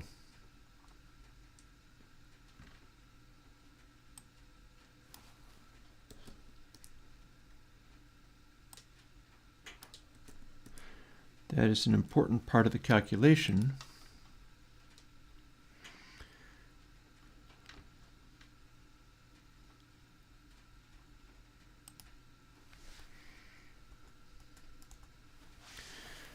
So this all kind of goes back and forth in a weird way, but it works.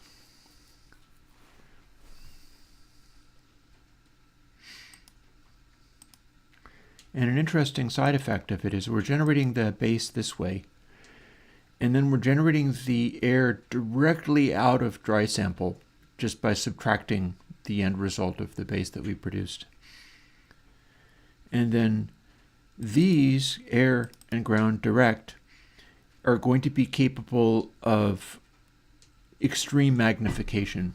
Like when I'm going to start at 0.5, and then for the boost area of air, when you turn it from 0.5 up to full crank, it's going to go to like 8 or 16 or something. It's just going to be magnified considerably.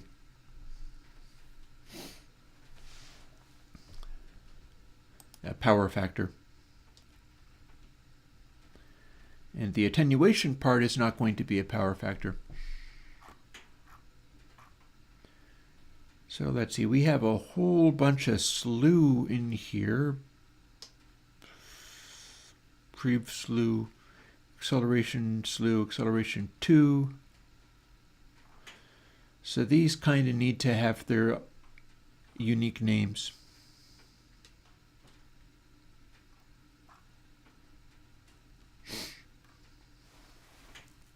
Also, we're going to end up taking away a bunch of these things. In fact, we can start that now. A lot of this we don't need. So let's find out exactly what we don't need. So, prev sample and all of that kind of stuff, 1 we need. ACC2 only goes up to LNR2.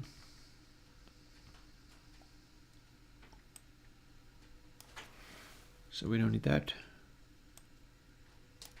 We don't need that. Don't need that.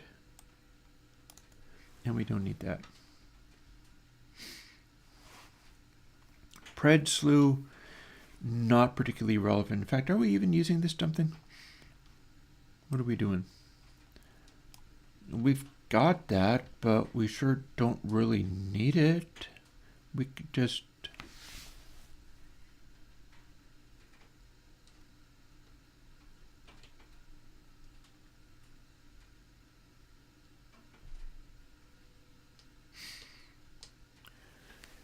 this is not referring to these values elsewhere, so we can stack it up to be just a giant pile of this. And that would be done like this.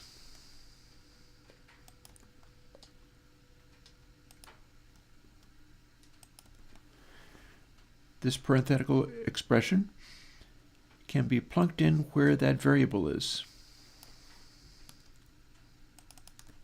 Makes it a bit longer, but now we don't need the variable at all.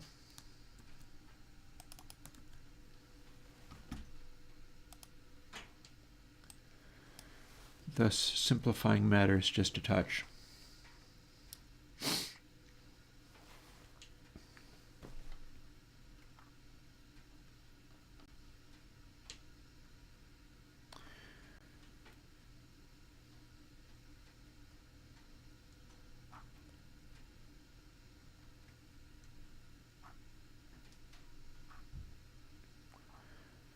Now, might be worth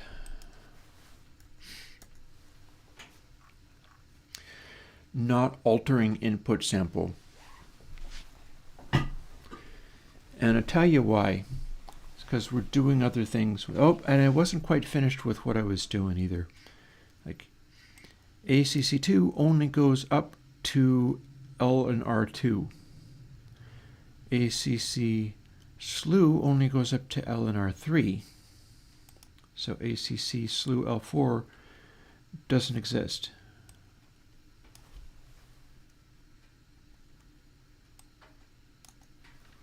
However, prev slew and prev sample R4 all exist.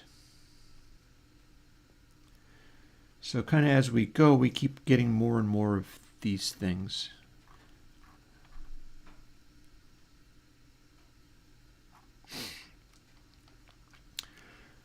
Let's do a cheeky little tightening maneuver.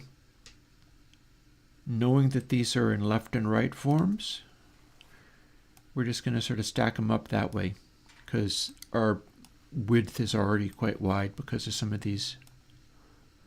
Like we've already got that, so there's no special reason to conserve space. I want predictability more than I want conservation of space. So left calculations, right calculations.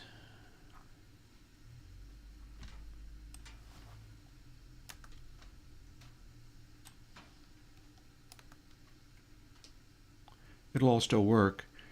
I just want a block of code that I can plunk in that will do the thing and sit in its own little area with comments between it, because otherwise it would get unreasonably ugly. Do need the comments in there. I'll make some.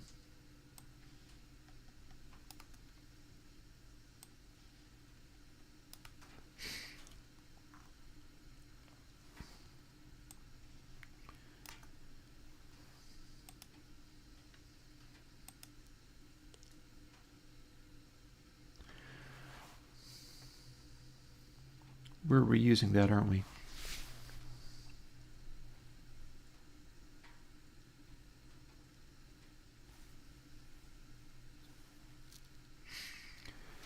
Do we even need to have that there? So if we have this,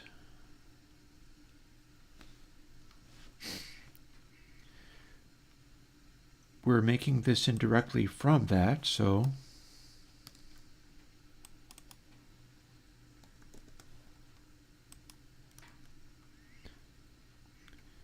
we don't need to have extra samples, extra variables kicking around when we can work off of what we're using. There's our error. Oh God, have I just done the wrong thing? Yes, I have. Never mind. I'll do the right thing next.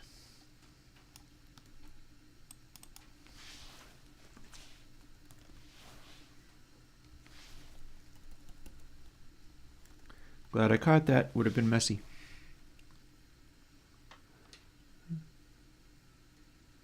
He nailed it. I found it. I caught it a half an instant before you spotted what I did wrong. So good spotted. And also, thankfully, I also got the same thing that would have made me sad.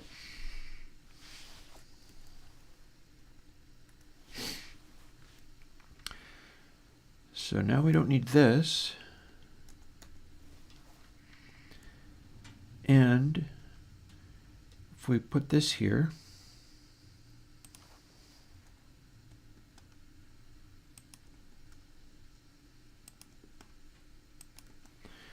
we can drop them in there, because then we don't actually have to refer to this there either.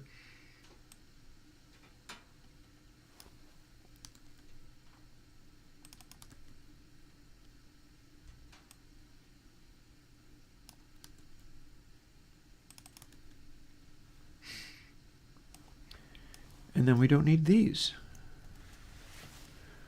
which is good because we're tidying it up. It's 1:24. I'm contemplating going and grabbing another cup of coffee as long as it's not too late in the day.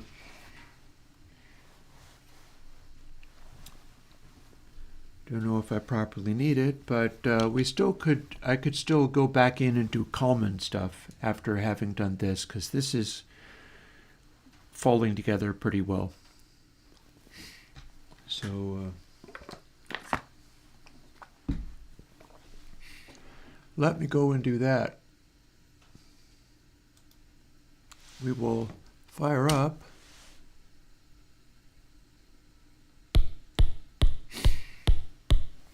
music for you.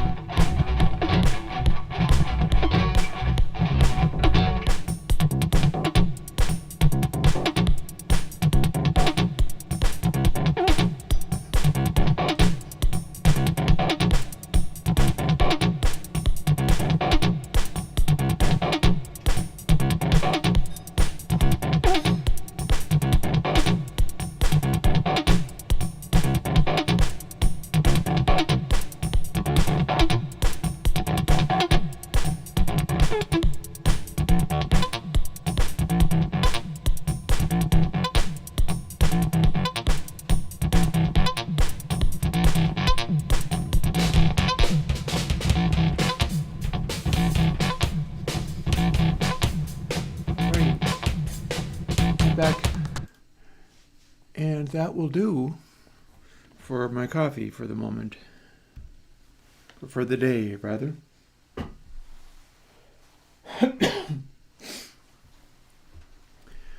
Ain't gonna go any farther with that today.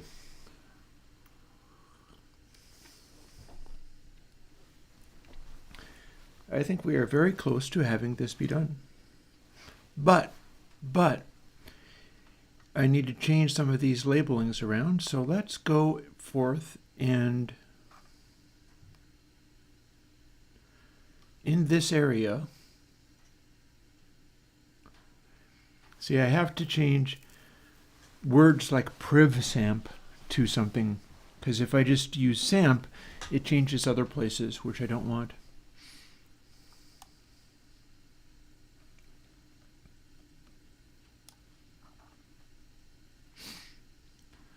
So let's see, I'm liking how tidy this has become, though.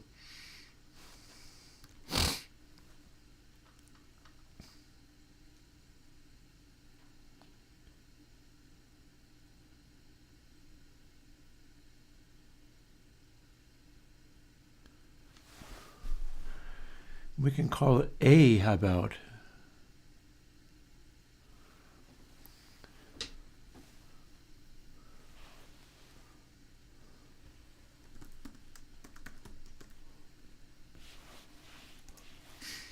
So change all of those to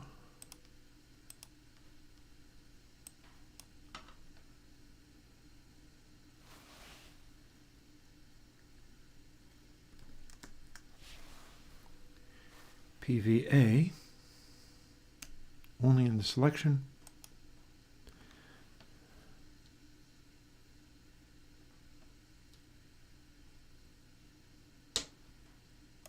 And also here.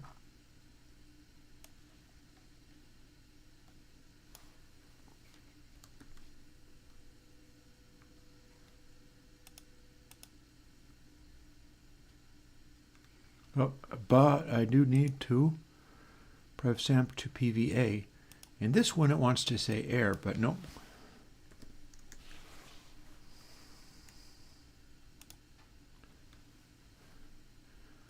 There we go.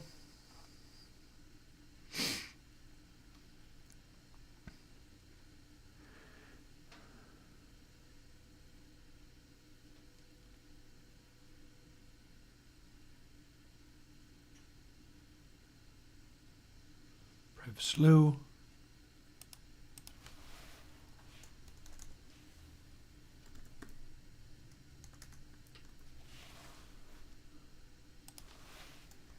VS.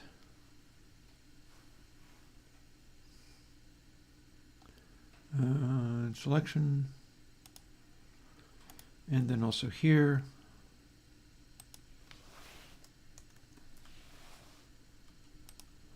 It's updating some bits of it, but then not others.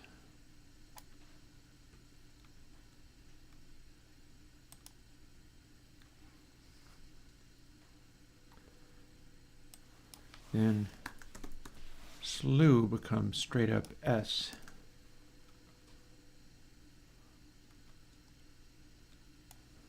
And I have to select it. Very good.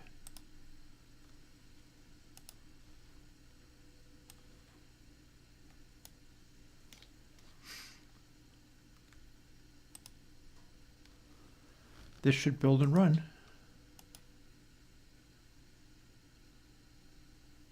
Or not. I guess we'll find out.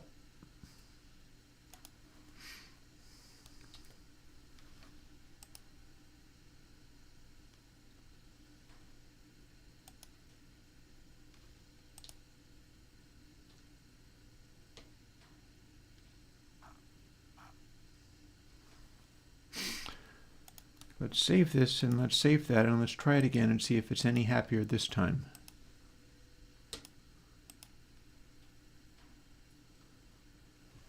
Nope.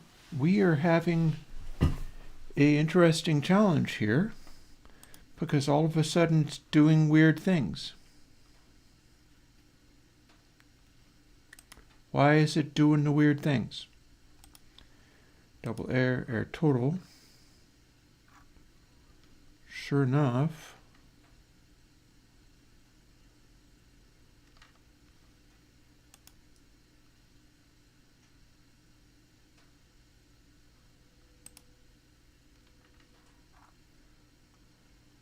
so why are you becoming so fussy on me all of a sudden?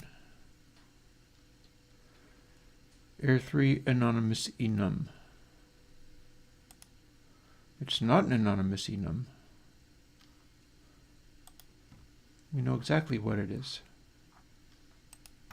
Are we not instantiating it correctly? No, that should be good.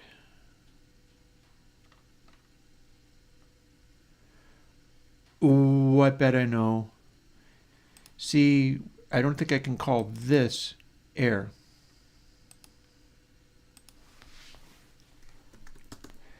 I bet that is freaking it out. So let's go in and do that.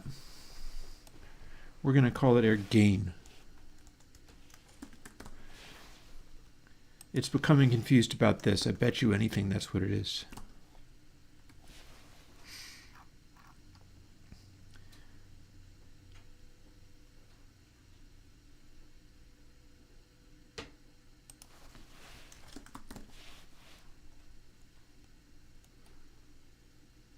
I bet you anything that's what it is.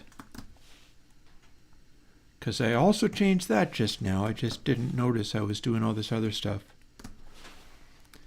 Now, what do you think of that? Called it, got there. Beautiful. All that's confusion. And it's just because if you make a variable that's just called air, it thinks it's talking about the class of this array somehow. That's what it did. That's what it did. So that was weird, but easily fixed. You can't use the thing that determines the class array as its own standalone variable. It starts talking about it as like an overall class. Okay, while I'm at it, we're going to update some of this stuff.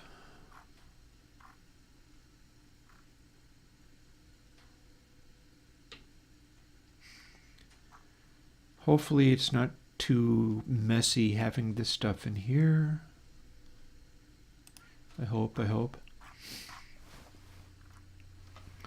And then these default to 0.5.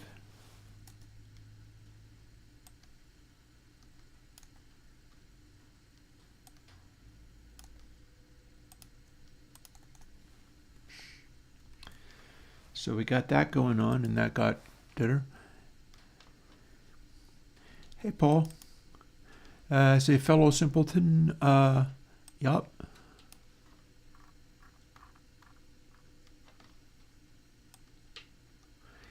I'm going to have to talk to Paul about the busted VST Rack build of that. Because if he knows why it's doing that, it would probably help me, but I don't know why it's doing that. Alrighty, so 0 to 1.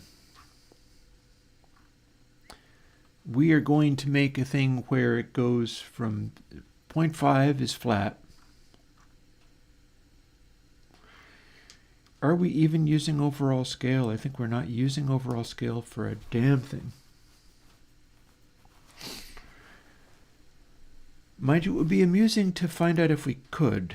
Is there a place where that would signify? Because it's hard to tell where you'd apply it. That's the thing.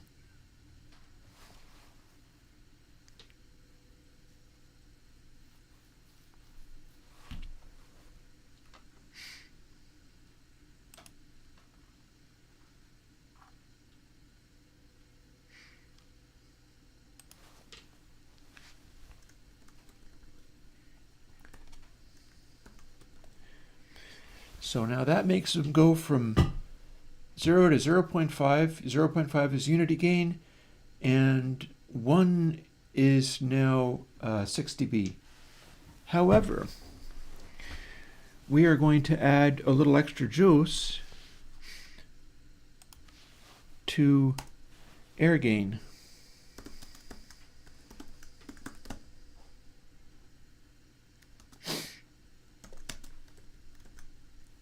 If it's larger than 1,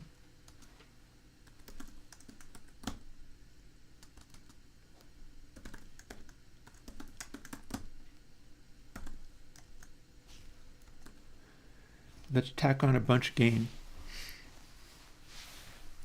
So 2 times 2 is 4, times 2 is 8, times 2 is 16. Let's see how much boost we have on this now. Because the idea is to make it so that it's like one of those controls in a console version where it's like, let's crank on some highs, and then you push the knob and the highs come on. And it's all a matter of, like, more power function means it's going to be a steeper increase. So you get a subtler effect with small amounts of boost, and then it should go to like wacky land as you boost even more. And we don't need to do that with ground gain because we'll probably not need to boost the bulk of the rest of the sound that much. But we're probably done. Let's see if we are in fact done.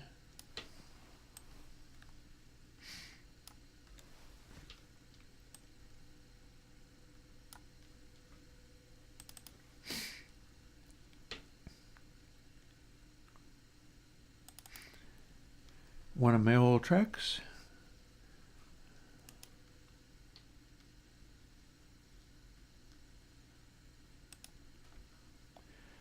Neutral.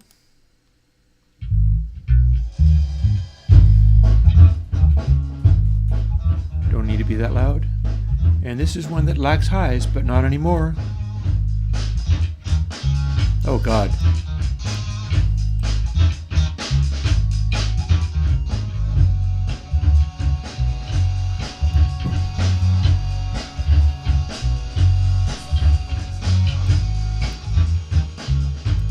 Got a lot of peaks there.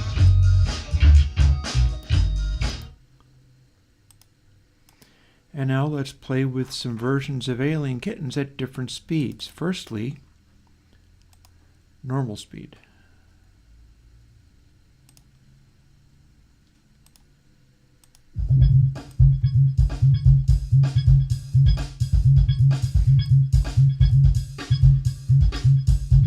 That's a nice boost.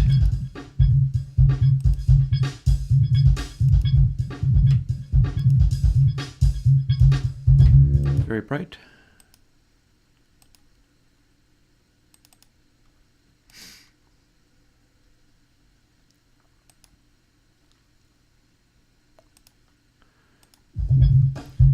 $96K.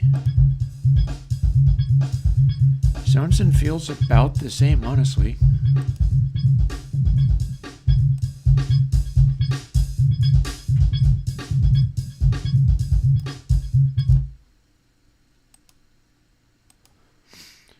$192K. Let's turn on the fan for this poor little beast.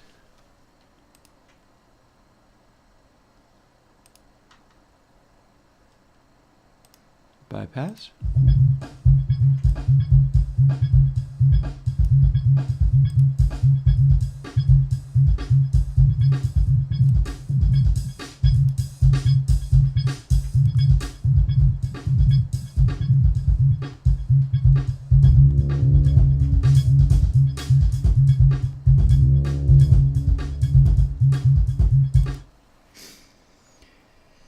I feel kind of like that's adequate. I suppose one thing I could do is just continue to increase the boost by overall scale. So that'll look like this. See how we got overall scale?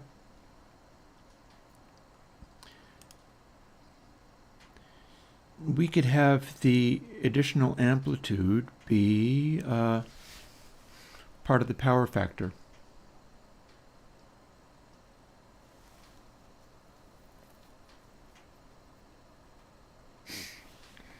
So if we had it be 2 plus overall scale, that's an equals.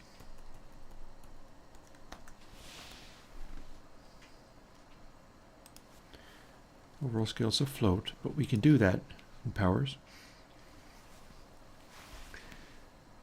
And we're just adding a power factor, so it won't really matter, but it should give us an additional 4 to... Oh my god, yes, you have no idea. Check this out. Check this out. This is a beast. I am just now going through and fussing with it.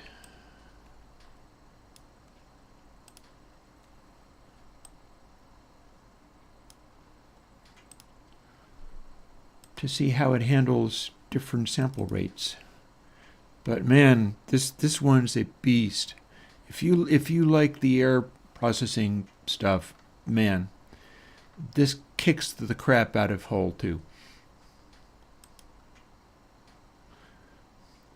This is the new hotness. And it's based off Kalman filtering. So yeah, flat.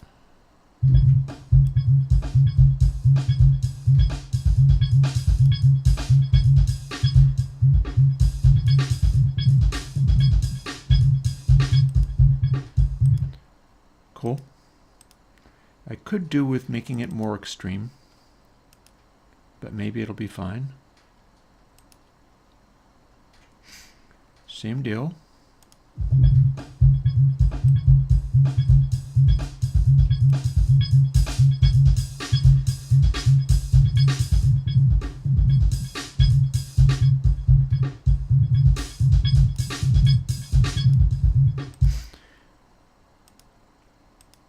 Then 192K, which is ramping up to the point where it's going to really be struggling to apply its thing, because this is sourced off of a 4.1K thing. It's just being upsampled.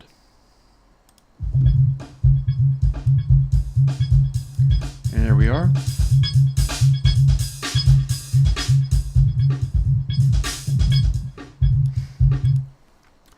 So I think what's going to get us there is starting higher than this.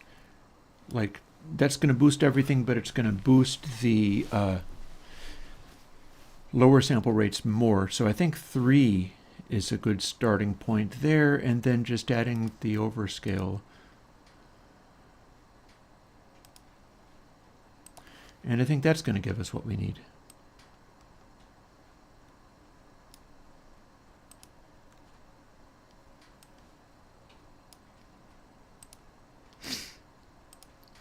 And you can barely hear this, but believe me, I can add enough highs with air that you'll hear it even playing on the speakers in the room and get a fairly decent sense of what we have in store here.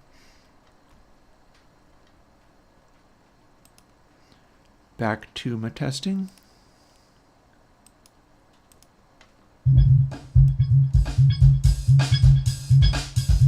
Real hot. It's about 12, 13 dB boost there.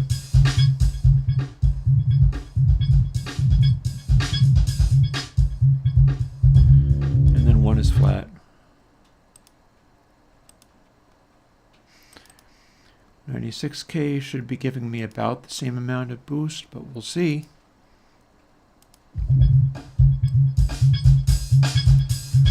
A little more actually, but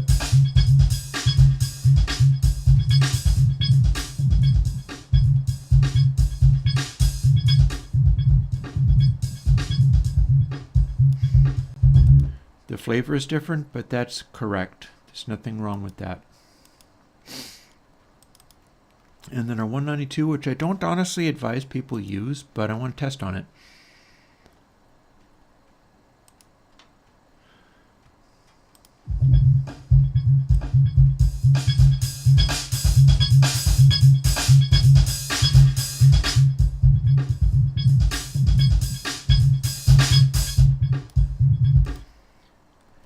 Interesting.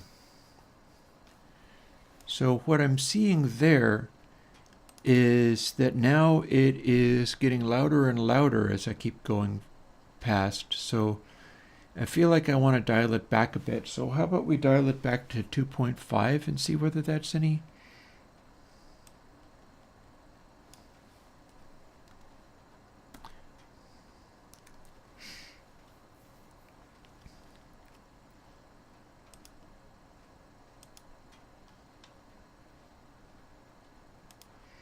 Let's see how that goes. I'm going to use the same principle each time.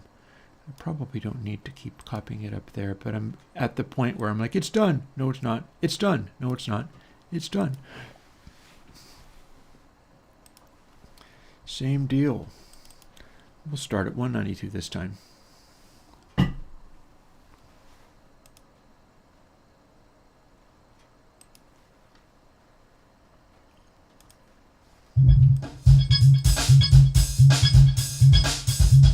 Still about 22 though.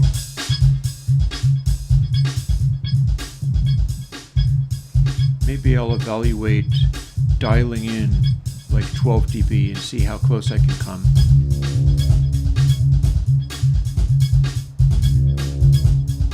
That's hovering around 12 at 825.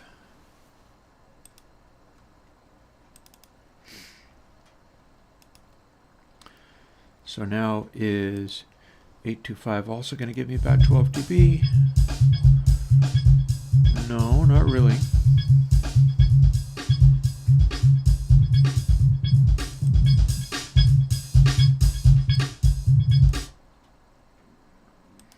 And then how are we doing here at the 44.1K mark?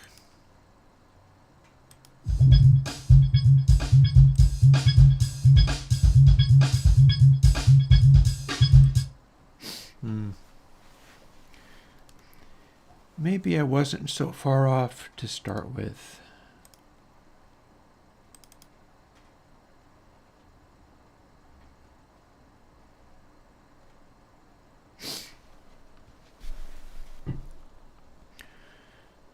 So what if I just added less of overall scale, like if I took the square root of overall scale, it would dial it right back. What do we get if we simply add that then? It'll nudge it a little bit, but maybe not too much.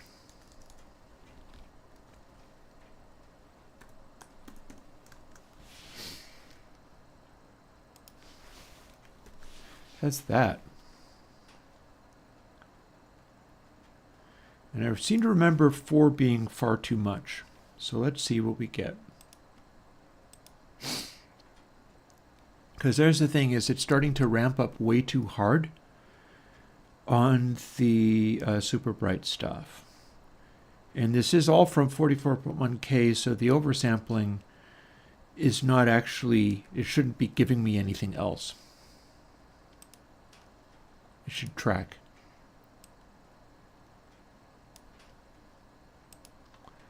This time I'm not even checking. Okay, so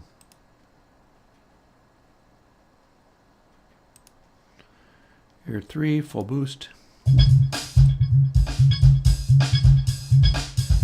That's like 13. That's a lot.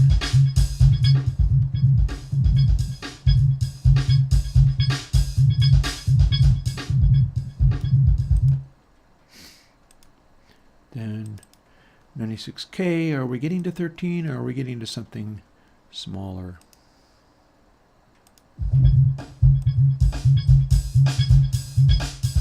Beautiful, beautiful, exactly the same. 192, here's the test. Are we going to get to 13 boost?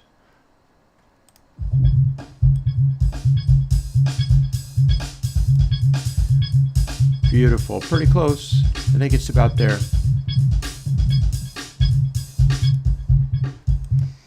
I'm going to call that good enough. I'm going to call that good enough.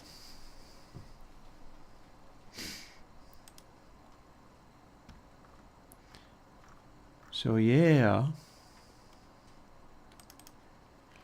here is what the new Air 3 can do, Fotis. Check it out. This is off of the track Rise.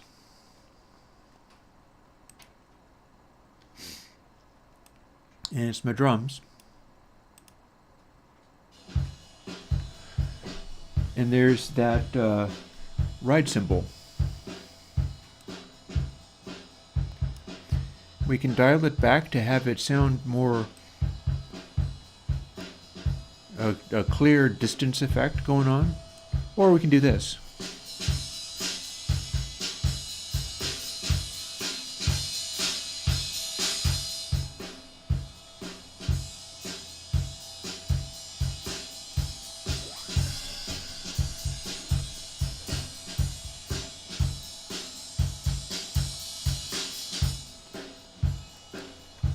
Or, since we do have a control for literally everything else, check it out, only the highs.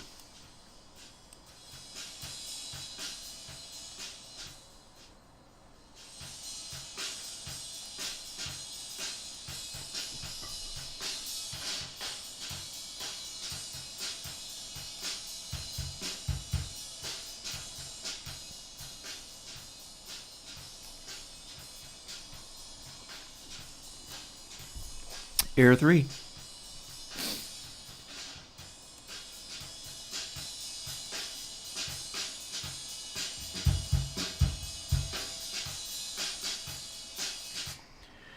That's going to make a good airband section for something.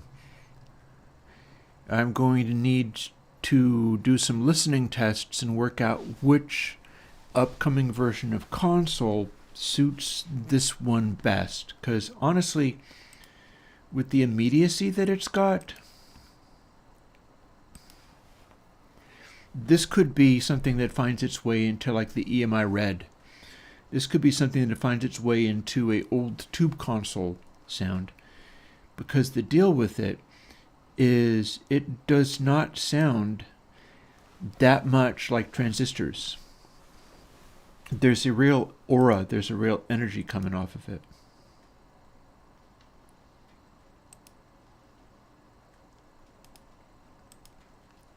More drums.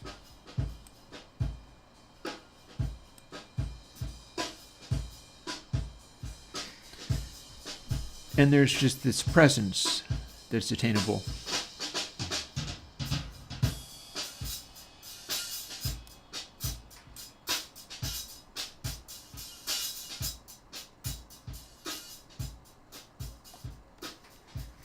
You can see how hot it's hitting the...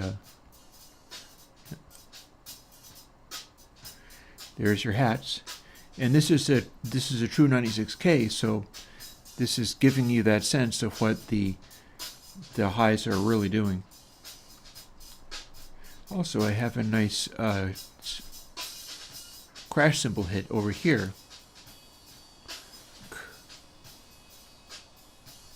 Watch the meters. That was a really hot hit. The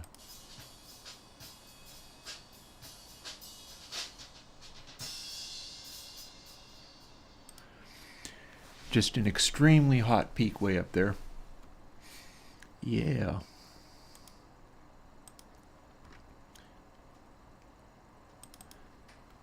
How about the lead vocal off of Rise? Or if not that, then some of the basic tracks that produced the lead vocal.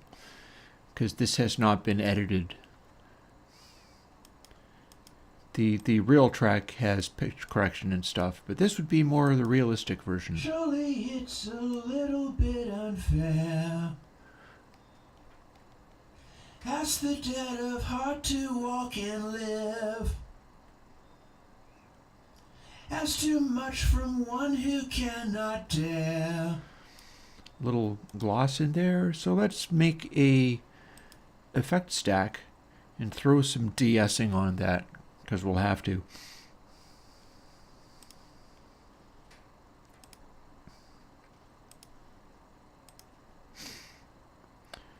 So first, let's go and find debess. Well, let's do them with the AUs.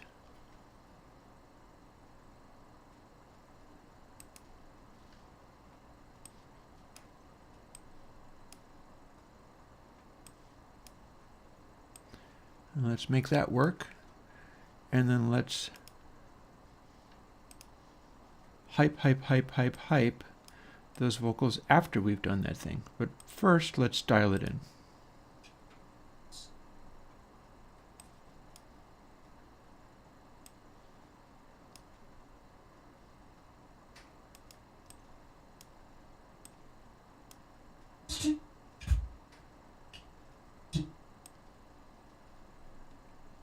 Such a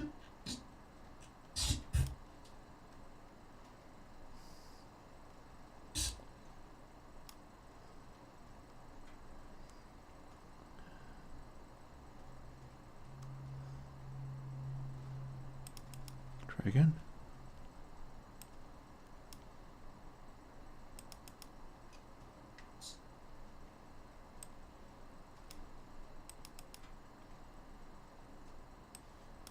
This.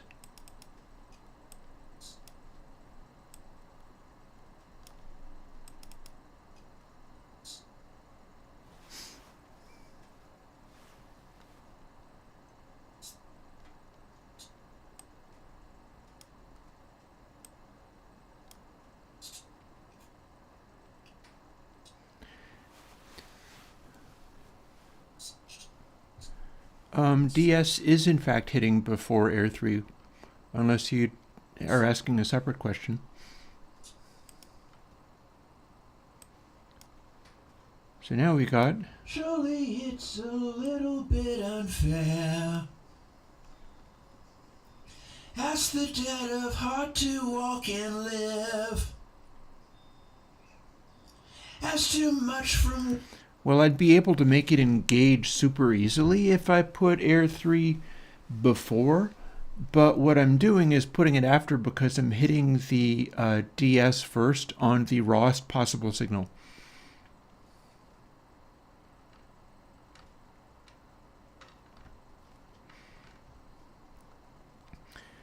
And we get this. Surely it's a little bit unfair. Just pop vocal. Ask the dead of heart to walk and live. So a little compression on there, and you got it. Ask too much from one who cannot dare. That's also super loud. Such demands are hard things to forgive. This alone That's I'll the call original. on you to do. Surely it's a little bit unfair. So if I just did a bunch. Ask the dead of heart to walk and live. Hey, Tacky Bunker. Ask too much from one who cannot dare. Such demands are hard things to forgive. This alone I'll call on you to do. Cast aside a lifetime's vicious lies. Everything's returning unto you. You're the one I call upon to rise. And it's kind of wonky, but if you make it that immediate, the humanity of it kind of jumps out, and it distracts from, wrong notization and stuff. Surely it's a little bit unfair. Ask the dead of heart to walk and live. Ask too much from one who cannot dare. Such demands are hard things to forgive.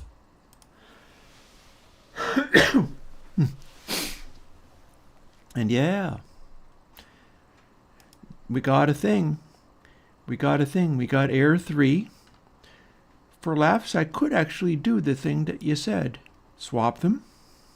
Surely it's a little bit unfair. And now it's triggering it constantly. From one not there. It's a hard thing to forgive. So if we put it before This debest, alone I'll call on you to do. Cast aside a lifetime's vicious lies. Everything's returning unto you. You're the one I call upon to rise. Surely it's a little bit unfair. full lisping. Ask the dead of heart to walk and live. Ask too much from one who cannot dare. Such demands are hard things to forgive. This alone I'll call on you to do. So doing it that way, we are Surely it's All right, let's give it a try. little bit unfair. Ask the dead of heart to walk and live. See, what we're doing here is, since we're going into debest and boosting so hard into it, we can just Surely it's a little bit unfair. accentuate it super hard. Ask the dead of heart to walk and live. Ask too much from one who Like our cannot SenseMon, dare. it'll produce this.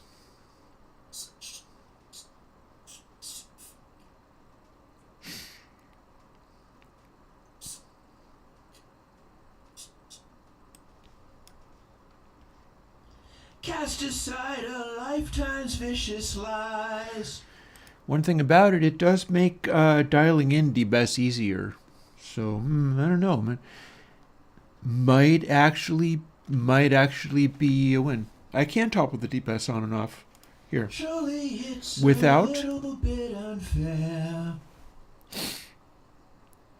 Ask the dead of heart to walk and live. Ask too much from one who cannot dare. And then on. Such demands are hard things to forgive. Interesting thing about it This after alone I'll call on you to do. is I'm able to get into a compressy zone there. Cast aside a lifetime's vicious lies. You know, maybe I approve of that. That might be just fine. One thing about it is it will give you a hot signal. Such demands are hard things to forgive.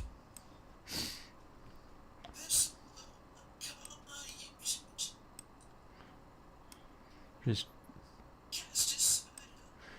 we're hearing all of that stuff going on, like full sharpness, and you'll still.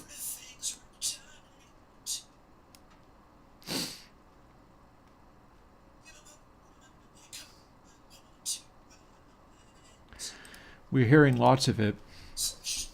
Are hard things to forgive. And then if it's complete mute, This alone I'll call on you to do. we're just saturating everything. Cast aside a lifetime's vicious lies. And you're still kind of hearing the S's, even though they're Everything's returning cut. unto you. You're the one I call upon to rise. very bright, very aggressive, very intense. Yeah.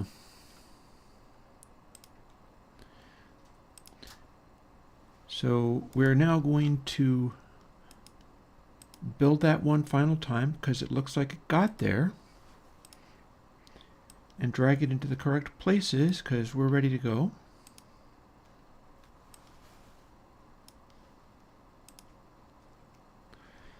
And quit out of twisted wave so we can do that.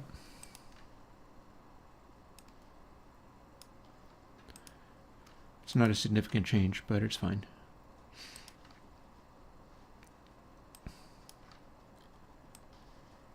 and go back to Kalman before the day is out.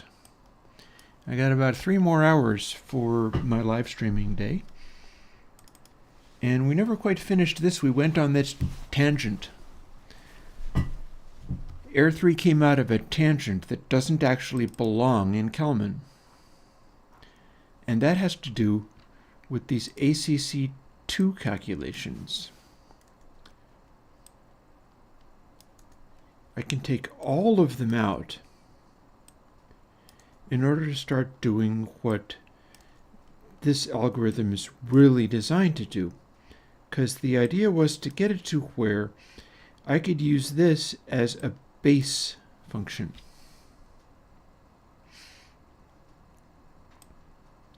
We probably don't need the base average, but if we need it, we can put it back.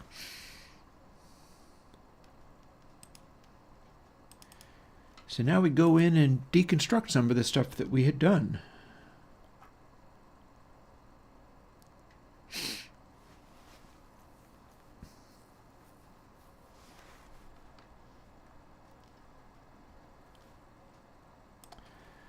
Like, we don't need that.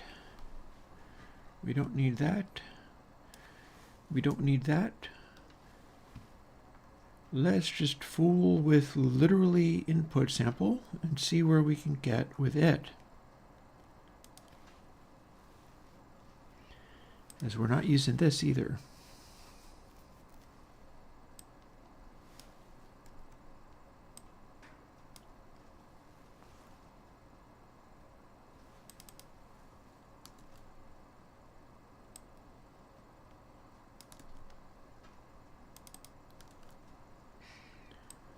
We're dialing all of this back and simplifying matters.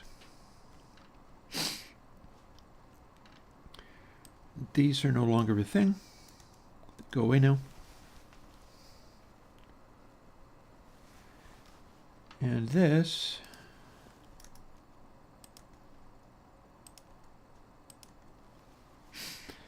might also not be a thing, but we're going to dial that back too.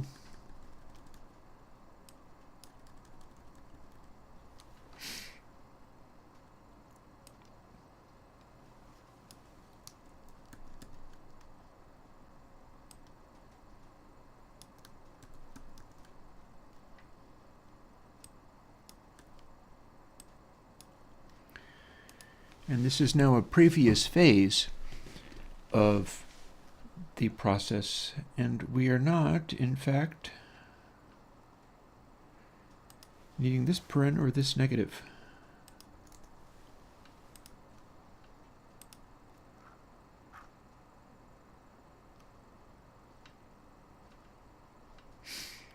Does it build? It might just. We're not using any of these controls, although we are still using gain. So cal gain becomes, the next thing I think is find out whether it pops in this simpler form. Because here's the trick, really.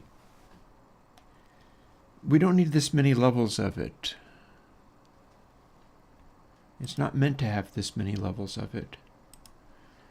So maybe we just simplified that too.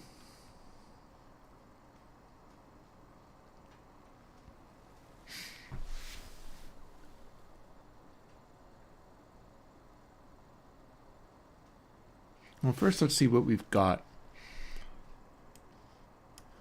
And we did just do this. Let's find out what it did. I think we probably have it in a state where it's going to pop when we try to turn up that control.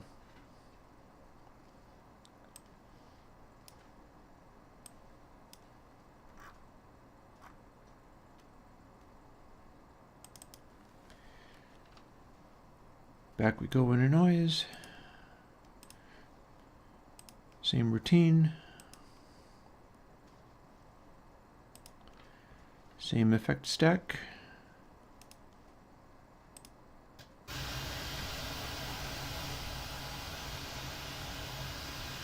That's what we've got in bypass. it's apparently a lot louder or something.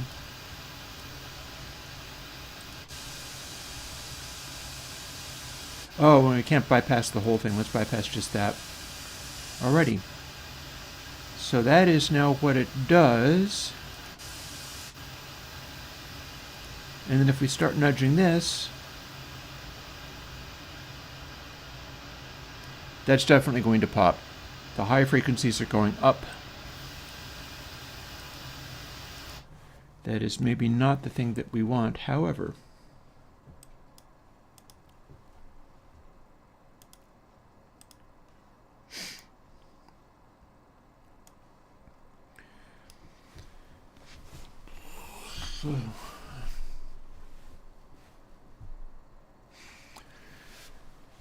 So we have still got our documents here waiting for us to figure out what we're doing.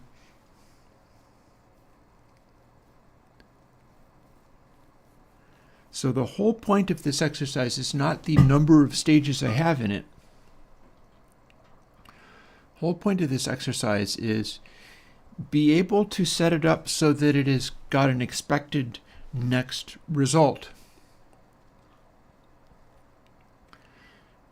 To where if you just kept it going, it would just keep going along the angle that it was doing, or possibly following the course it was following. We've kind of got that going on, I think.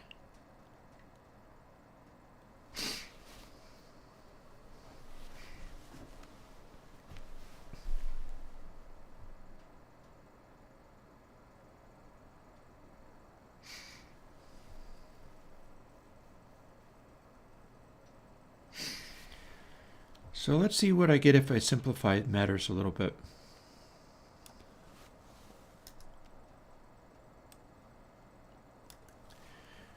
Just this R3, and have this be the difference between these, and definitely not do this.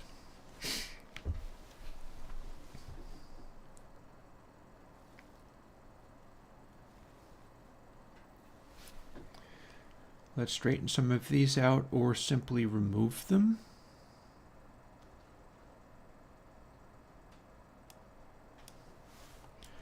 Let's start by removing that and that because we're not accessing it here. So that does require L3 to get to here.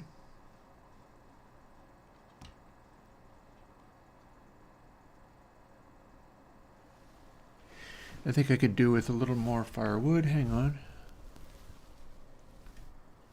Focoma says too much. I'm not really quite sure what you mean by that, but no matter.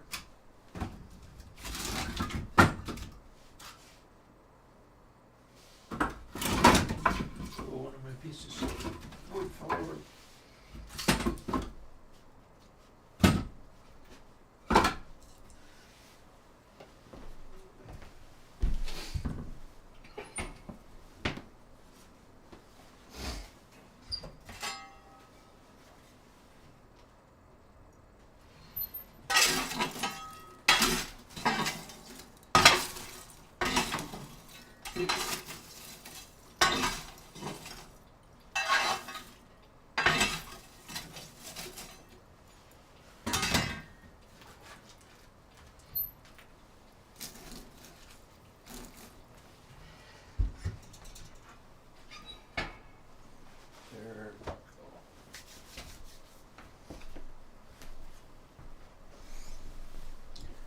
That ought to do nicely.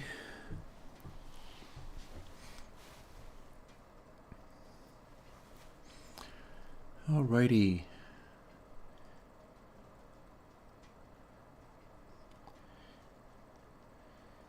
So now we need to reconstruct this a little bit. I think I can turn off the cooling fan just for a moment. It's a little noisy. And now we got to figure out what we're doing with this pile of mess. So firstly, let's simplify the positioning of this a little bit. Because my heart is set on getting this to act like a base aura I want this to be more than just the highest of highs. I feel like it should be able to handle lower frequency stuff than it is.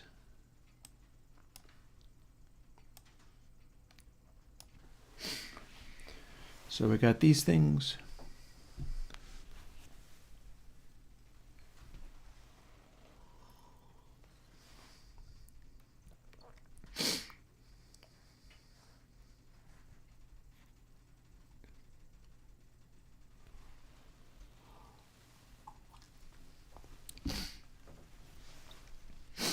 So let's see now.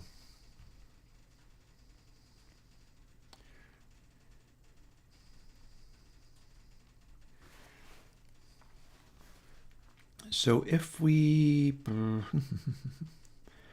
L2 minus L1,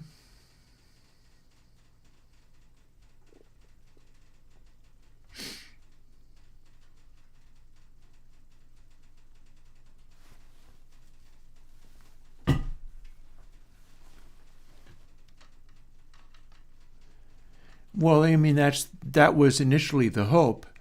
The question is whether the crazy curves are able to do anything useful, because they also represent a different way that it's processing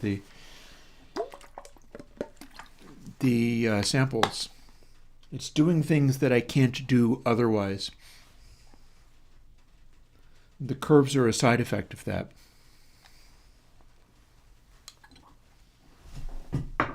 Not unlike other stuff that I've done.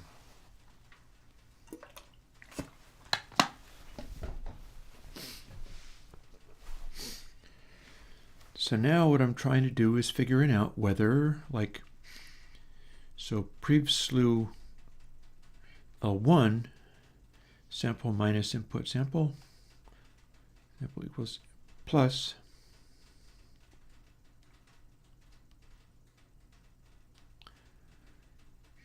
I mean, I feel like maybe check it out and see what it does.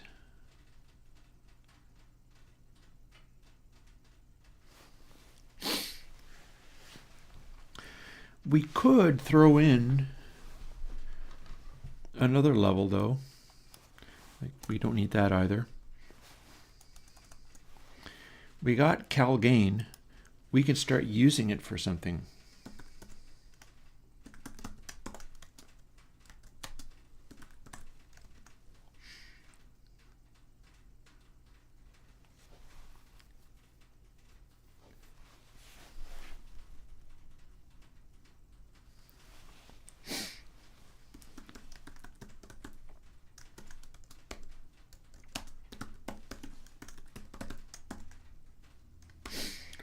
Now, I might have this backwards, but this is the basic idea. This is what makes it a Kalman filter.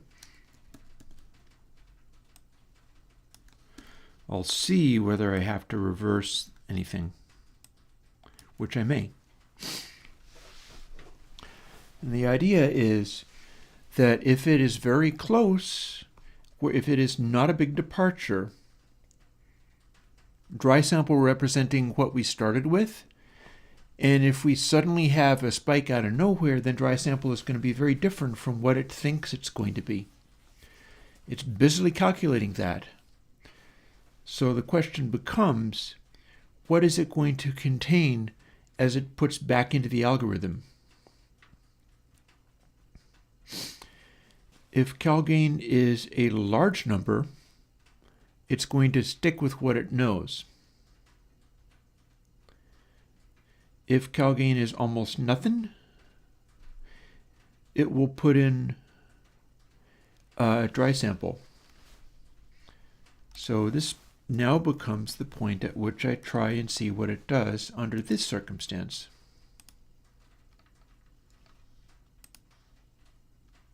And that's not how I do that.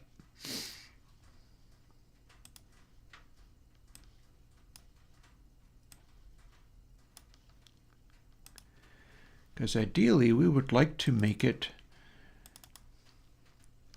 do some intense things.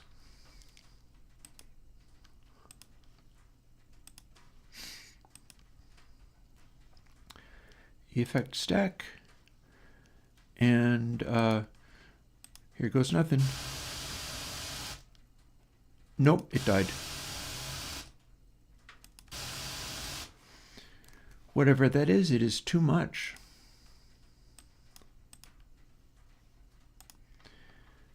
It exploded. Well, I mean, the thing is, what it will do is, rather than limit the spike, it will revert to what it thinks it's doing, which might be going completely off of the map. And I think that's what it's trying to do now. So I need to incorporate some of our original, like we have gain here.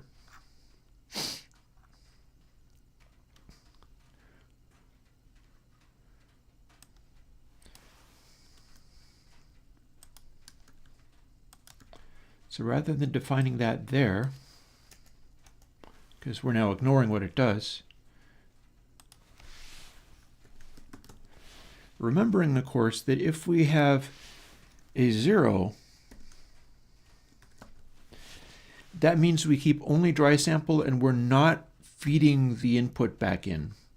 Because when we start feeding what we've got back into it again, no, this is complicated, Focomus.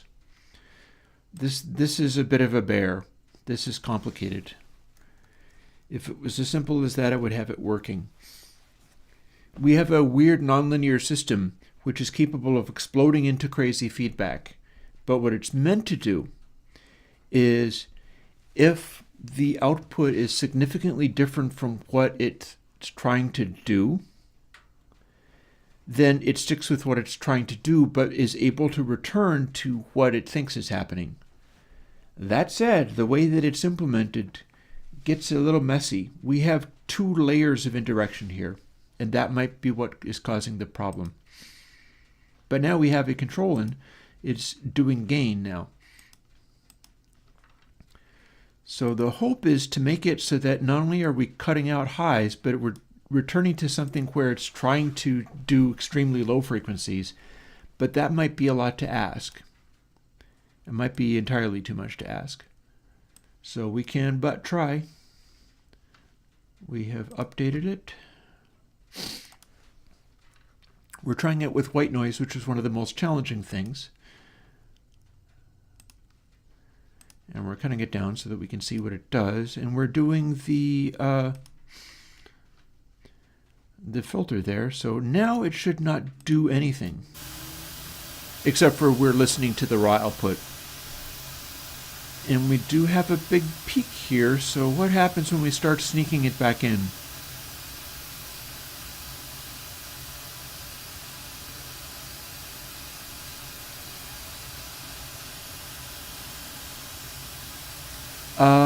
Beats the heck out of me, Focomus. Beats the heck out of me.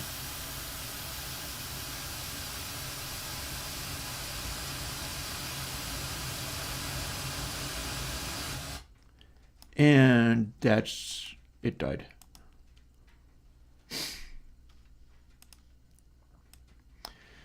So what we're getting to start off with is something that's a little more aggressive than I wanted.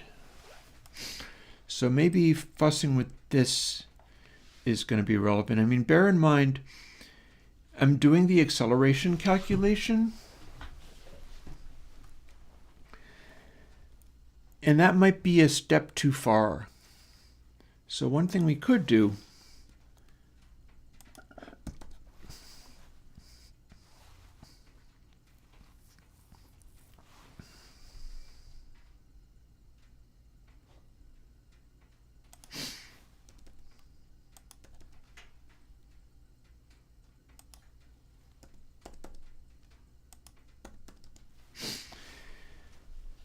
is something like that.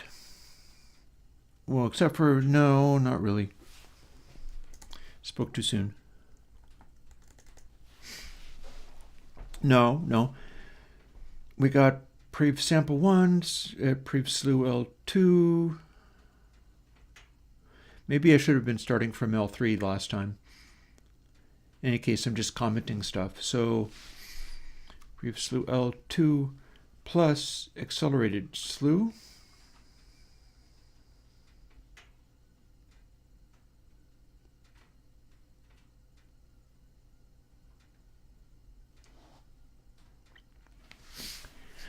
I'm more or less just trying to figure out how this goes together. Probably what I need to do is just start experimenting, to be perfectly honest.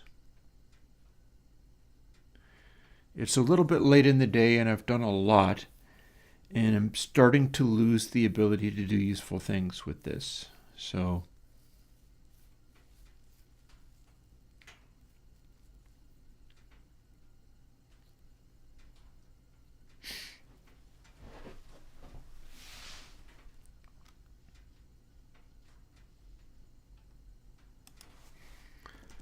maybe if I take that out,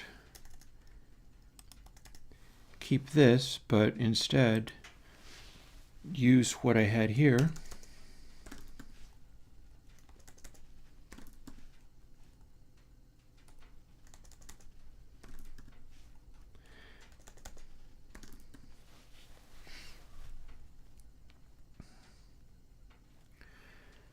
That will revert to what I previously had, bearing in mind that I have not yet tried to do any IIR filtering of any of this stuff. That was what I was going to try to do. In fact, let's unstack these.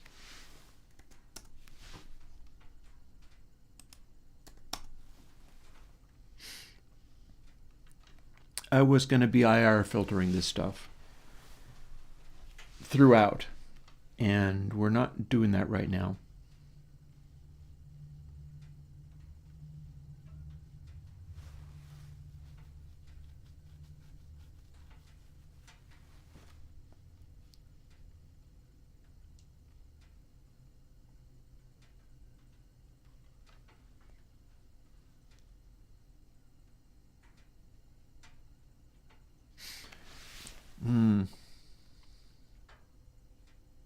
I think I'm beginning to see where some of this is coming from, as in some of my mistakes and problems are coming from. I think I'm beginning to see ways in which it's not actually good or correct. Oh, and there's one. It wasn't even in the right place.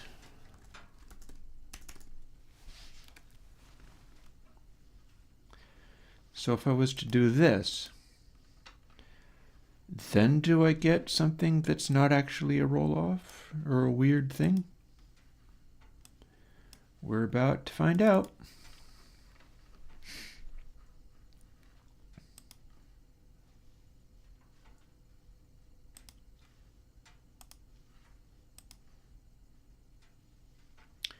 Effect stacks. Because this is the danger. I can run out of steam and not be able to do this anymore. Oh, it blew up and died immediately that time. How about you settle down? So yeah, that actually made matters worse. What the actual hey? Let's dial some of this stuff back.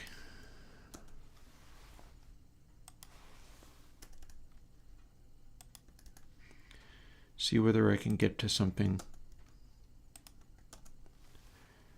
which is not necessarily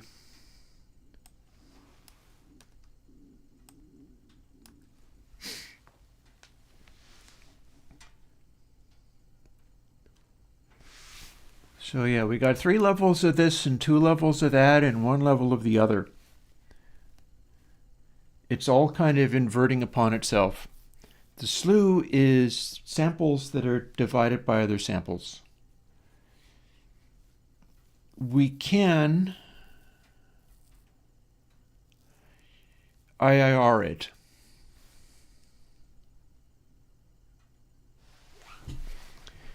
And here's how.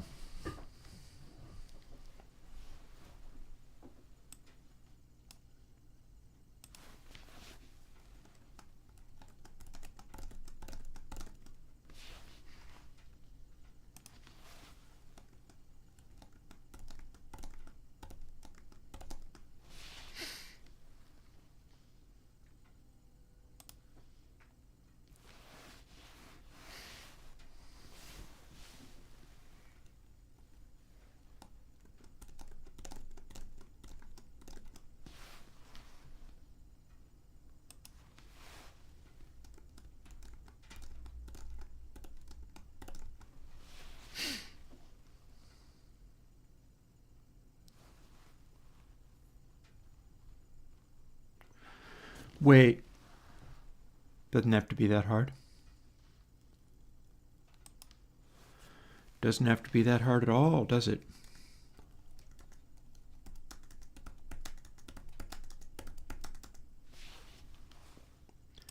Never mind.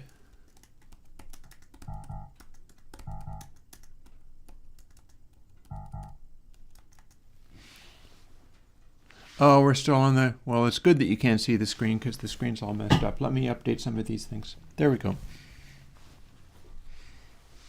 Yeah. It's a giant mess, but it's my giant mess. And we can do this.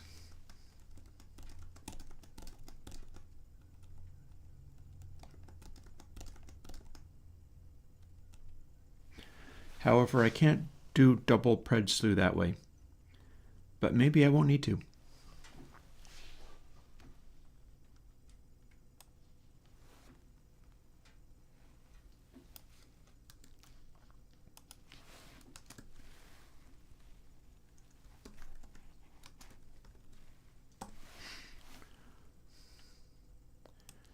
Then we do these.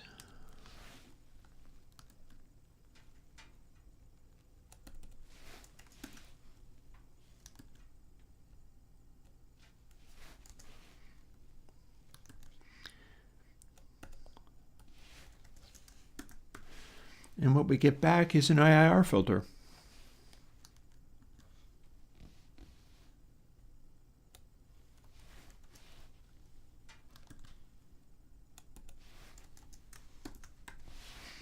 That's an IIR filter. And this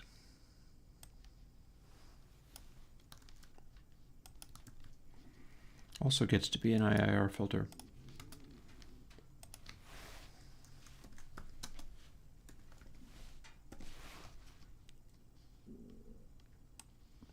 And then we see what we see.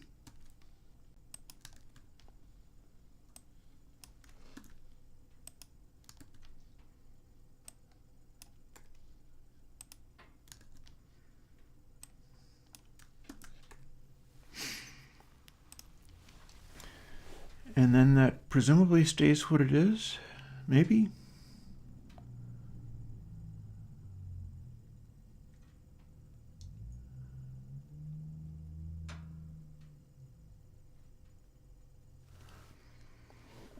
Well, first of all, we see what we see. What have we got here? I think pre-slew L is the difference between those two things. We got a boost thing going on where we're supposed to be a...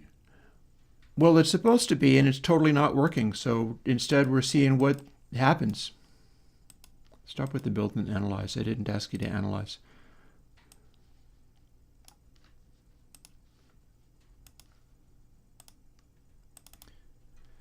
Like when it's completely failing to work, I want to see what it does. The goal was to implement a Kalman filter. We are failing to do that, but we got Air 3 out of it. So beats the heck out of me. And right now, what we've got that's labeled Kalman with no additional feedback, the IIR filter now does this. As in, it immediately dies. This is not what we want, but it's what it did.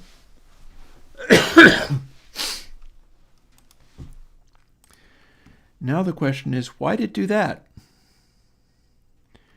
We're not averaging the samples. We're averaging... Oh, never mind. I see what happened. Do you see what I did wrong? Because I see what I did wrong. Every single one of these needs to be 0.5. Simple as that. That's a very silly mistake, but it's a very easily fixed one. So once more with feeling. This is what you get when you keep going through a long day. You get incredibly dumb mistakes. But I mean, that's the thing. It's like, who knew? Maybe it would suddenly be like, sproing, this is the wonderful bass thing that you were looking for. because it's a terrible mistake that discovered something. That does not happen to be what I just did. On the other hand, this time I should be able to engage it, and even if it doesn't do what I want, it should at least do something.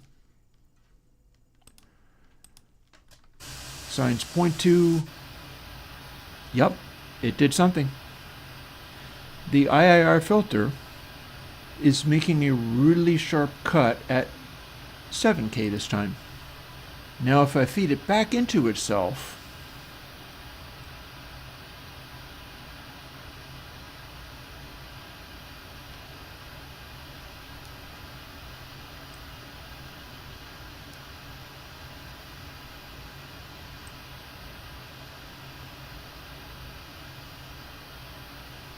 it's not breaking this time, although I do still have that extra edge up here. It's not doing a roll-off, it's letting through a bunch of highs.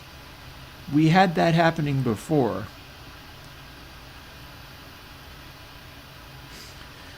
This is engaging at a lower frequency than it's ever engaged at before, and that's promising.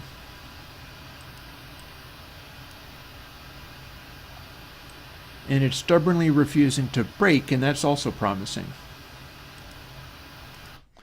So cool.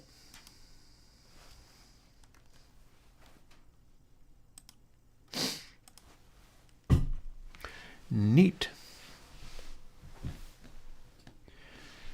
So this is essentially what a Kalman filter does, except for I clearly don't have it implemented properly, because it's not losing all the high-frequency content. It's supposed to nuke everything in the highs, and it's absolutely not doing that. However, it's taking a lot of information out. This part's not broken. This probably is.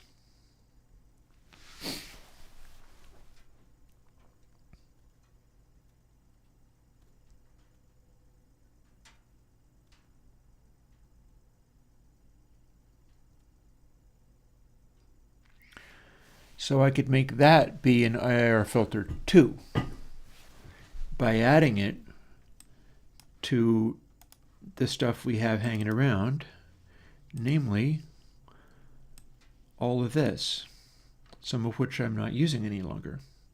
In particular, anything labeled 4 no longer is part of the jam. Only labeled 3 is as far up as we go. And we're not actually using slew L3, so we could try using it as just slew L3 level, how about?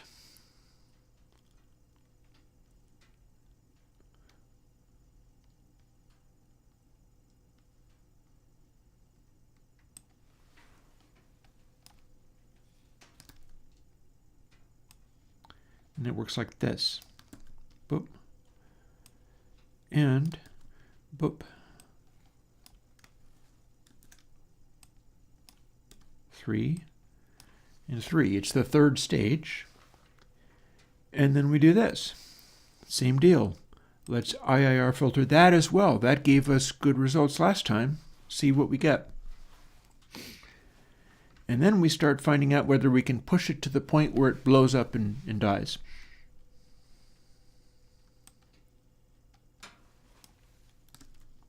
But first,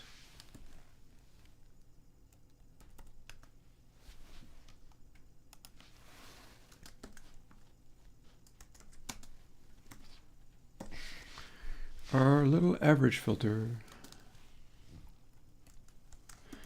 R3 was not being used, but now it is.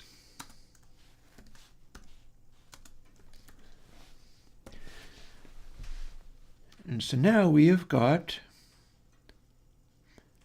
another factor.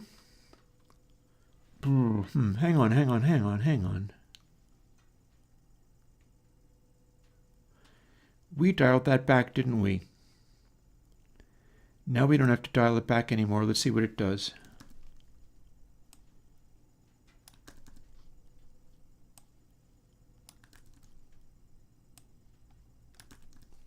Originally, it was generating this from that, and then rather than simply regenerating it again, we had a third level. Now we have a third level, but it's IIR filtered. That could be interestingly messy.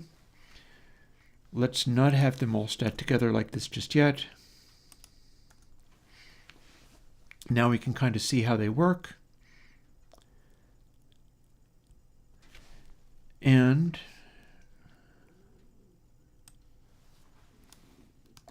let's see what we get when we incorporate this into here.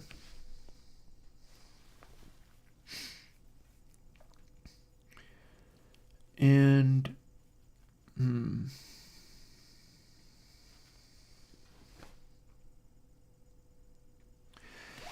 I'm having trouble figuring out the orientation of all of this.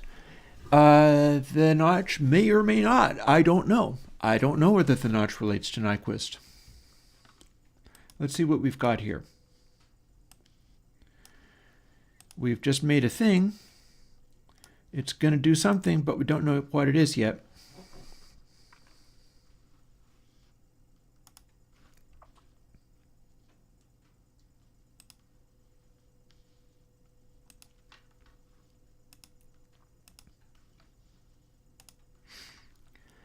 End of the stream, I think, is going to become sort of more of a frustration zone because my ability to keep track of all of this is dwindling. Let's see if it blows up instantly. Signs point to... No, it didn't. It didn't. So if it doesn't blow up instantly, but it is rolling off some of the highs, what happens when we start doing the feedback?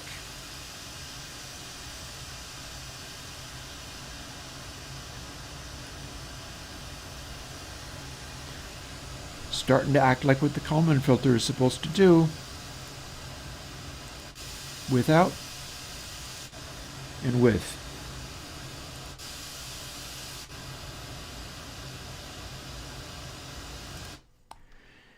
Can we increase its effectiveness?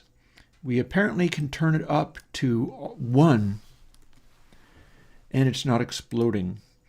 Does that mean that if we turn it up more, it will explode?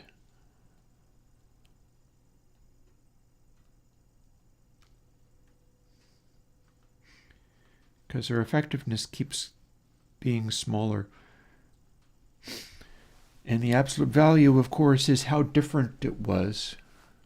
It's acting like a tilt. I don't know what it's going to sound like, but I'm interested in checking that out too. But first things first.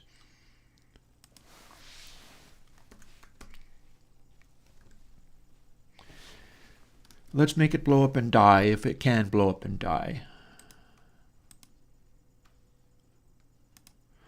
So far, we've got a thing that's following some of the purposes, some of the principles of what a Kalman filter is, in that it's referring to the effectiveness of whether this end result is different. Let's see what we get. And all of this is being done on just raw white noise at not an especially loud level, because that's the torture test for this stuff, the way that it's currently implemented. And yeah, let's drop it down.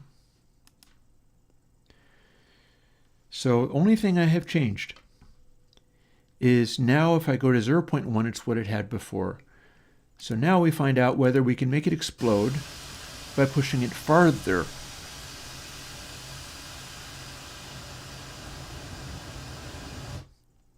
Yes, we can. It fell down and went boom. We can get to a feedback position where it can't handle its stuff anymore. So as long as we're playing with that, let's play with it related to... Oh, can we not quit? Is it broken and dead? No. Let's hear what this sounds like on some other sounds. Like I have a bassy sound. If it can blow up having to do with bass, then it'll blow up on this track. I will do the same amplify. and the same effect stack thing, but this is going to look very different.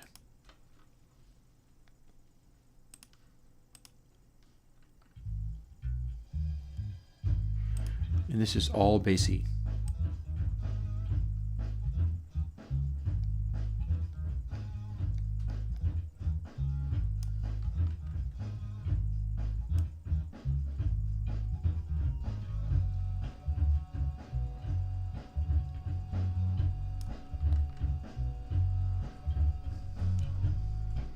Can I push it farther and have it explode?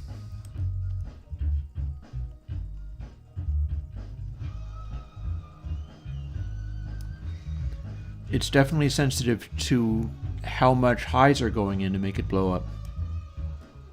Oh, it's gone. That was it.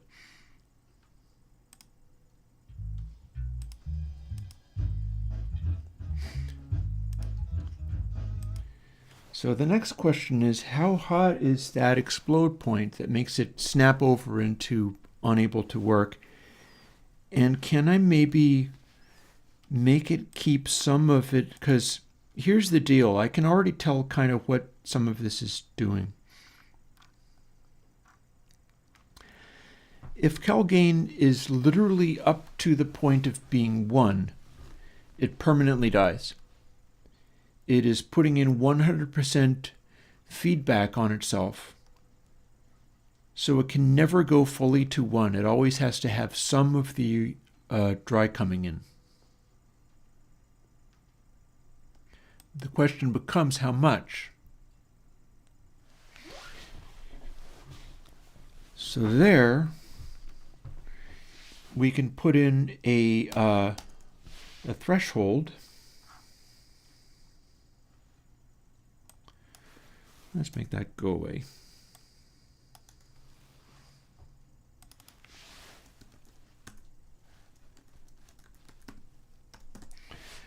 That being parameter 2. And if parameter 2 is 1, then it's 100% complete feedback. But we may be able to get by with less. So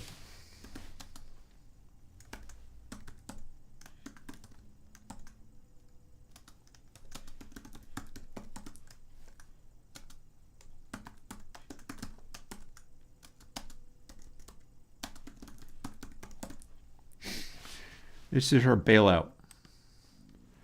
This is what stops it from ever being quite 1, or allows it to be quite 1. So we're going to jump back in here, and we are going to do the white noise that made it blow up real good, and see if we can make it so that we can crank it without blowing up by using this threshold control. And that may or may not be possible, but I do know that if the threshold control is at 0, nothing we do will make it blow up. So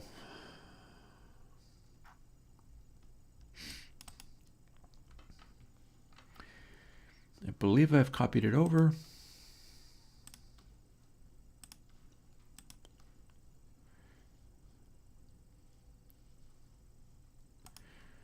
So here's the next test. Threshold is the second control, and the amount of feedback is the first. So if it is at 0,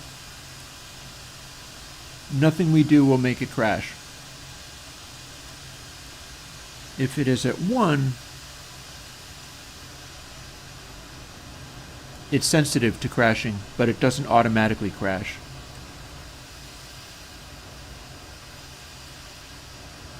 So if we have it in here,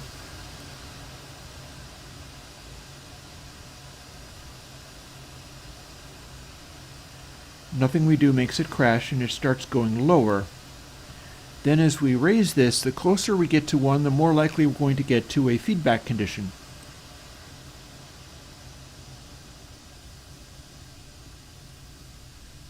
And here we have that Kalman thing kicking in. Oh yeah. But do we have, is it limited to 0.5, I wonder? Let's find out. Does it blow? It does. And it came back.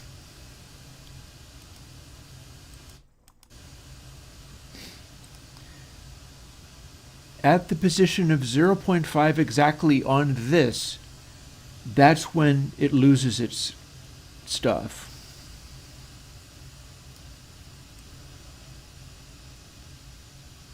And it's acting like a frequency control. Look at that. This is white noise, and look at the amount of bass I'm getting out of it.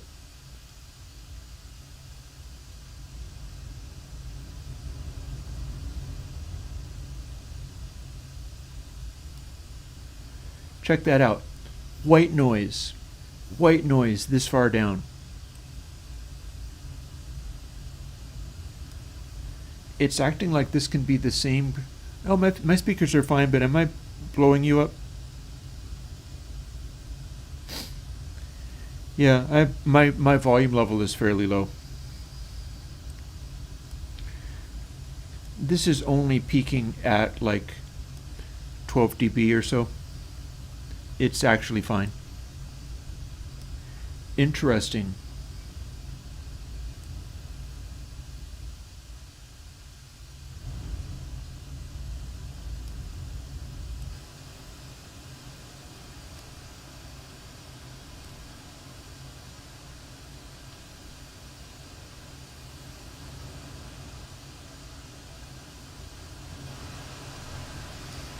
So the more gain I throw in there, the more it kicks in. We never quite lose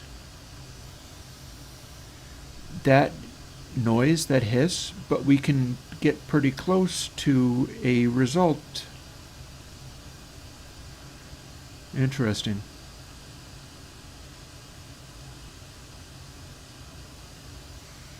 And then, of course, farther I close to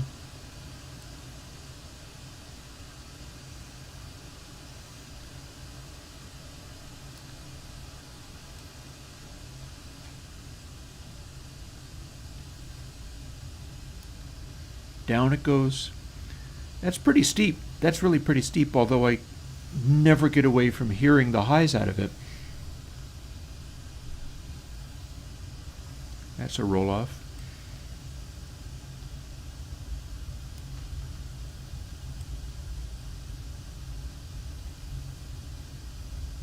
And then this is the point at which it can feed back. Although it hasn't just yet. But it will. Up, away it goes.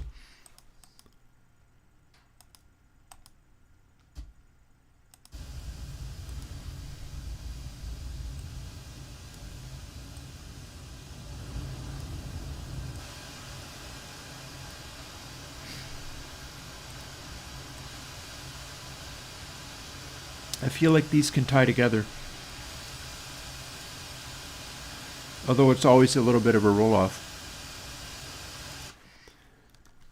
I think that's enough to play some more games with all this. So firstly, quit out of here, don't save that.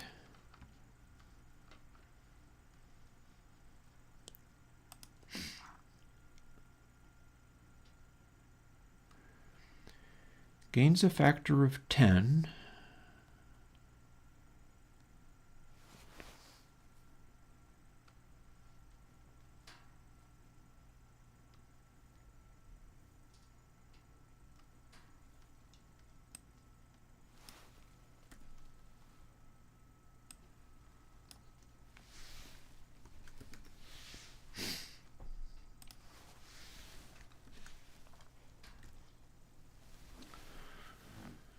So if I do that,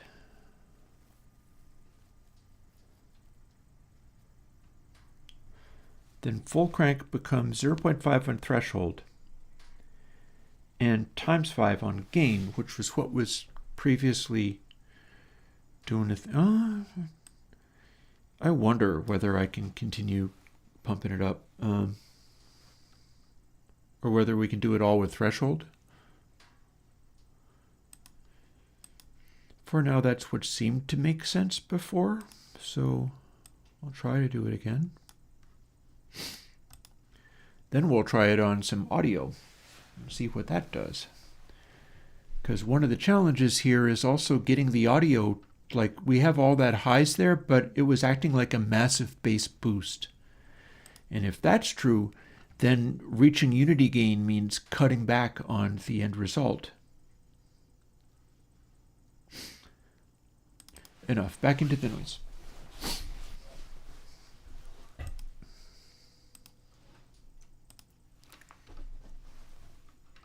About an hour before I have to get some dinner thawing out.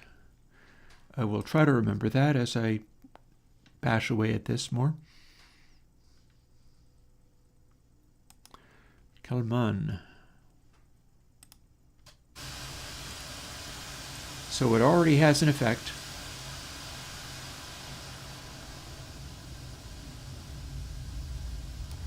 And then it turns to a big rumble. It's acting a lot like a simple tilt EQ. Going from high up to darker. And then look at that boost. Although, funny thing though, watch that meter. All high frequencies, or at least a lot of high frequencies.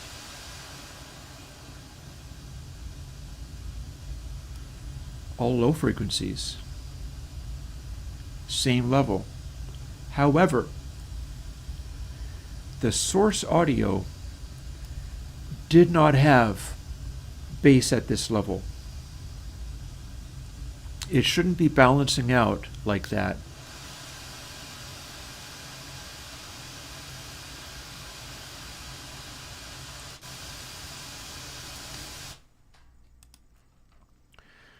Like if we try that on something like drums. Here's some drums. I'm pretty sure it's not going to start clipping on me, but it's gonna, because drums has more lows than what we had before.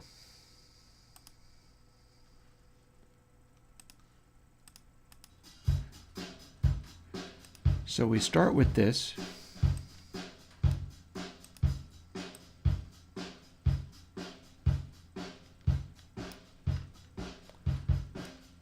Huh, okay. Are we working? Yeah, we're working. Weird, okay, interesting.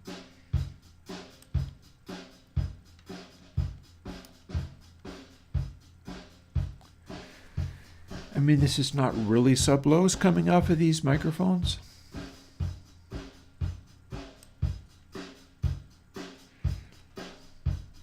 It sure isn't a steep filtering, I'll tell you that.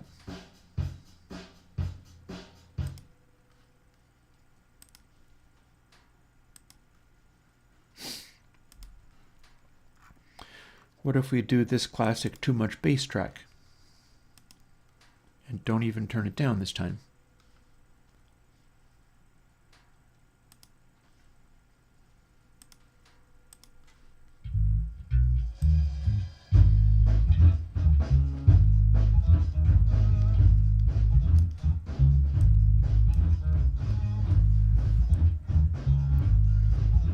Interesting, we have a sort of rumbling.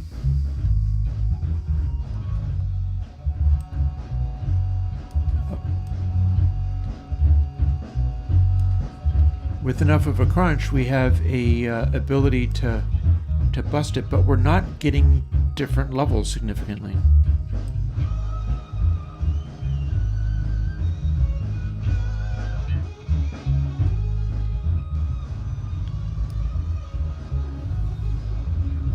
We got a funny, obvious distorty sound going on.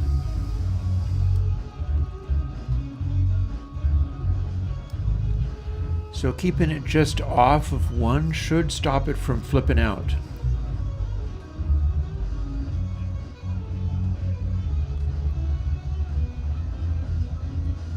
But yeah, it's making the thubs rumble away like crazy, but they're not actually.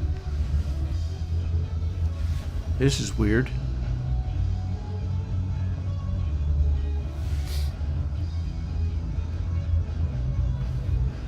what if it's acting like it's distorting, what if we pad somewhere?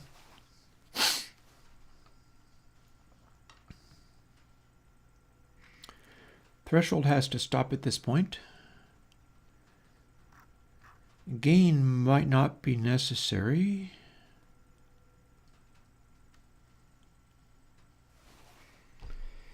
We've got it supplying a massive boost. What if we pad going in?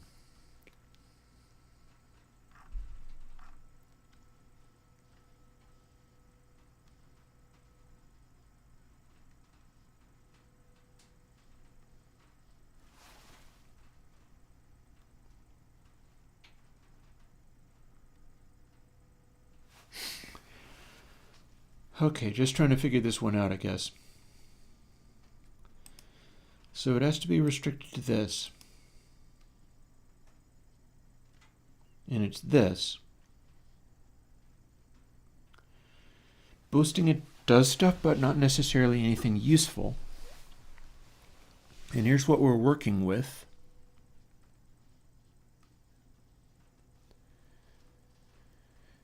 And we're either picking dry sample or input sample.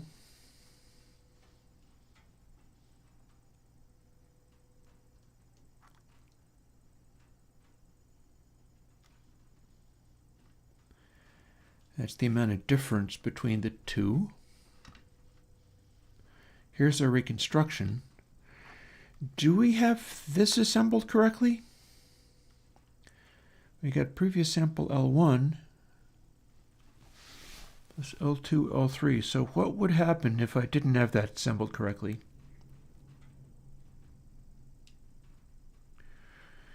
What if I made it so that it needed to be from 3 samples ago, and then we were reconstructing it from there, like that? And then to get it back, you'd have to reassemble it from these, but they're all IIR filtered. And there's prefs loop, but it's not L1. Instead, it is L2.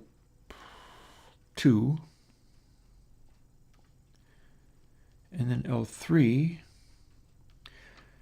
Let's do some little experiments.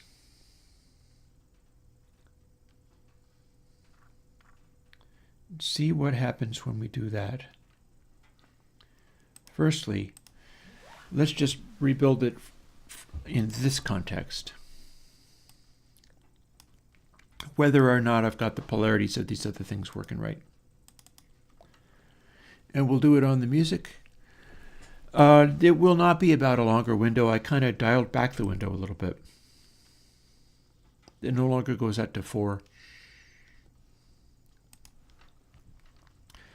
So gain at 0 should be not too intense.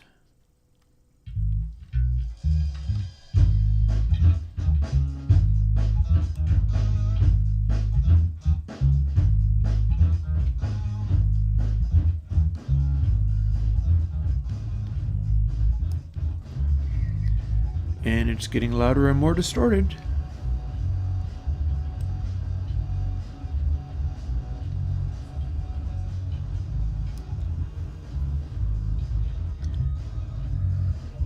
Although the spectrum, the way it's showing, it's not drawing as saturated, but boy, we could dial back this gain a lot.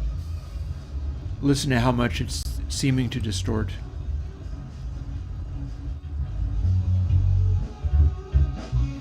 And you can pull it right back again.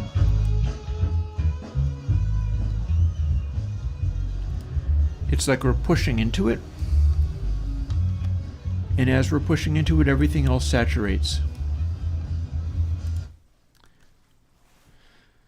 So quick little experiment. We're doing it by this. If instead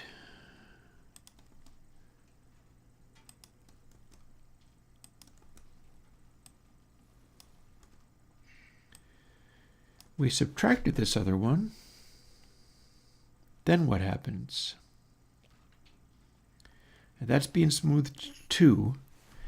And all of this could be scaled back a whole heck of a bunch through gain.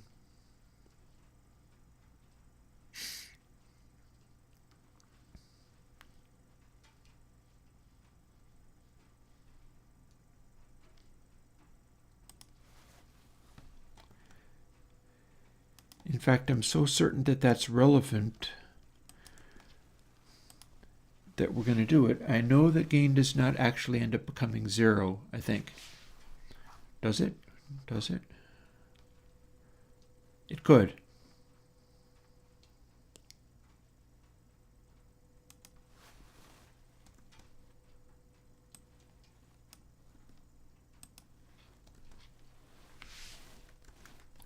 Now it can't. So now it's the same as it was before, except for now it can't. So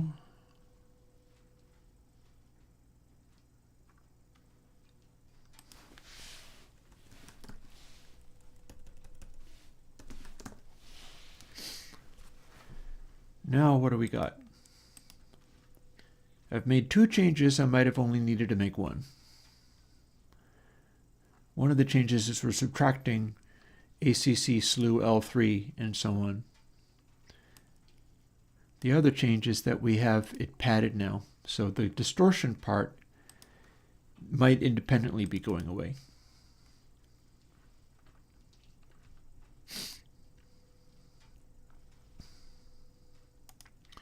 We shall see.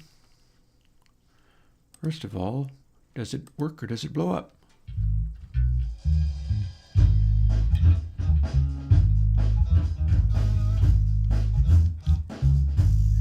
Okay, I don't think that's what it wanted.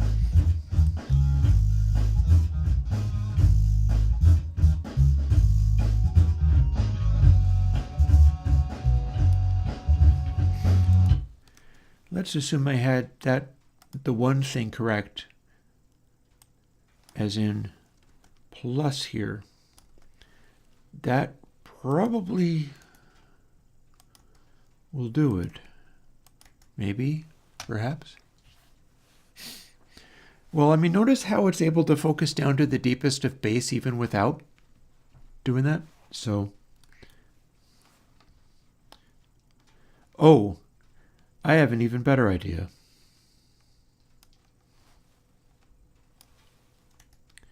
Everything is scaled by gain.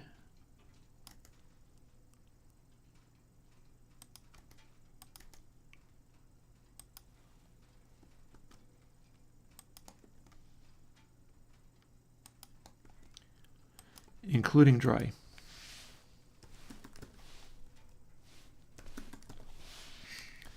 Let's see what this gives us, because it sure acted like it was able to boost. We were not losing anything here. Now what do we got? And I did reverse those polarities, didn't I? I think I did.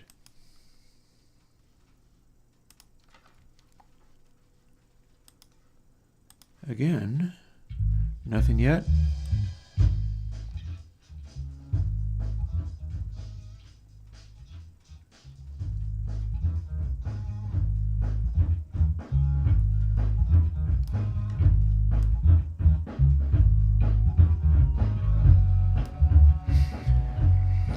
Okay, that's deep bass and it's attenuating a bunch of stuff.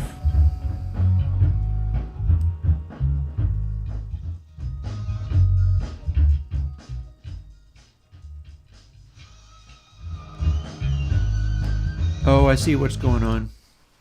I figured it out. Divided by gain isn't necessarily what I want.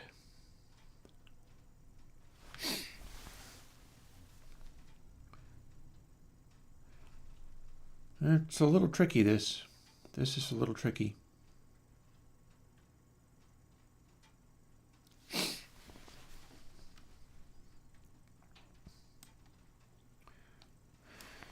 What if we just revert to this?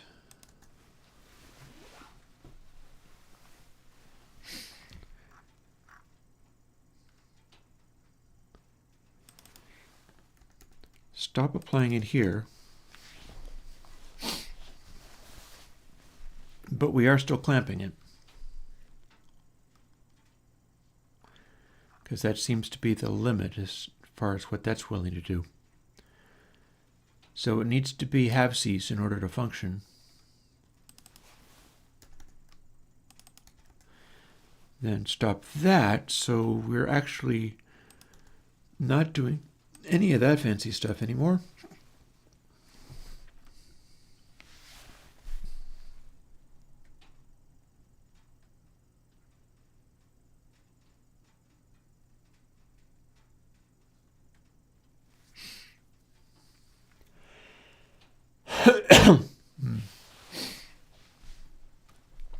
What if even gain was IIR smoothed? What do we get then?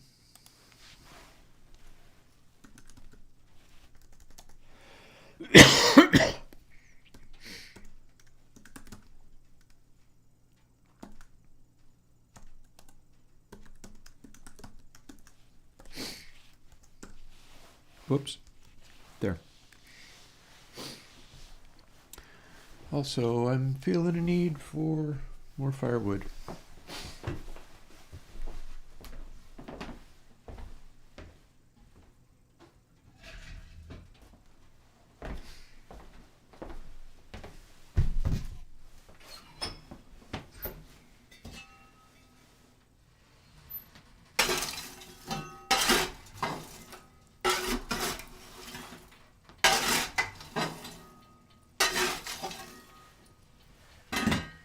Might be onto something that can go on our reverbs.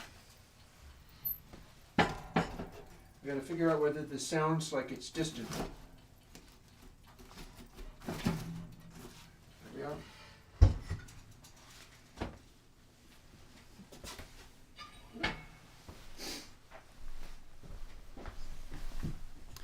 If all of this makes it sound like it's distant, it can be a post-processing effect for reverbs. Firstly, now we've got cal gain, L and R. So we do not need to instantiate it because it exists, but it exists as a location.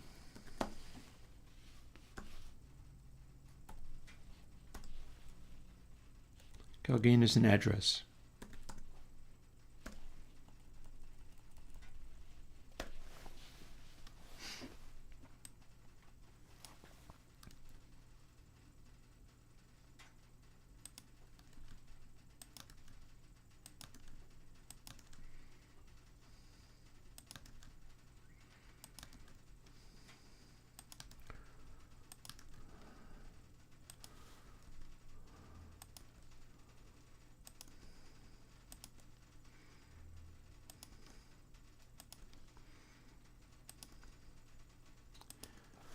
All very messy, but it just might work.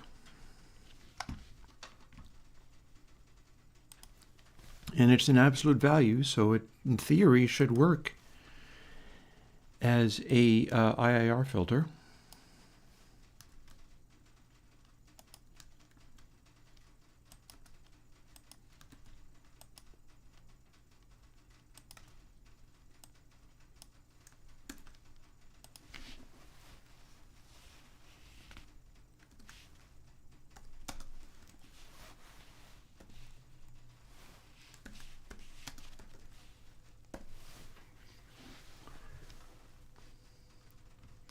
And it's still clamped. And in theory, this is going to determine whether we're working from dry or not. And no other significant changes. We're still adding that, so in theory, parts of it are still reverting to what when it was sending all Bayesian stuff.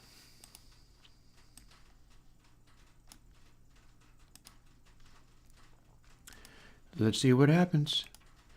We've dialed a whole bunch of this back. In fact, I'm not sure the gain knob is going to do much now. But we want to see what it sounds like.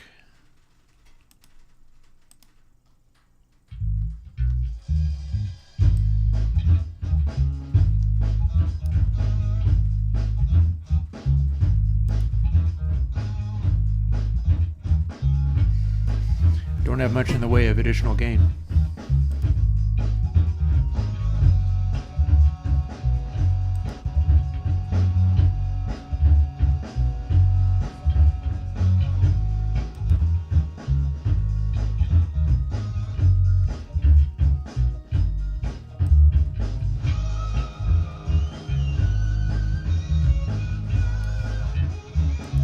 Is it doing anything?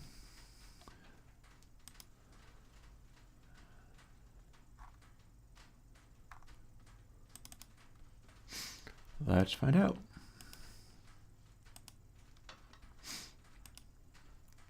We'll get back to this if it is in a deeply unfunctional state, but we'll see.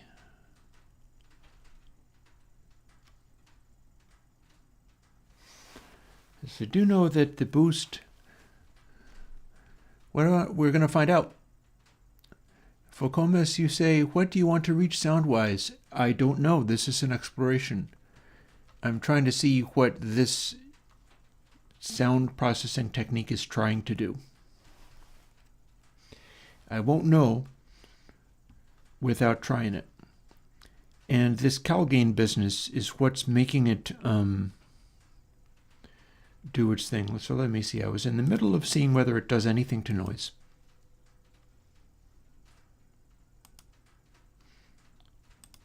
Here's without noise. And here is with Kalman. It's not doing a lot.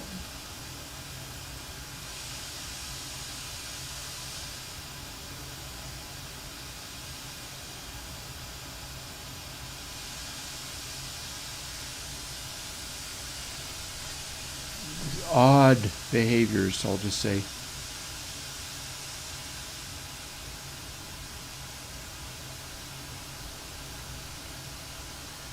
We've always got that little bump over here.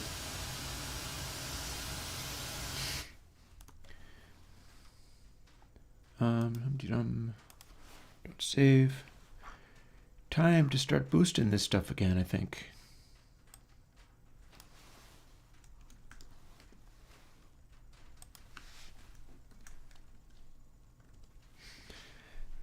Max boost of 10 again.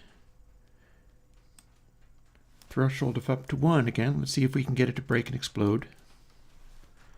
The idea is get it to break and explode in a way where it does something useful or amusing. You know, like boost the extreme lows or start resonating at near DC or who knows what.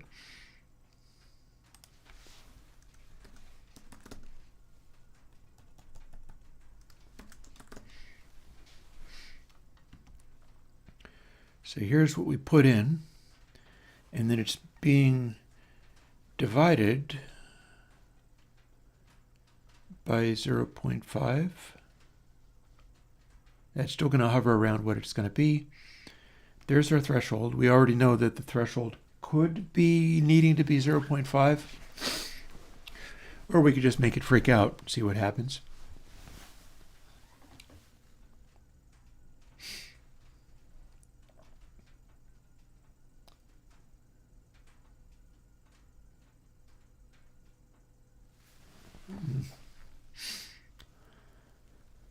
And let's build this and see what we got.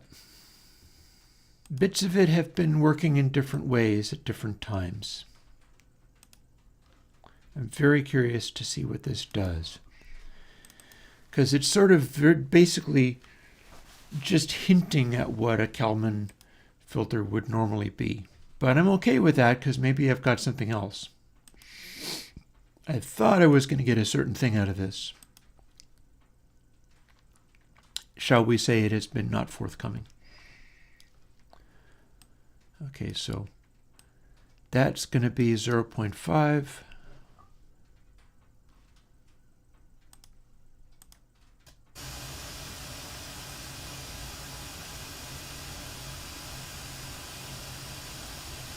It's not breaking yet. Here, where we get to force it into something.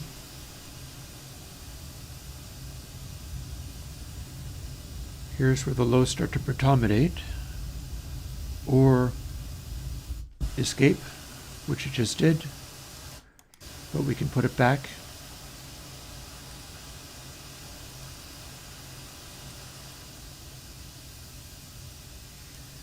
We've still got that little spike there.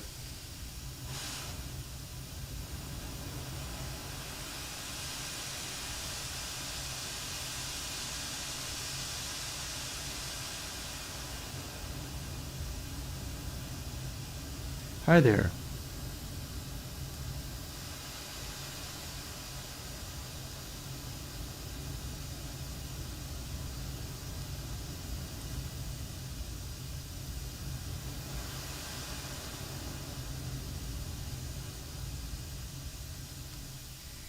And we can boost this as much as we want, but it seems to be simply relating to lower frequencies, and we've always got that spike.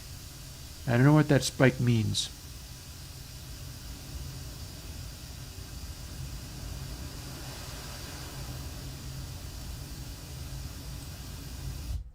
Oh, blew up again. Let's see if we can get it back. We can. So this time I control more carefully.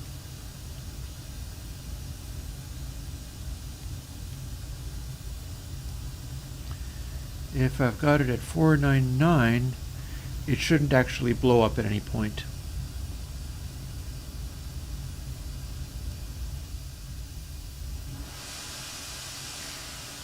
More gain we throw in, the more we start seeing an aggressive steep filter. Although the weird thing is the output levels look the same. Or do they? Okay, that's just reading as infinite.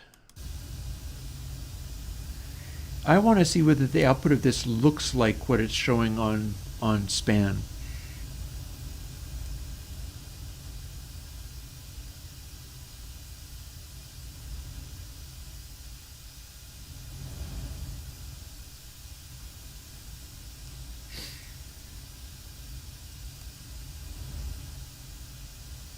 And I'm really curious as to why I still have this hiss.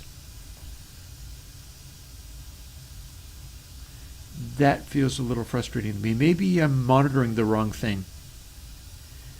Maybe I'm monitoring what I'm putting into the output, whereas I should be monitoring the output of the equation somehow. Anyway, let us apply and close. And here we've got a bunch of bright stuff, but then we've got a sort of deep rumbliness going on.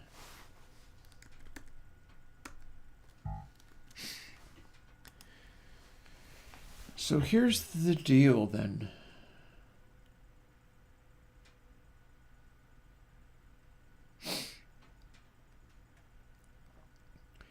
We've got input sample, we've got dry sample. Oh, hang on. Let me return my camera to normal.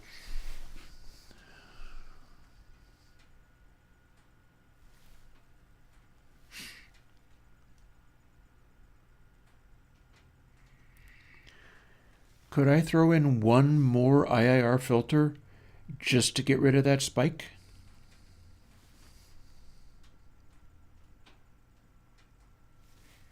Could be cal out L and R. In fact, I could do multiple stages of it. It could work. We do seem to have these working in tandem.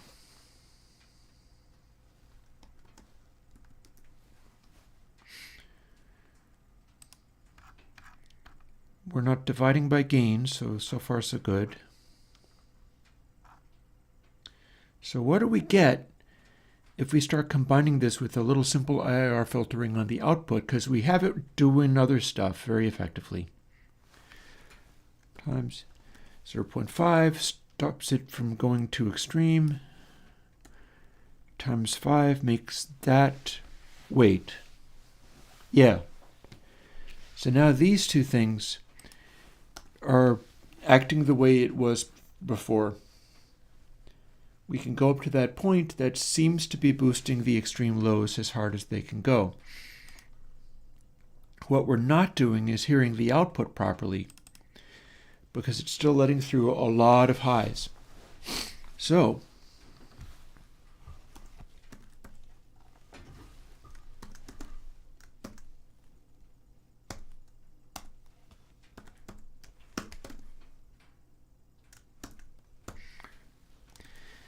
if we add these and make these also be outputs, where are we going to get an output, and in what way are we feeding it back? We're smoothing everything a little bit one way or another. So we can do that, ignoring all that. Where do we get output? Output is input sample L and input sample R.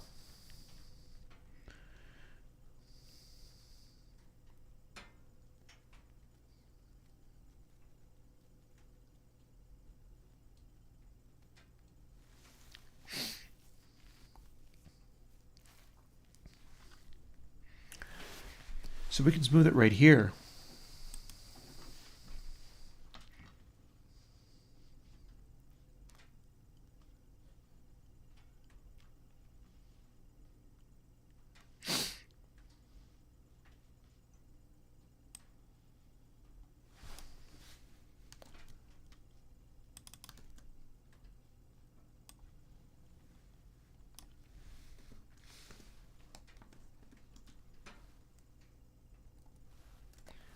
Bam.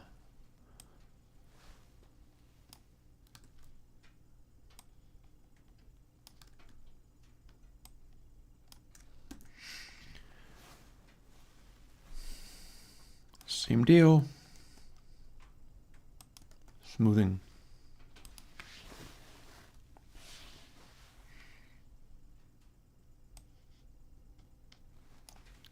Pretty straightforward process, really.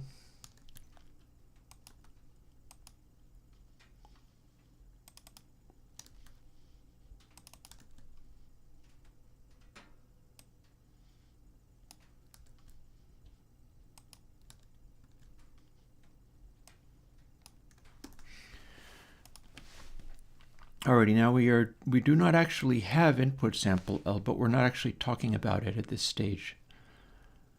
Instead, we're talking about this. We've smoothed it. Now we get to use it.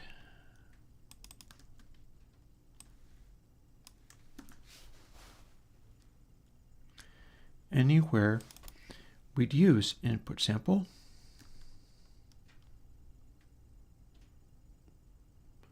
Wait, hang on. Did I just do a dumb thing?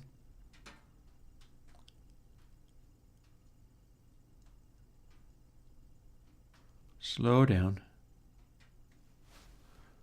What's the last few things I just did?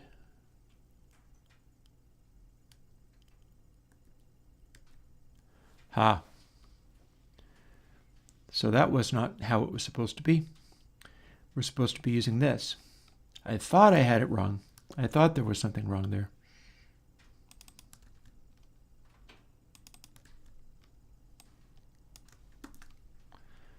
And then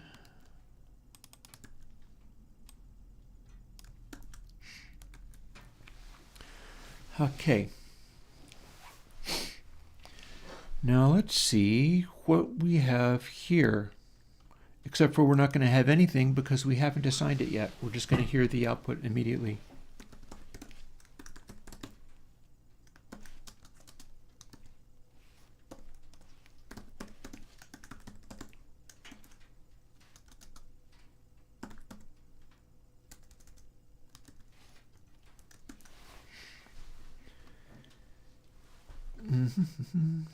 And we're listening to raw output. We're not even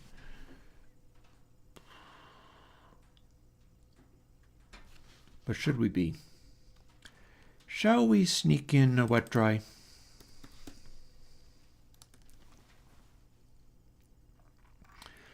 Let's sneak in a wet dry and start to see what happens if we start mixing this with the direct.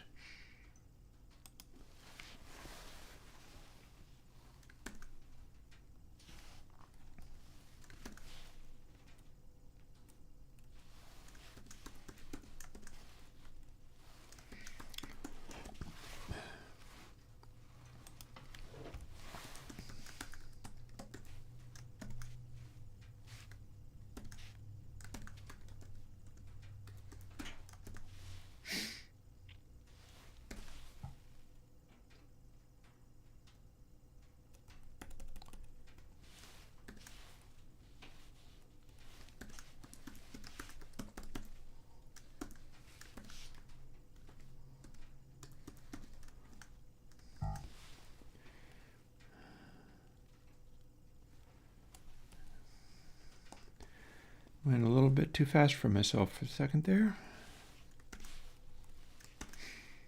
Now we have a wet dry. Now we get to see how this phases, because that's where these weird algorithms start getting really funky. It's not just what they do when you're listening to the raw output. It's when you're starting to wet dry them, they can go insane. And the hope is that that might do it in an interesting or useful way, but we're going to find out. Focomus, I don't know.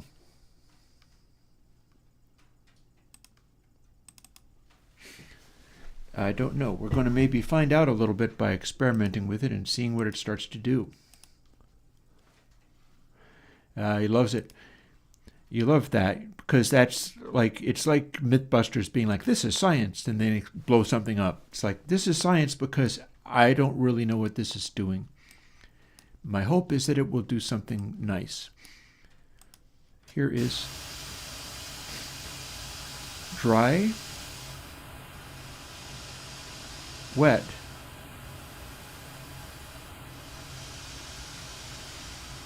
get a load of that craziness. Isn't that interesting? Now that we've got wet,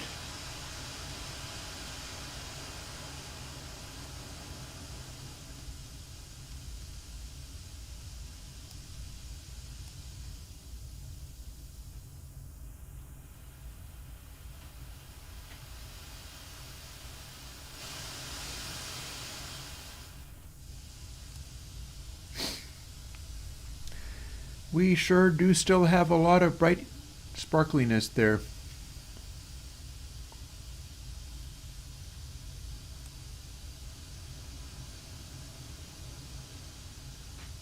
We're sure adjusting the angle of this.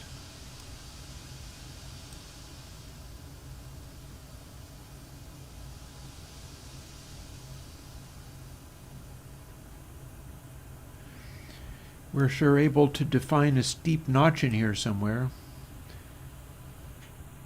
It's not quite at golden ratio, but it's one of those areas. Now what happens when we start fiddling with gain?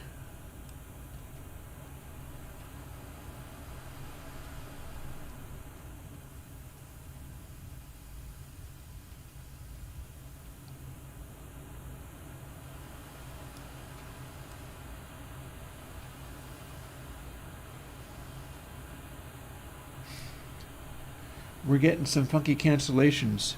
This time it's all sitting around at 5K and I have no idea why.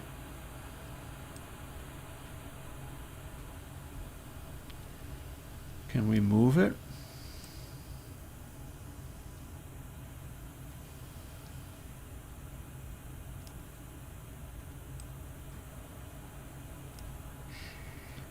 Is it following this other control?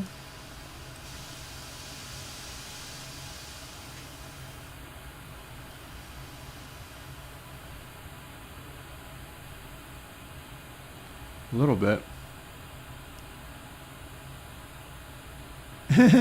Spend dogs, that's a very difficult question, I tell you.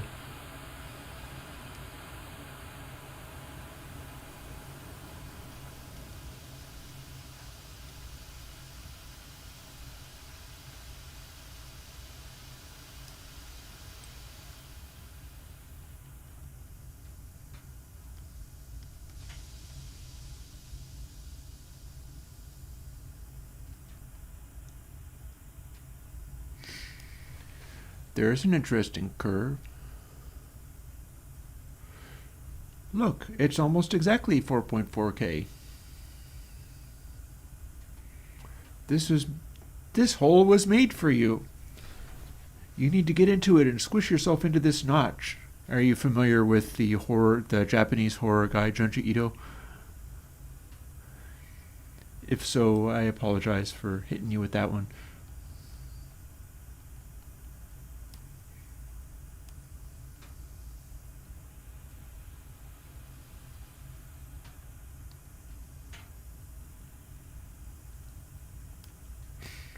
Yeah, that's kind of the idea. Kalman filter making tonal changes. However, we are having a lot of trouble with this high frequency spike. We're able to nuke all of this, but we're not able to stop it continuing to tricky. It's a tricky one. So I continue to hear this high frequency hissing.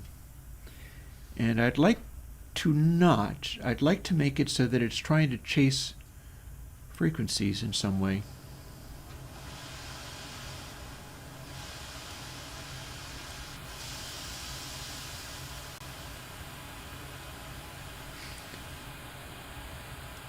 So that's interesting. If we're doing a roughly 50-50 dry-wet with no feedback at all, it's still doing this.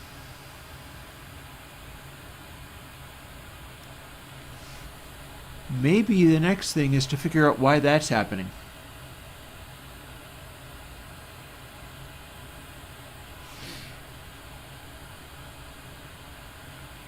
So a notch like that doesn't make a lot of sense.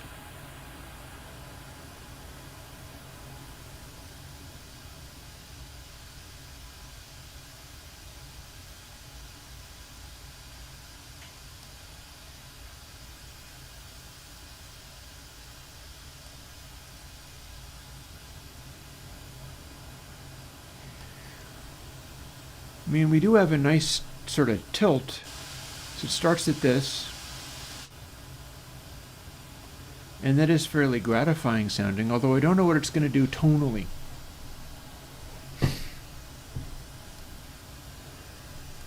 That said, there's one way to find out, but I'm just very curious as to what the heck is going on with that cancellation effect. Should I be flipping phase or something?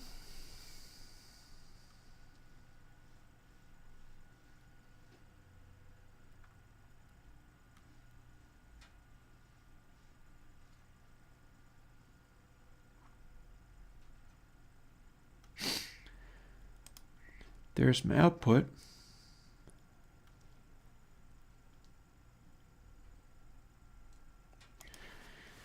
So if we were flipping phase, we'd get this.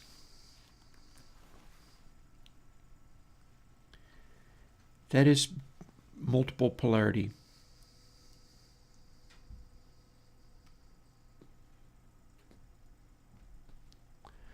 Also, maybe I don't want to start from L3. Being off by 1 can give you stuff like that. Firstly, what happens if we are inverting our output while making no other changes? That don't work. I'll invert it and then I'll change the timing.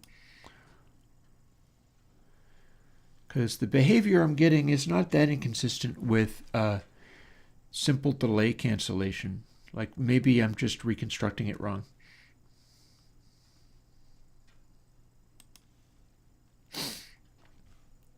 It's funny because it's like there's no right and wrong for this, because this is just an improvised bunch of code right here. Okay. If we're out of phase, we have a definite cancellation.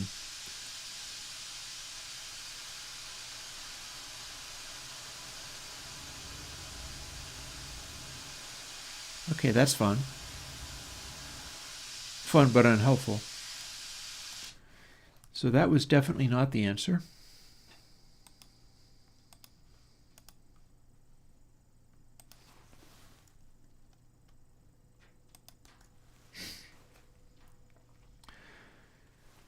So instead, if we're doing pre-sample L2 plus slew L2,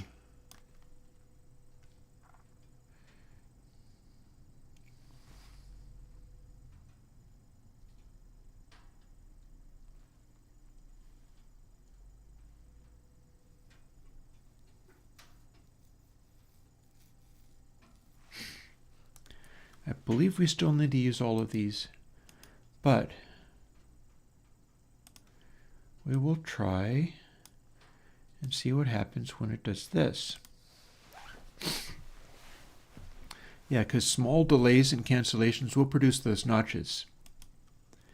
Maybe I simply need to stop trying to delay it in this way. Getting close to thawing out dinner stuff. Alrighty.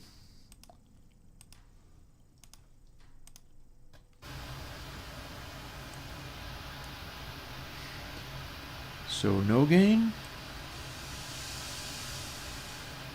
It does that. And then it does that. So we still got a funny cancellation going on. Then as we increase the gain,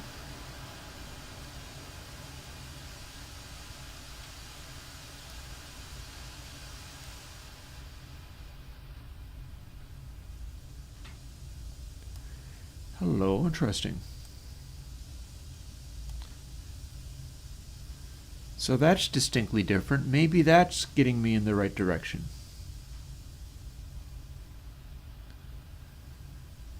Because we're able to balance it out to a real steep notch this way.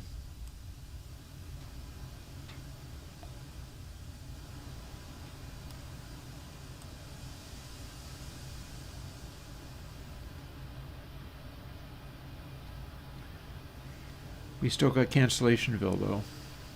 Still trying to match something in here. It can be a very steep notch.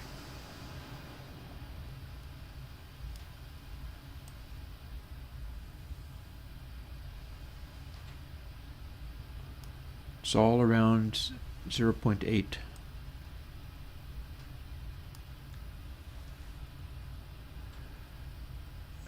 Spendog, that's a fair question, and I couldn't possibly give you an answer. This creature is too weird of a effect.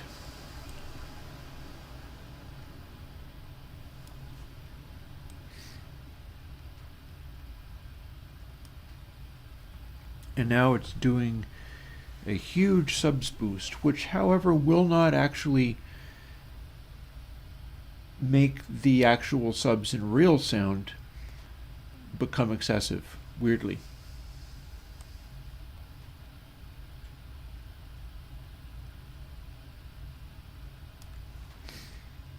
And we don't actually need sub 20 Hertz content.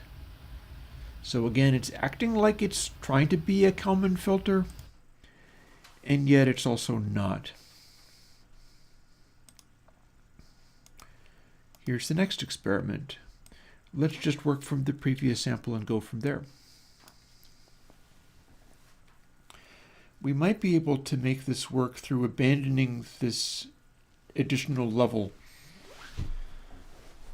We'll find out.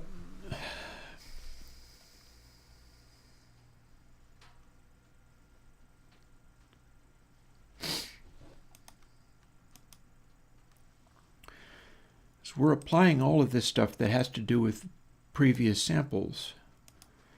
The question is whether we can get it to not do these funny cancellations. And this is a fair shot at making an attempt at it, seeing as we kept getting the cancellations, suggesting that my timing's off.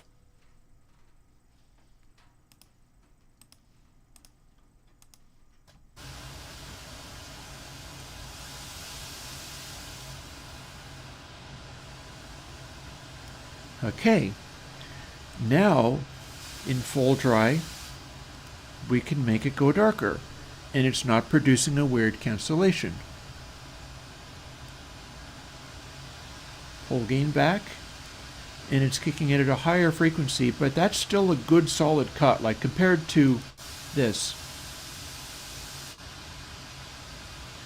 Not bad. Now what do? We turn this up and see what happens.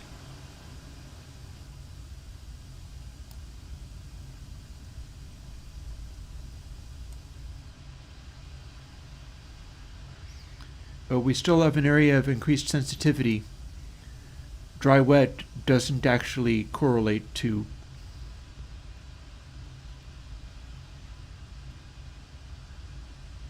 this time our max cancellation is around here.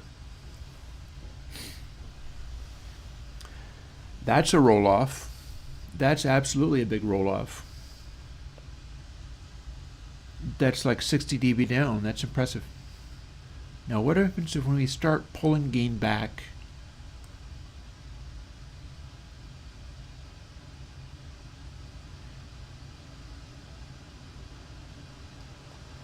It starts wandering to higher frequencies.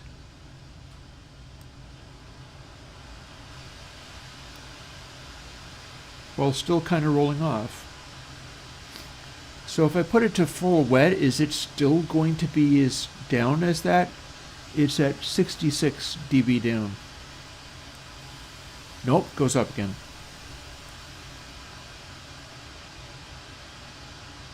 Oh, hello. We can have really deep cancellation at Nyquist. See, one of the things to bear in mind about this is not a normal EQ behavior at all. Normal EQs have one slope. The one slope goes at an angle at the same dB per octave. This is not doing that. This is a big giant curve that just keeps getting steeper until it hits Nyquist. That's something else.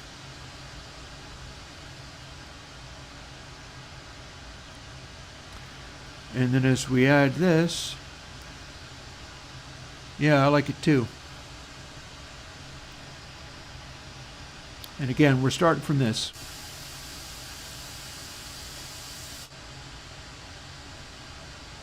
It's nice and flat in the lows. I'm not getting a boost in the lows at this stage. Interesting. Interesting. So another question is, what if we didn't do the IIR filtering the way we're doing it? Which might not be a relevant question, but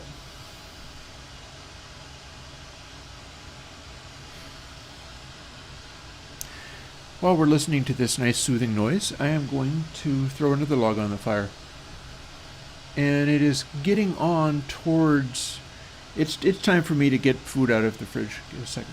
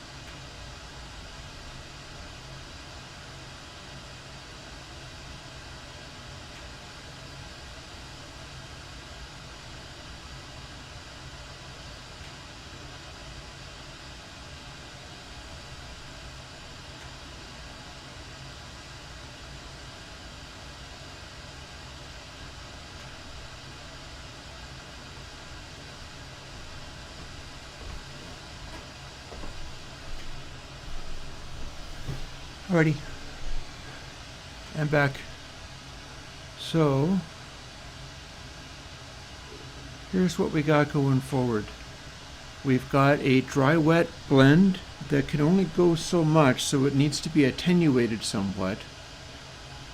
At this stage, it needs to be 831 to fully cancel out at Nyquist. And as we increase it,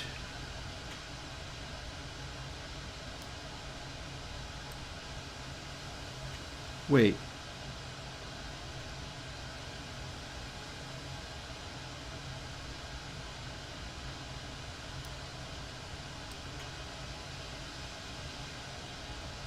Which direction is it even going? The amount of dry that we need to sneak in there changes subtly.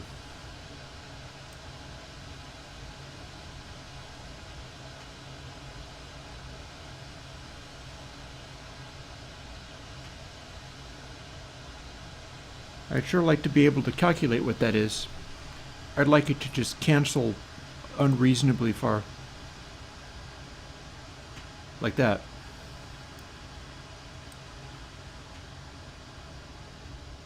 And then as we go beyond, which direction does it want to go? Not that way.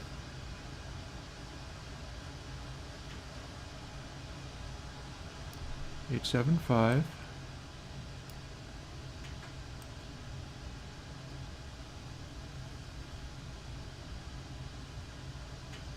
Eight, 9, 4. It's increasing very slightly.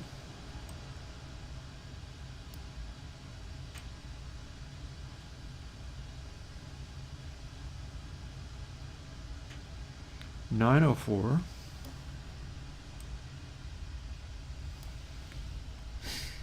And there's our full boost.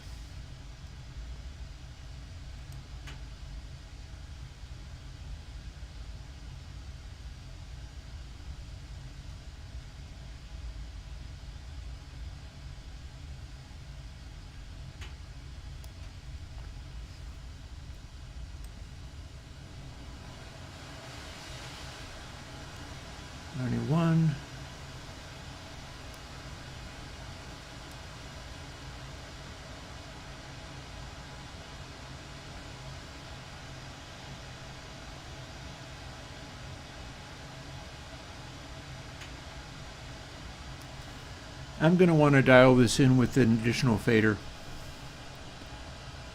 But there is a way to do this.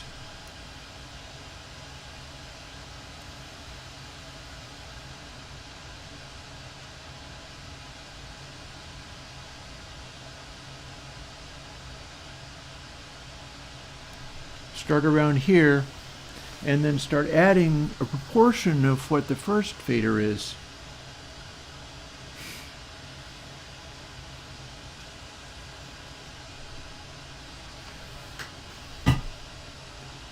It would be nice to figure out how that was worked out. I don't have a way of doing it. Not right at the moment, I don't.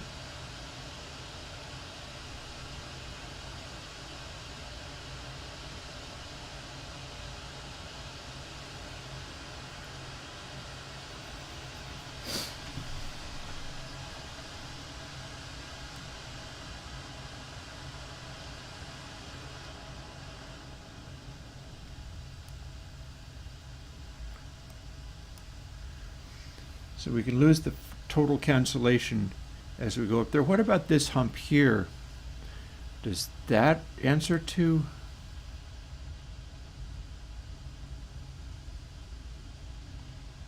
It does go down a bit.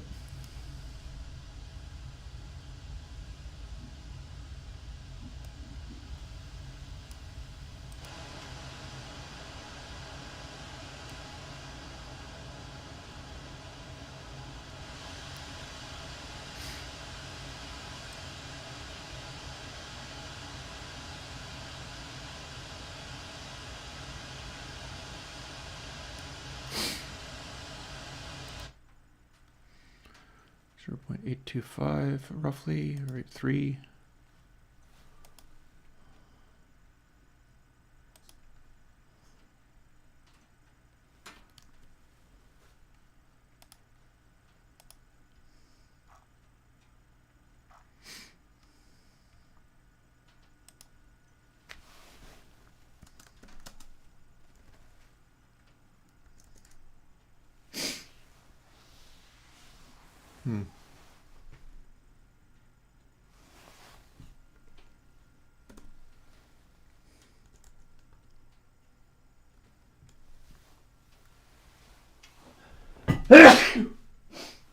Excuse me.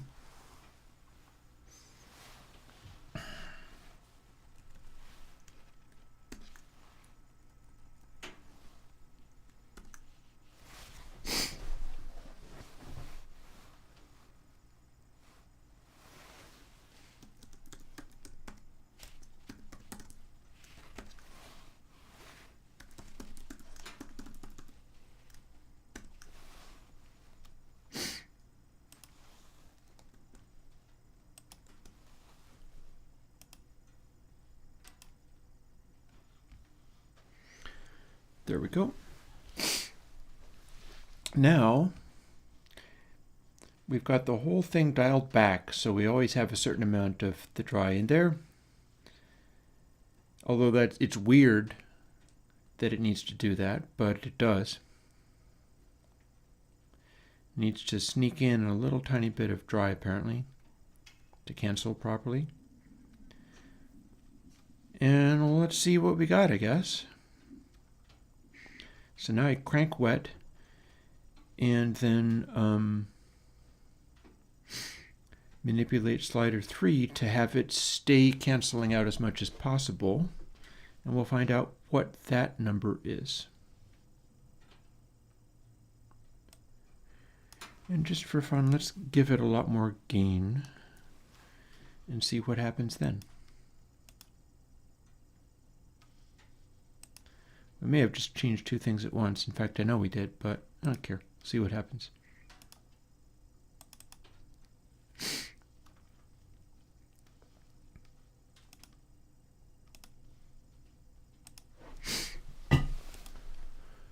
So, effect stacks. Kalman.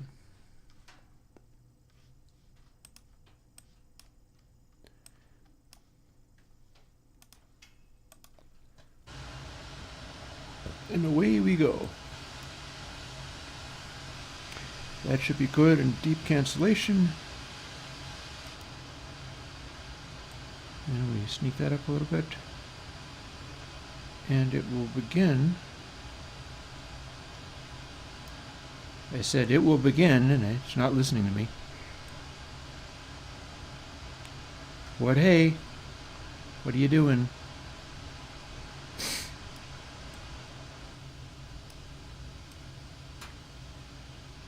Why are you not paying attention to that?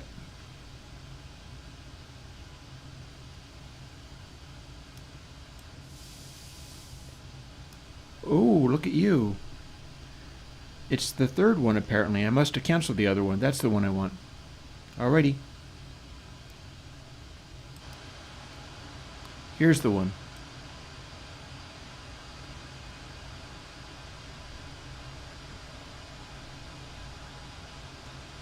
There we go. Deep cancellation.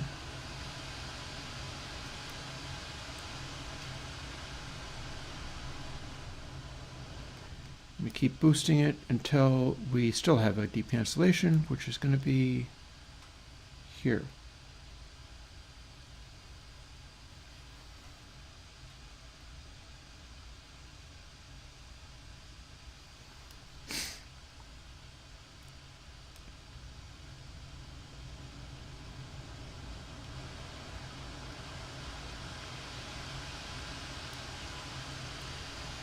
That appears to be the algorithm for making this thing do its thing.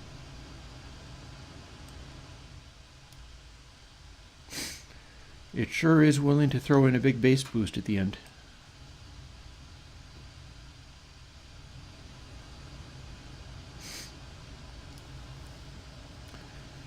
So there's a thing.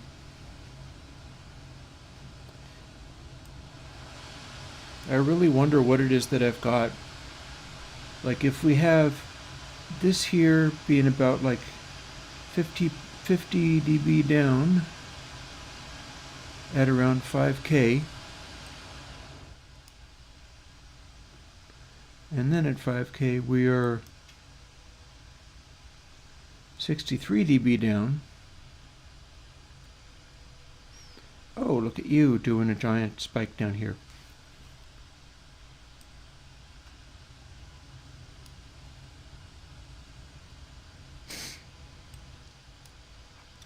It's willing to really throw a lot of subsonics in there. Arguably not a good thing.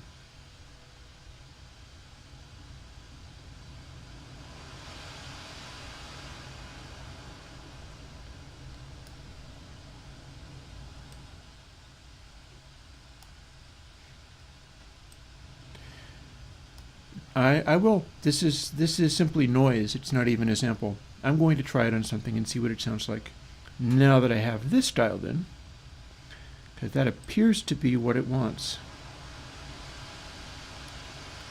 And throughout, it is able to get rid of the extreme highs quite effectively. That said, I don't know what it's going to do at other sample rates, and so that might be worth also checking.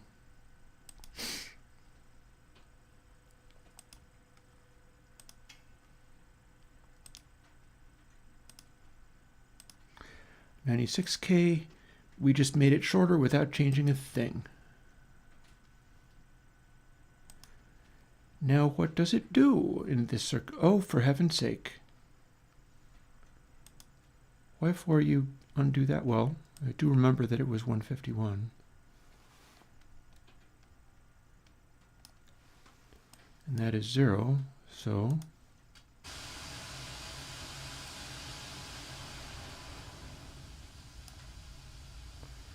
yup, still works.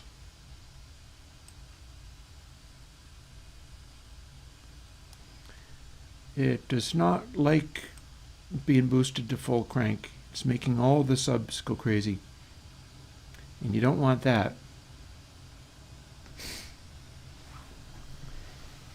I may leave it though, because that is apparently, that's probably what Kalman is all about. And then we bring this over and it starts going up. So I'm also going to want to apply a, so the 0.151 is correct.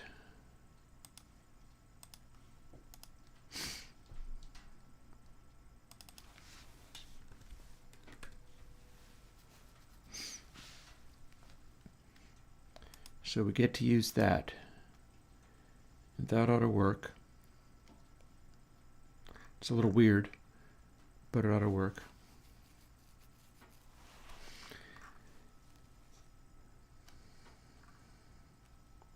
I'd kind of like to be able to do this without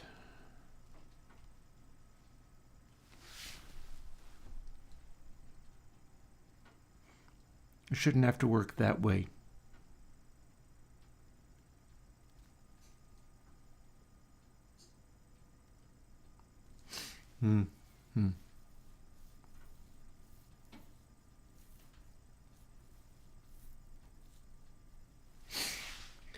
Well, it is working that way at the moment.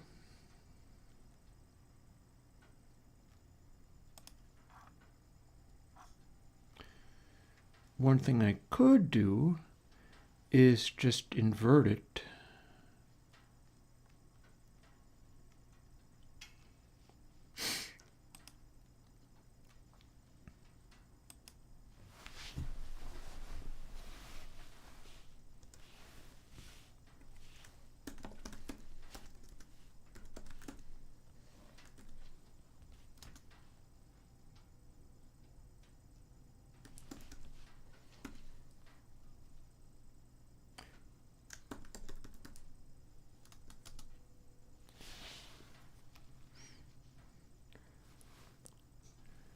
That means it is the inverse of 1 times this.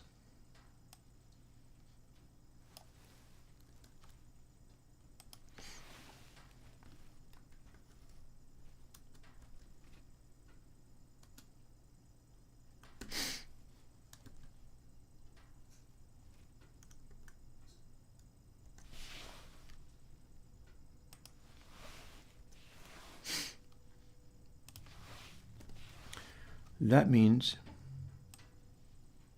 since we calculated it on that,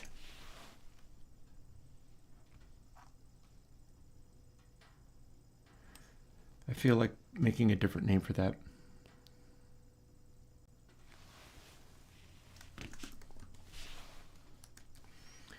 We need to add a little bit of this.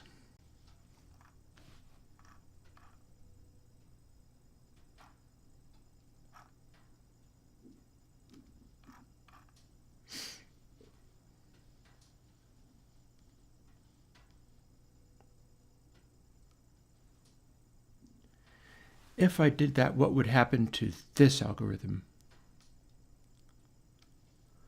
Let's find out. That's what we needed in order to make it dial in, so let's find out.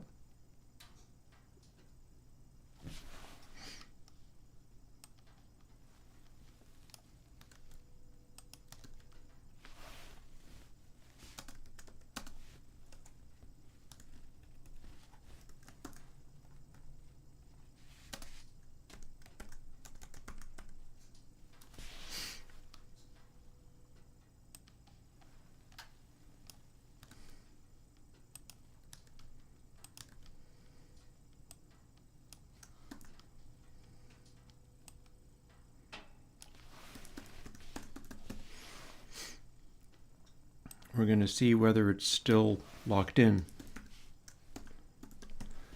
And maybe adjust it further.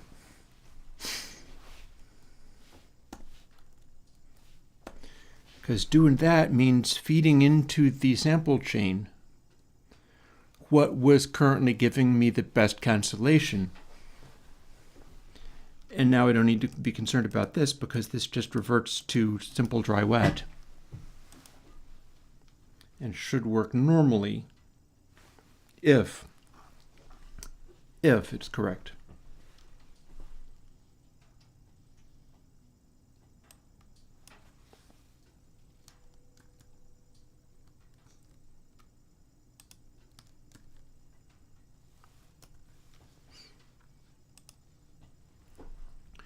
.83.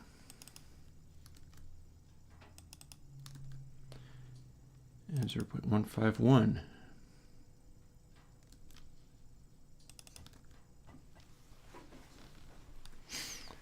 Now let's see what we got.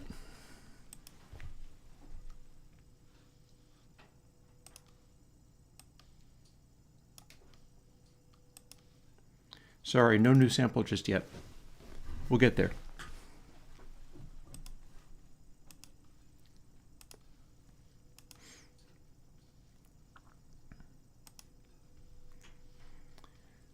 So gain can be whatever. Full wet, 0.83.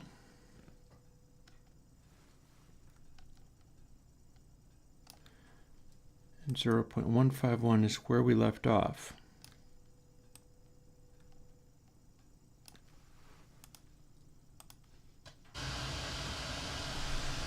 A little adjustment's going to be needed.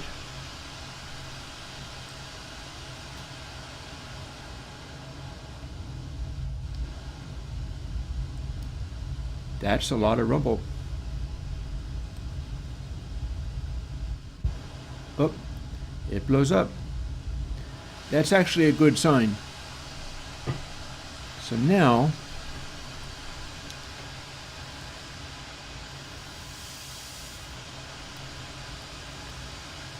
we find our spot again.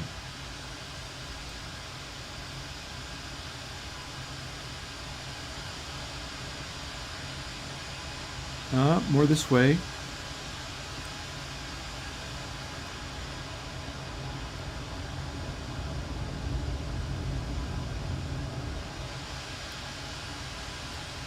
Interesting.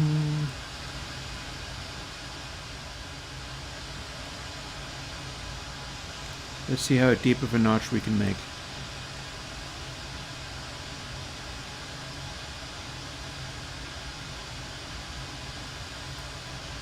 That's a pretty deep notch.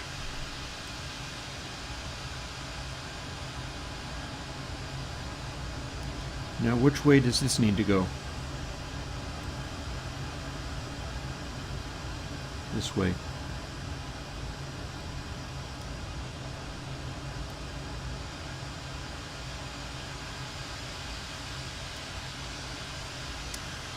I'm liking the direction this is going.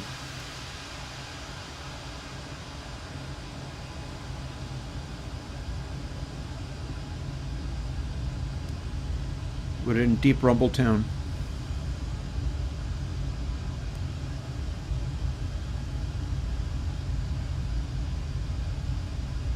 Thunderville. And we still seem to have a pretty good cancellation.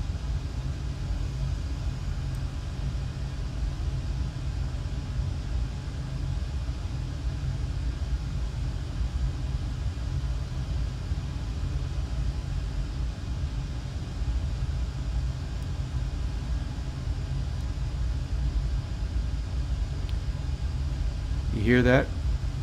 That's my subwoofer is flipping out. Now we're finally getting some really big peaks here.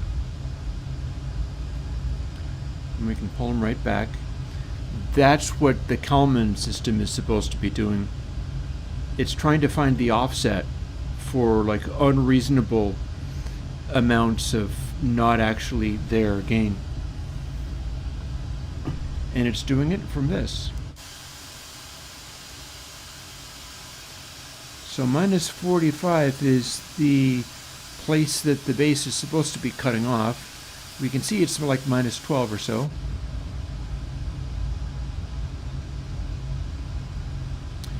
We're getting more base out of it. And dial it back a mite. And we're getting roughly the same RMS and peak loudness. Kinda, sorta. And then we can set it up to the mid-range.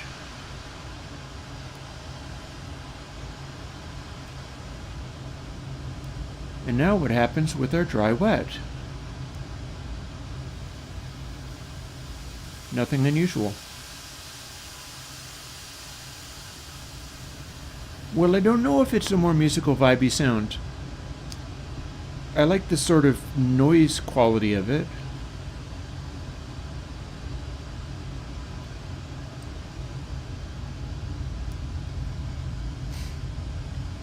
We're sure able to put a whole bunch of subs out of it to the point where it's not healthy.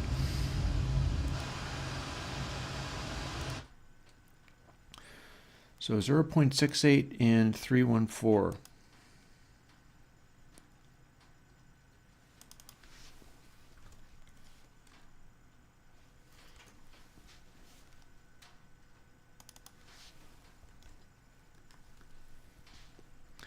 I'm pretty sure these were holding more or less consistent. 0.68, 0.314.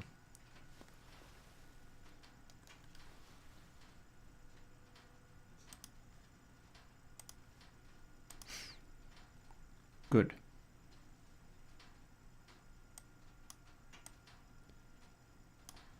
That's working, and it's working when blended with dry, which is good.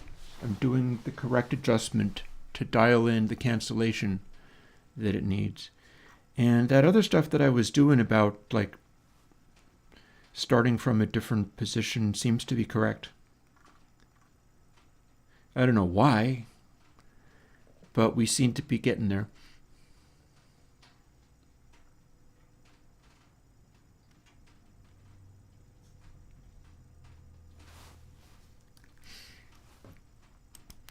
Steep cancellations. So he has built that. Next thing I need to do, we're getting down to not having as many of these here, is readjust our gain control a little bit.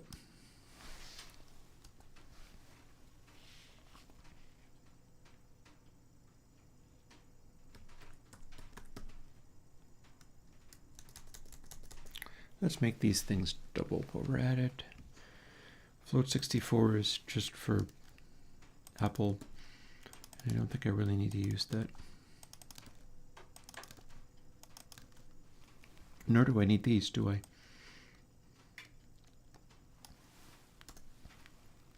Waste.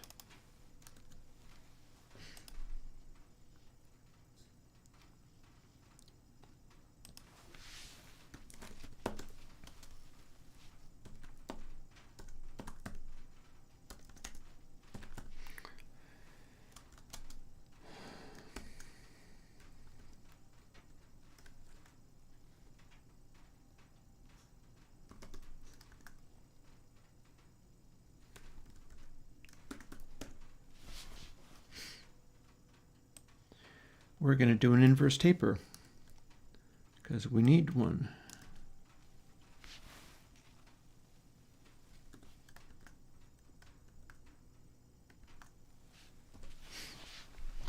One minus power of 1 minus param1 to however many powers I need to make it work. And I don't need this.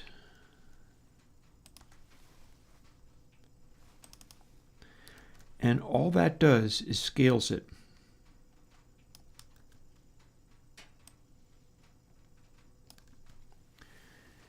Now I wonder whether gain should always be some, I mean, I think that's why it became so loud. I don't know. Maybe I always need the gain level to be quite high?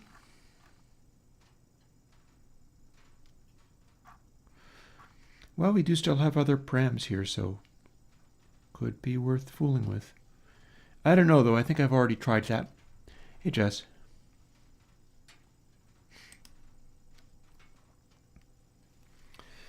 So now we've got all this stuff going on. It's all writing off of one parameter, which has been set up. Oh, it's about a half an hour before dinner. I'm already starting to feel hungry. It's been a good, solid work day. I mean, we got Air 3 out of it, and then we're still at it and trying to do a cool thing with this, which I have yet to even tell whether it is going to sound amazing. But we're going to do our adjustments and see where that gets.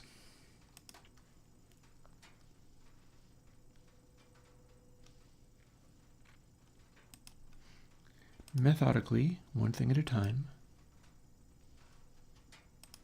Kalman. Now we got, it is remembering like no controls. There we are.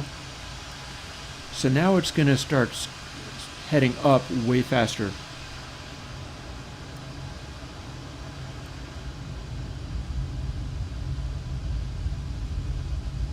Oh yeah. And now we got 100% rumble to the point where it's losing its shit.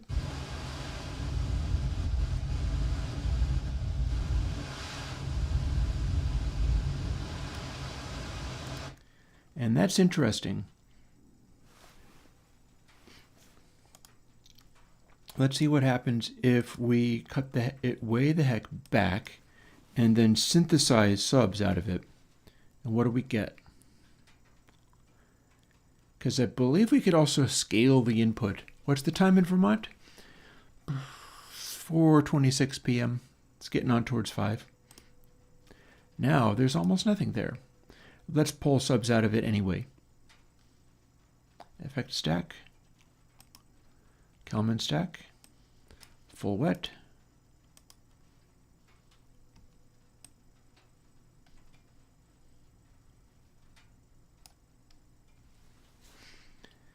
It's actually not giving me that much in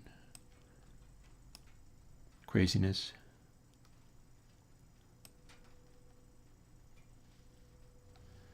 There's very little audio here to play with.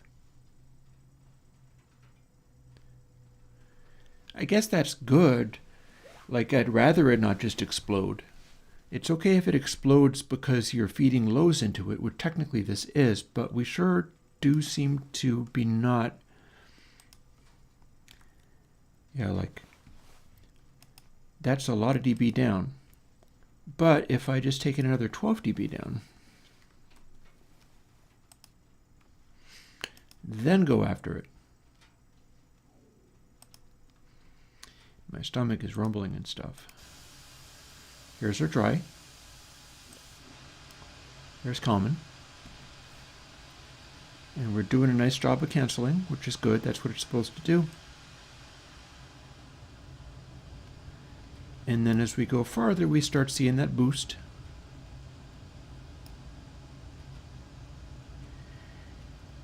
Yeah, so I think there's a susceptibility to the loudness of it. Like 12 dB, if you get beyond the point where it's clipping, I think it goes into low frequency runaway.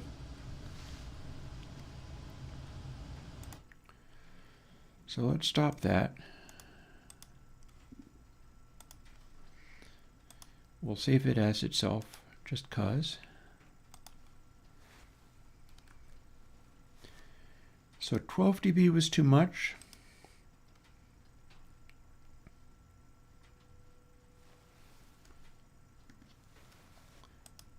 $60 more.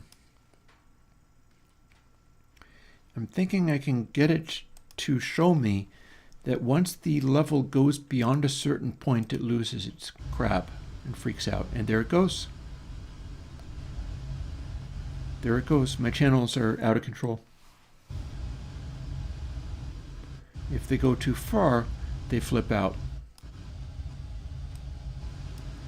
And that is fixable.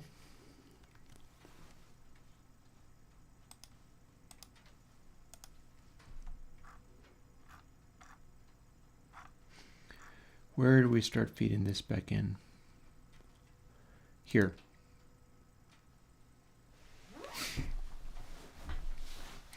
So we don't let anything go in that is hotter than 1 or -1.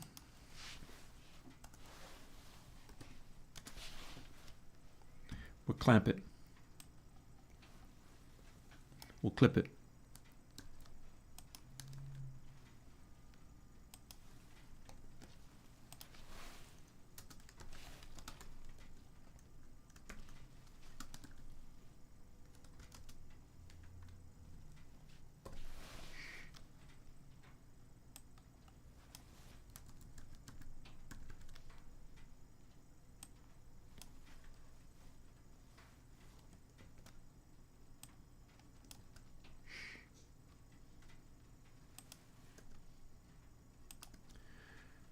There's our clipper. Now it's on both channels.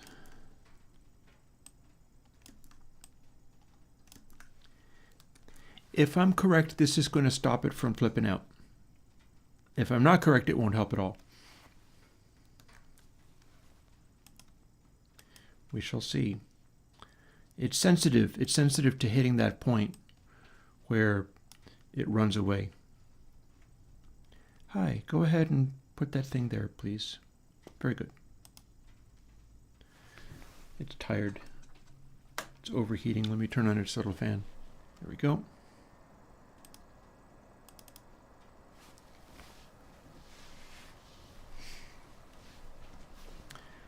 All in all, this is an interesting process. It is an interesting technique to try to use.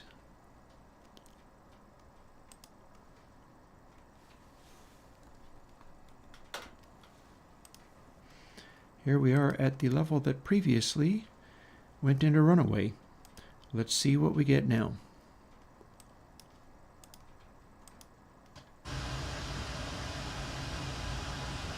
Yep, sure enough. Good so far. There's our thunder.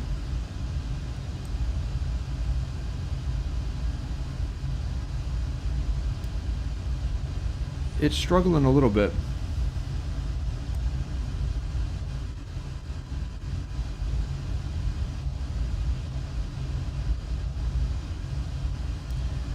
Let's put it to this and see what it looks like.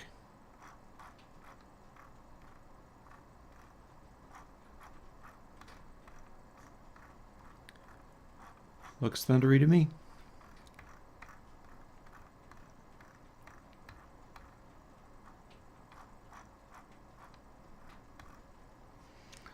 We could also try another trim.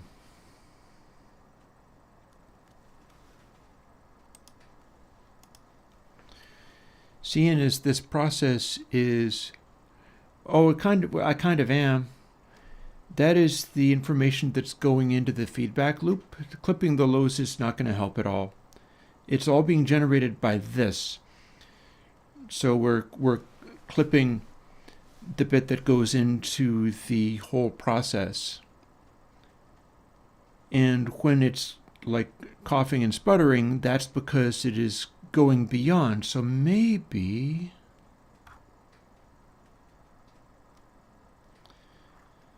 we've got gain there, right? So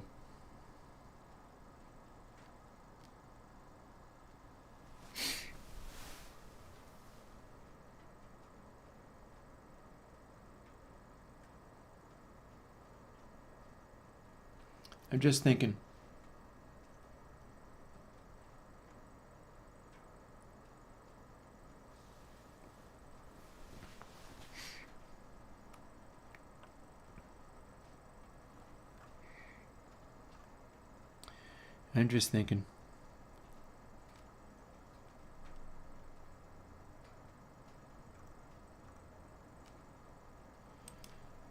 So there's a potential concern, but maybe not as much as I think. Here's where we get our feedback. That's going to adjust it by this. This is the, well, where does input even come into here, though? Here's one place it does.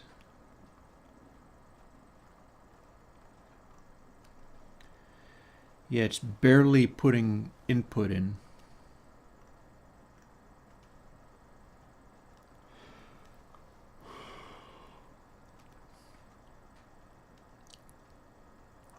It's doing it like this.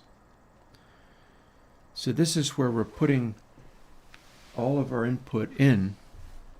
I don't know, man. I think that maybe this is, we'll just call it a watch your bass bins plugin. Because what I'm thinking about is ways of scaling it all down. And yeah, might be possible. So let's see, Kalman is going to be close to 1 at its top extremity, and it's going to be lower for smaller extremities. So if we were to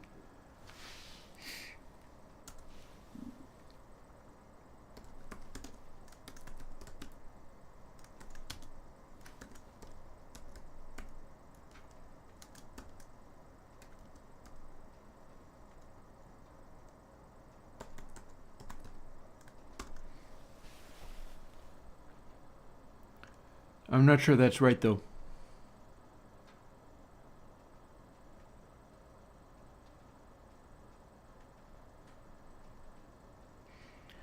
I'm not at all sure that's right. Kalman is... So if it was a regular power function, it'd be dropping off to low amounts very quickly. Instead, it's a really high power function, so it's pushing to high amounts as much as it can. So that's not actually correct.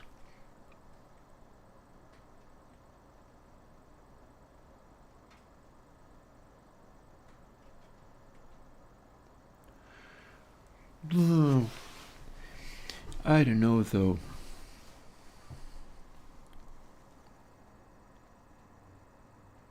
It's all going to be less than 1, so I could do a square root function on it. Let's see what it does. Can't say any fairer than that. Let's see what it does.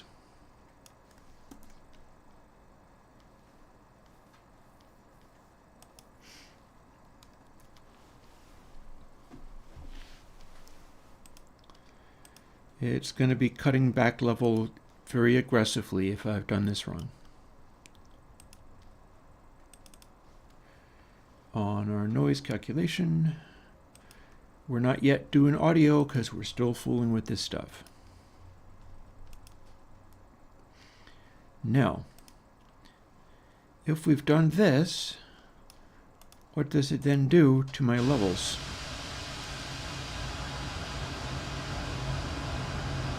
Hi, didn't expect that.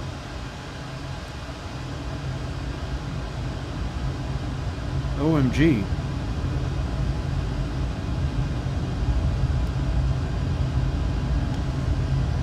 That was supposed to do the opposite thing. Well, I think that helped.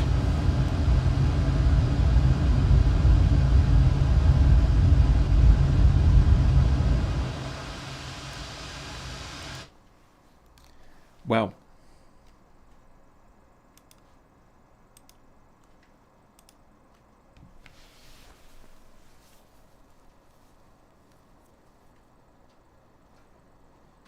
Didn't see that one coming. Maybe it's because I'm scaling against dry sample.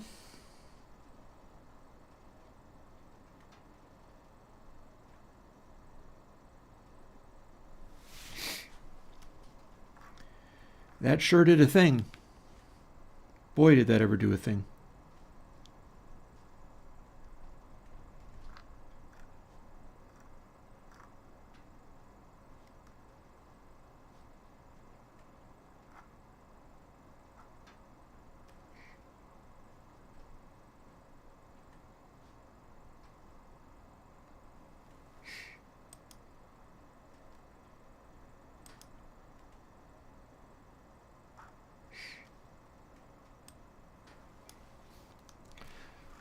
Let's try compensating for that like this. Let's assume that the dry trim is going to continue to be relevant at the level it's at.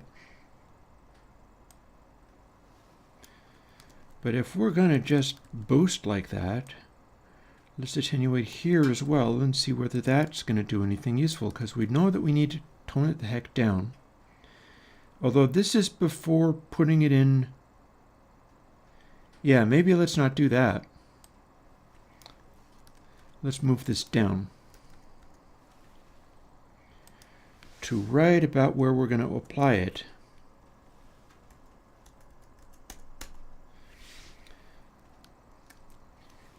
It's like wrestling a wild animal, honestly.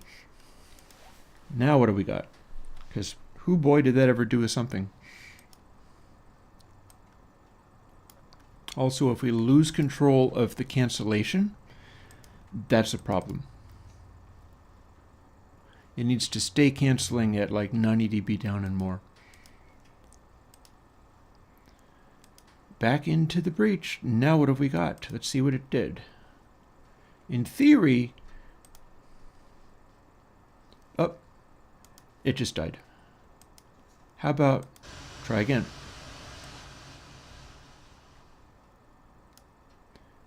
It didn't die, it's just too quiet.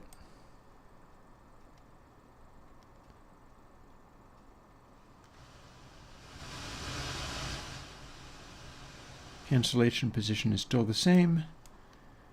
This bit, no worky.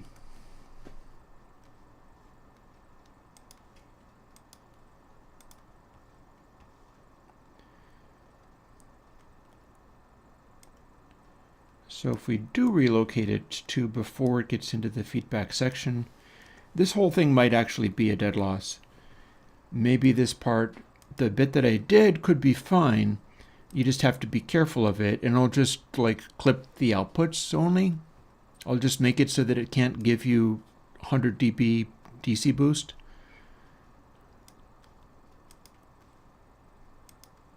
Or I'll clip it to +5 or +10 or something. +12.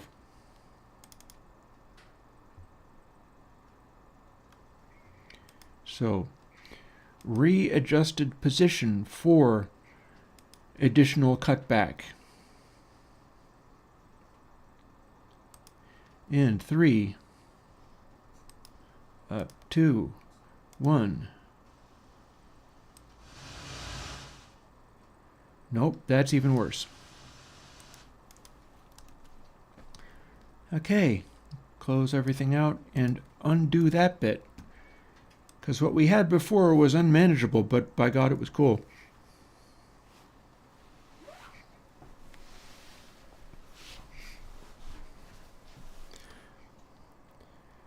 Let's just throw on an iron bar.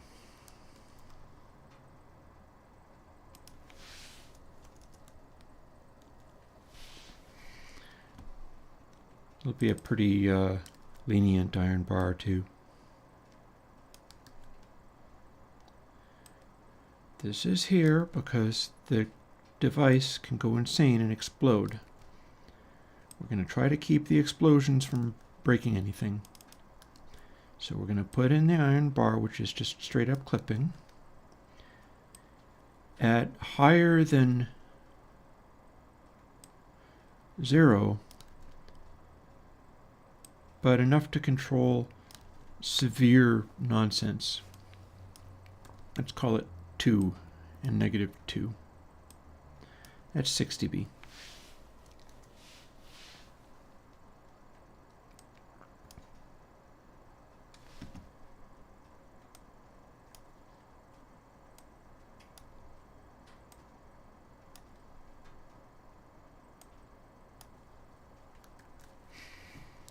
There's our iron bar.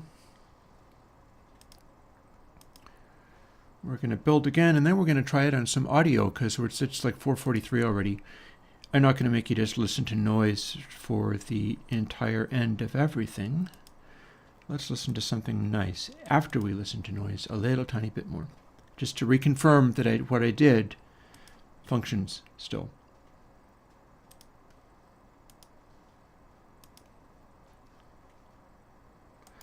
Here's our Kalman.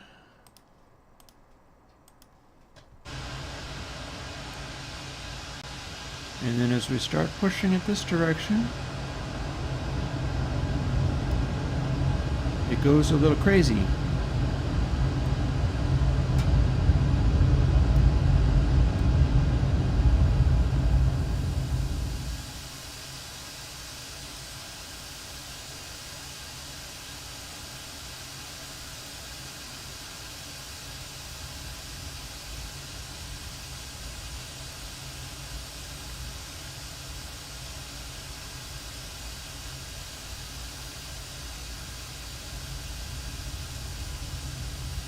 We're far away from 0, so far so good.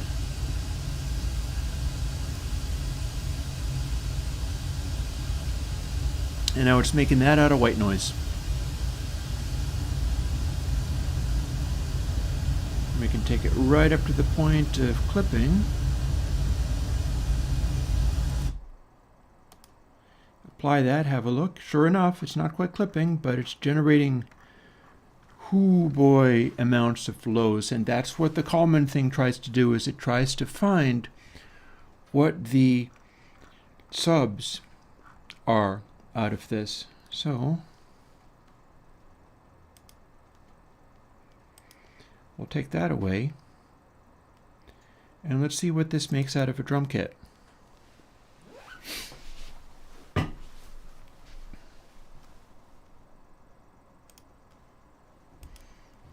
We've already used this for the other one. Here's our Kalman.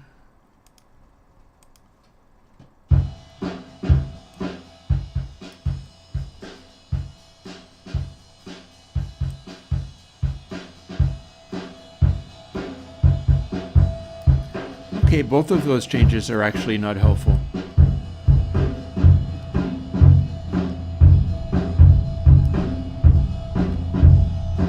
Good and loud though. It's turned into a thunder machine. Yay. That means the second change that I made was also not helpful.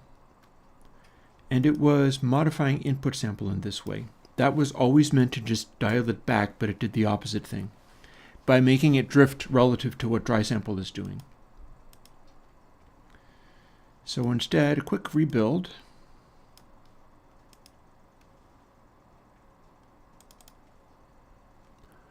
Was a Thunder Muncher. The question is, how much is it still a Thunder Muncher without that?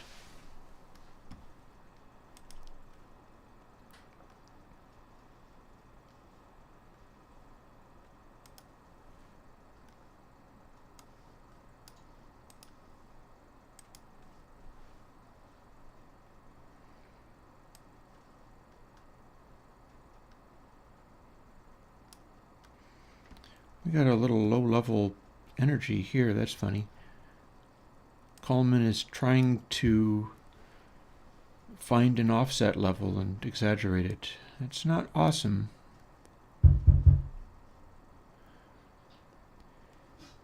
Satisfactory amount of thud, though. Oh god. It's still crazy.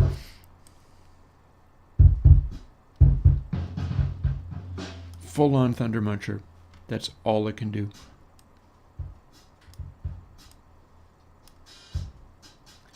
Wild.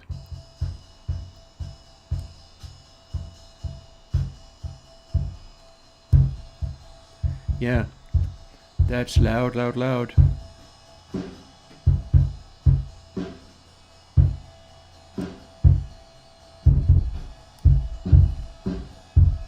Yeah, I gotta dial back the gain on this somehow.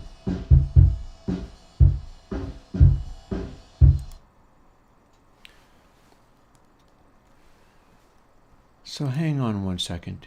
If it's a matter of dry sample, let's undo past what we did. We just took that.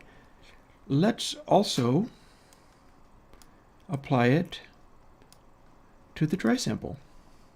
If that's the comparison that's giving it trouble, we're going to be messing with dry sample, but oh well, maybe that's what we have to do to get this craziness to work.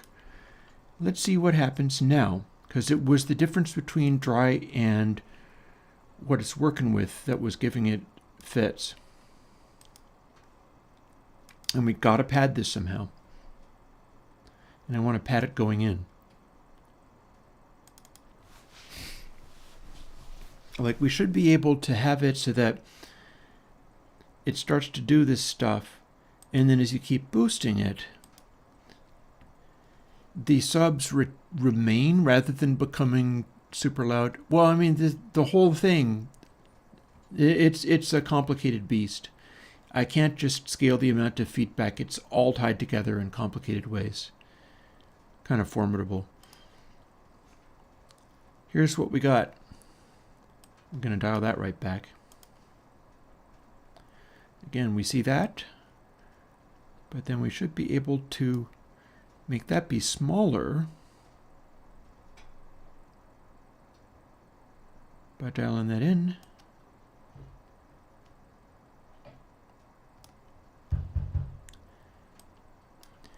And there we have Thunder Muncher sound.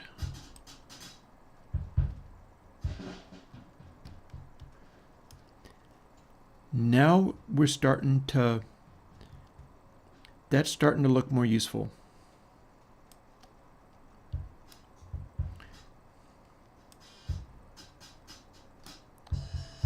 It's really got a tendency of wanting to emphasize the subs, but as I push this, start playing a little louder. Also, you can see without it, that's about as loud as the lows go.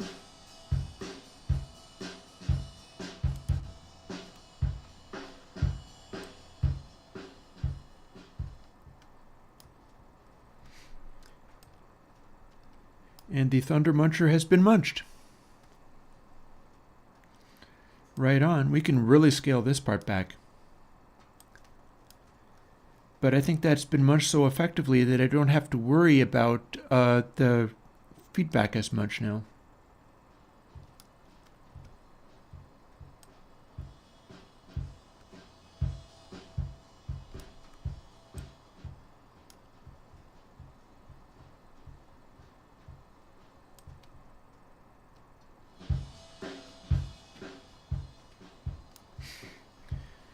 It's doing a fairly decent job, honestly.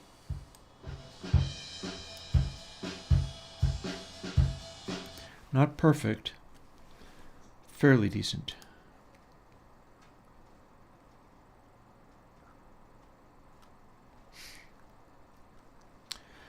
So if instead of using Kalman for that, I was using something else.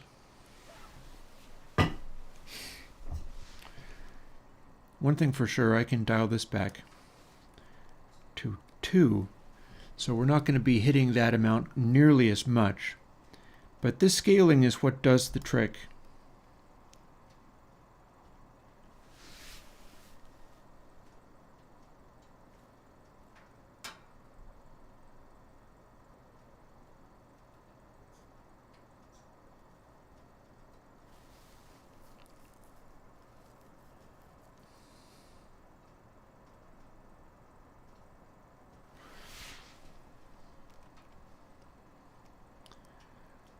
I wonder now. Actually, let's not wonder. Let's just see what I just did. Maybe it helped.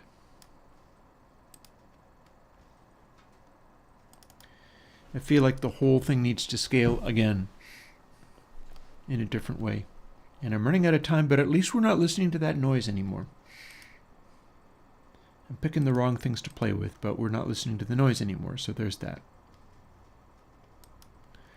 Kalman.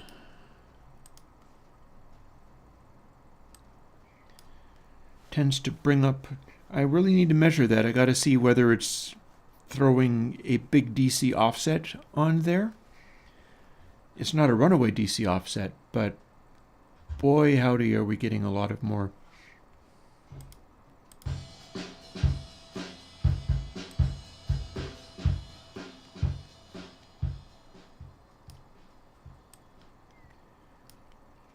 And now we're just cutting it back a lot.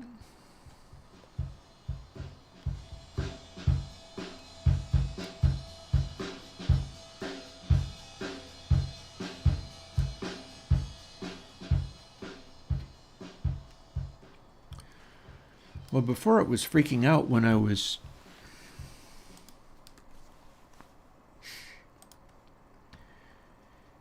did it here and it flipped out.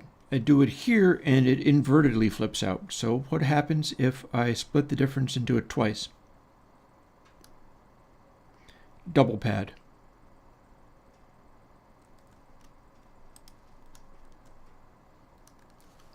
Now what do we get?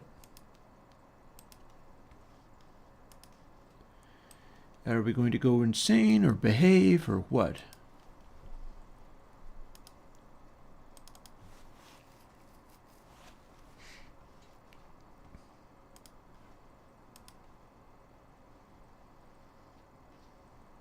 Oh, I want the effect stack. I want to see what it's doing.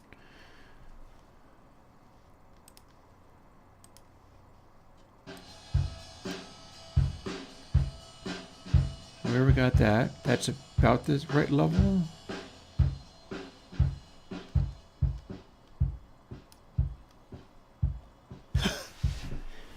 Didn't see that coming. Now it's a kick drum mic. And then it goes away.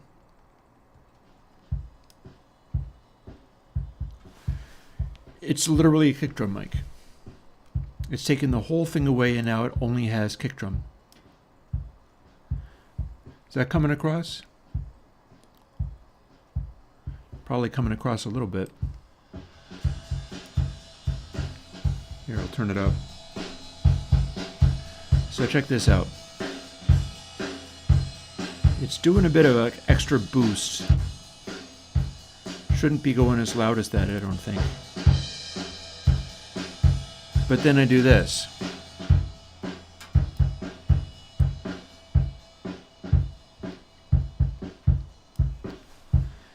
Now it's a kick drum mic.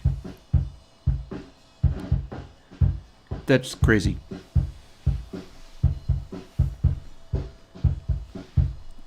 This is a stereo mic setup.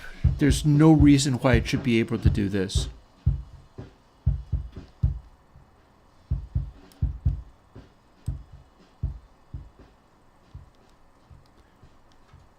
Up. And we need to invert it to be able to get dry back, though. Well, that's doable. That's doable. Apparently, this is what Kalman will give you.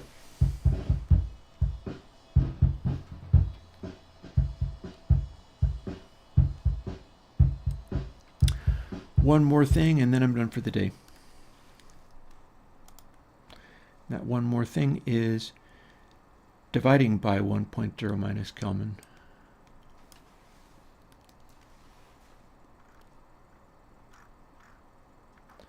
Actually, where do we put that in? Maybe I don't need to do it.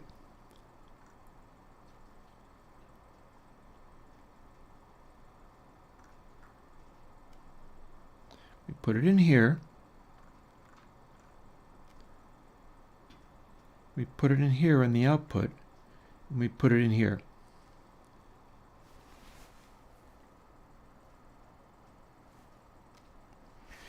This is nuts. This is really quite something.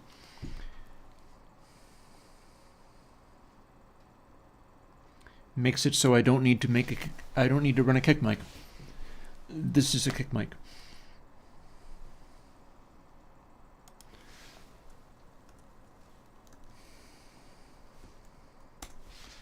And let's just do this.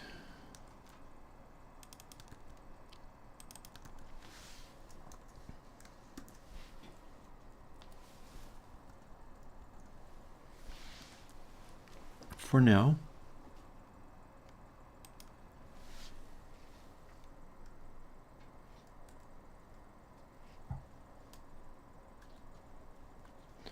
And then make sure it doesn't actually explode. I'll make it closer though.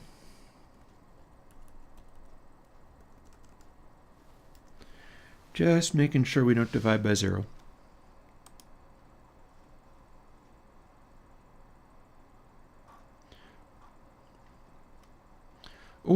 Or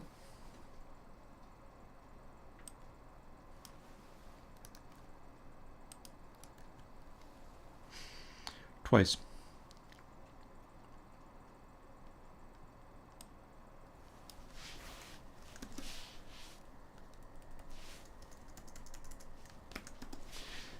Now we can use that. We don't have to fool with it at all. No worries. No divide by 0. No nothing.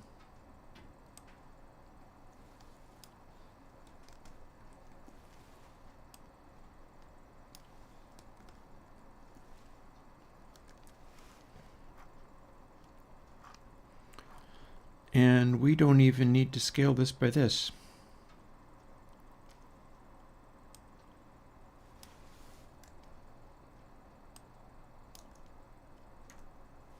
Bam.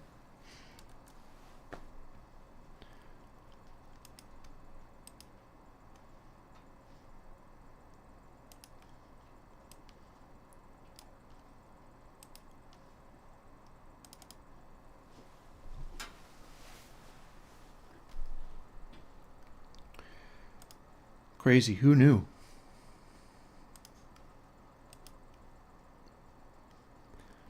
Effect stacks, Kalman.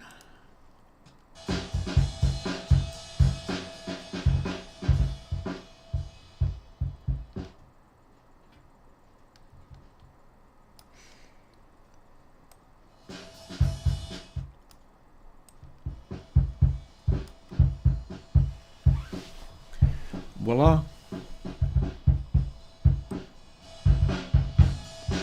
Drum kit. Isolated kick.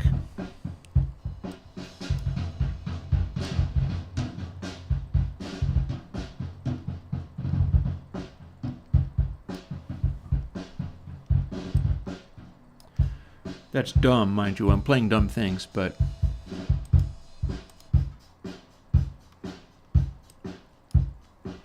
kick.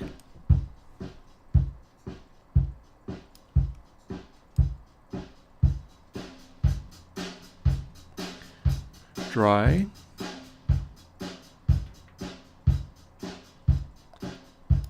Added kick. Kick only.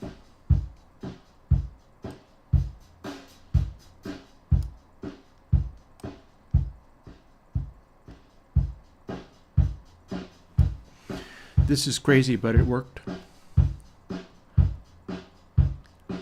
Kalman, the kick isolator. I mean, it's taken away the room, it's taken away freaking everything.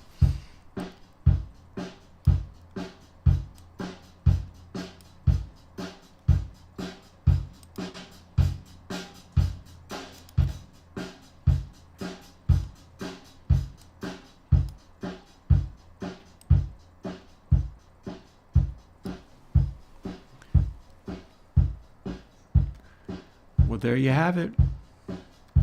And interestingly, when I crank it all the way up, it is not actually giving me a big pile of DC offset. DC is vanishing away again. And when I drop it below subsonics, it's still kind of behaving.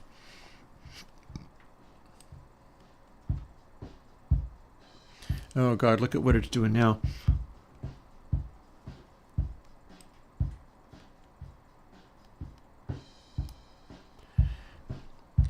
It is now the subsonic impact booster. It's like the Yamaha subkick adder. I barely hear anything else except for this thud, this giant thud.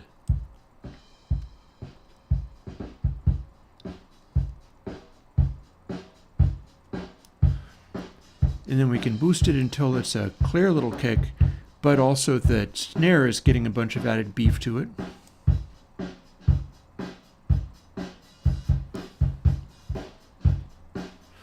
This is cool. This is going to work just fine.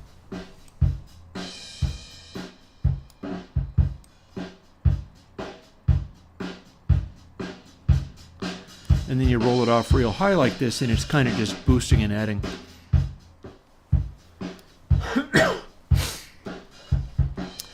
Kalman, man.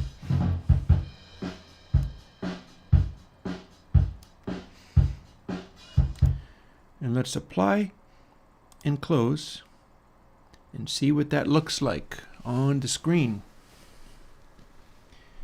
We've definitely gotten some added stuff. Cracked creature. I'm not really quite sure what that means, but it sounds cool.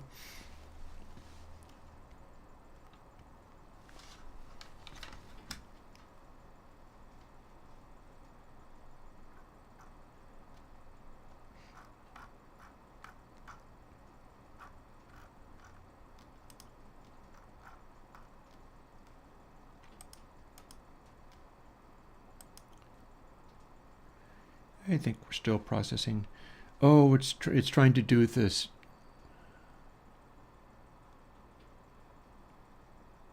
Ah, fair enough, fair enough.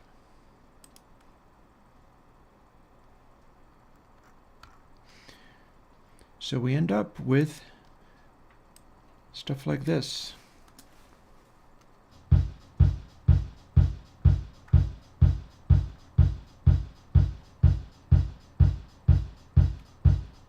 Oh, is it breakfast time for you? Cool.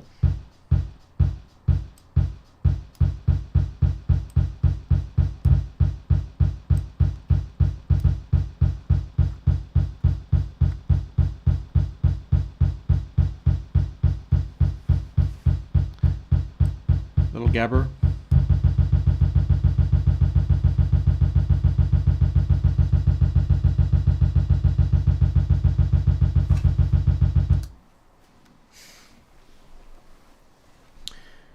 And just for fun,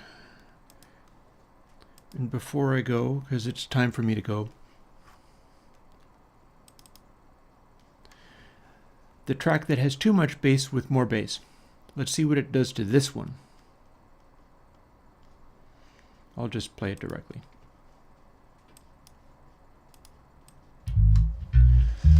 So here's what we start with. There's more bass added.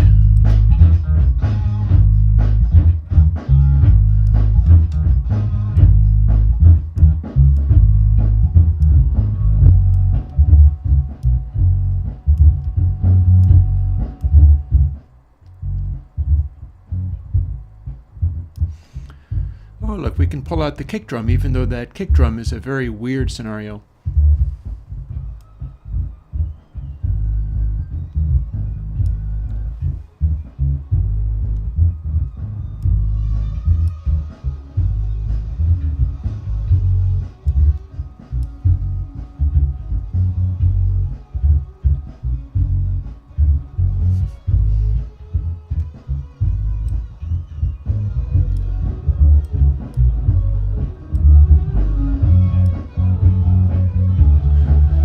This is the effect called too much bass.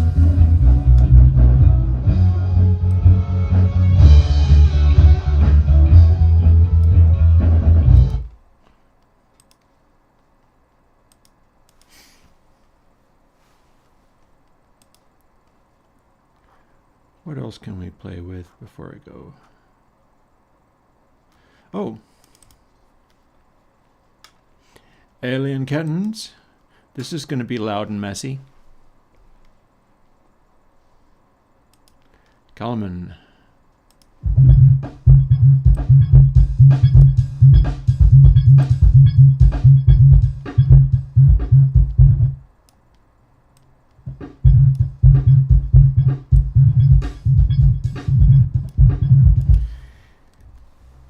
Maybe I really have to just add one more control, and that would be param 2.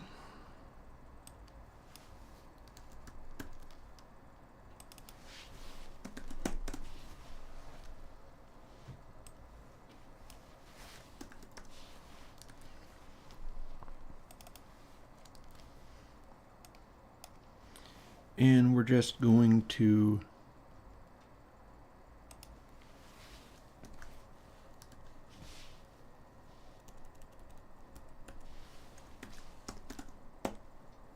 everything else stays the same, but we get to scale the madness back just a bit.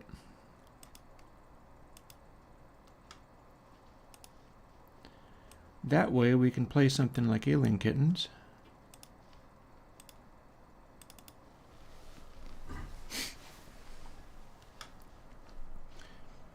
And have it just be a throbbing pile of bass.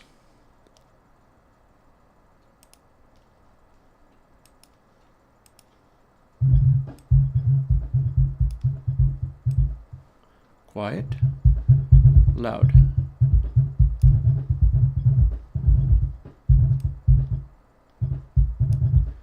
Gets a little distorty, I will say.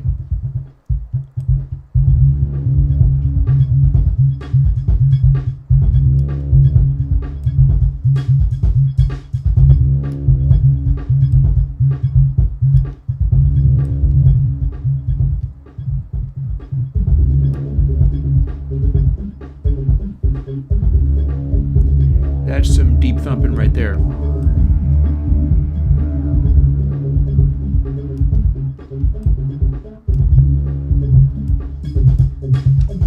You take that and you make it this.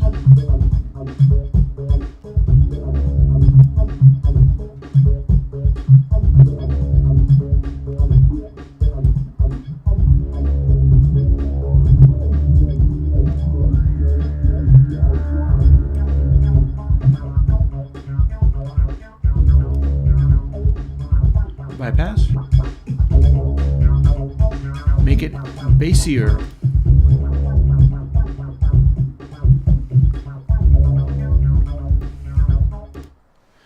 I do wonder whether scaling the output. I should stop. I'm not stopping. Output. So input times equals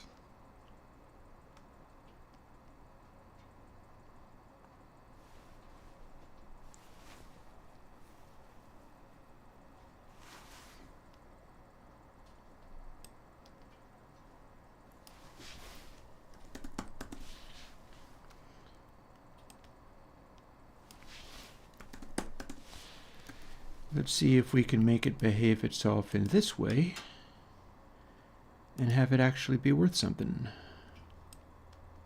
It'll make it a little more efficient, but that might be just the thing. We might be dialing it back from all the clipping. No, because distance is not going to isolate kick drums. This is I've never seen anything like this. This is Kalman.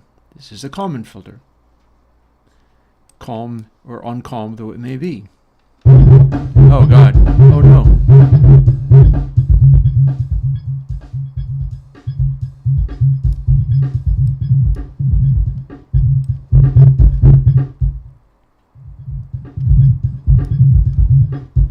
Okay, clearly I did the wrong thing. I promise I'm going to actually eat food before very long. But first, we need to do this. And then on top of that,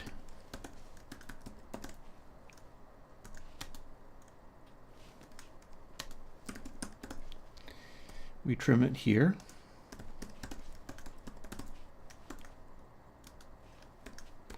We're doing so much. This is a wild monster. It's like Creature, as you said before. You go ahead if you want. I mean, that's the thing. Like, through the wall at the club will not spotlight a kick drum for you. It will blur it, so it's not really as much of a distance because it doesn't have the capacity to, like, I don't know, man. It's hard to explain. The thing that really jumped out at me was the way that it acted like it turned itself into a close-up kick drum mic. That was wild. So, back we go.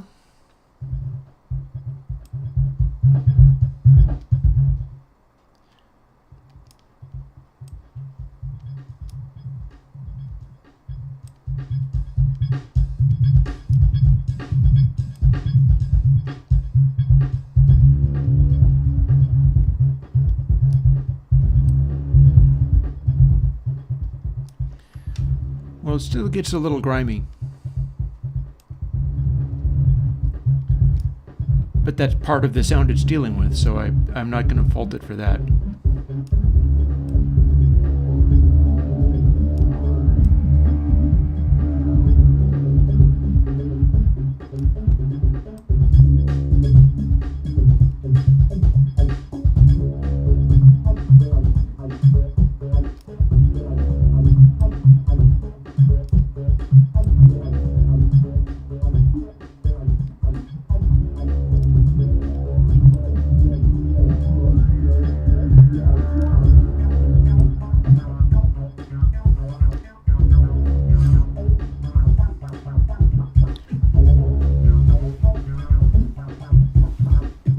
Boost under the bass.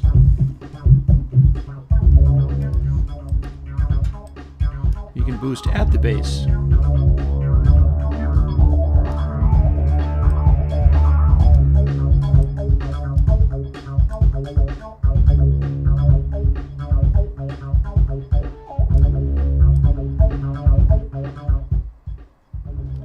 We can pull it way back.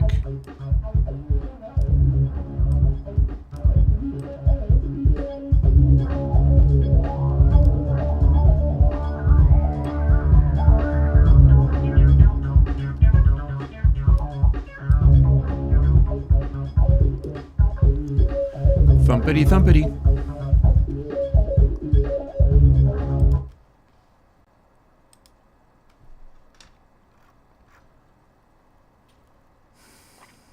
What else is here? Oh, I know. Let's see what it does to a Gitter box. That loaded fairly quickly anyway.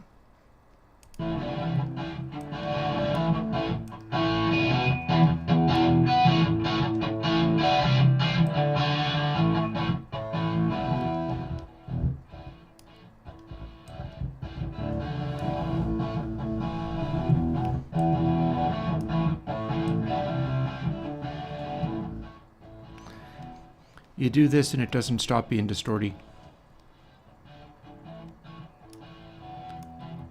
Well, maybe it eventually does.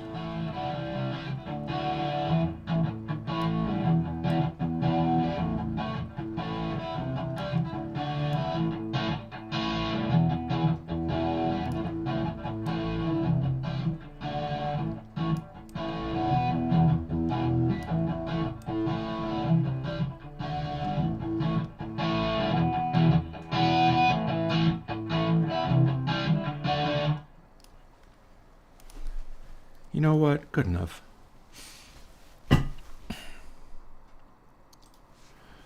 Alrighty. Good enough. Time for me to eat some food And I don't know whether Kalman is going to be ready. It's going to be in the backlog somewhere. I may or may not work on it again on Thursday. We'll see. Oh, I can shut off the cooling fan probably. And yep, this has been weird. And I'll talk to you later.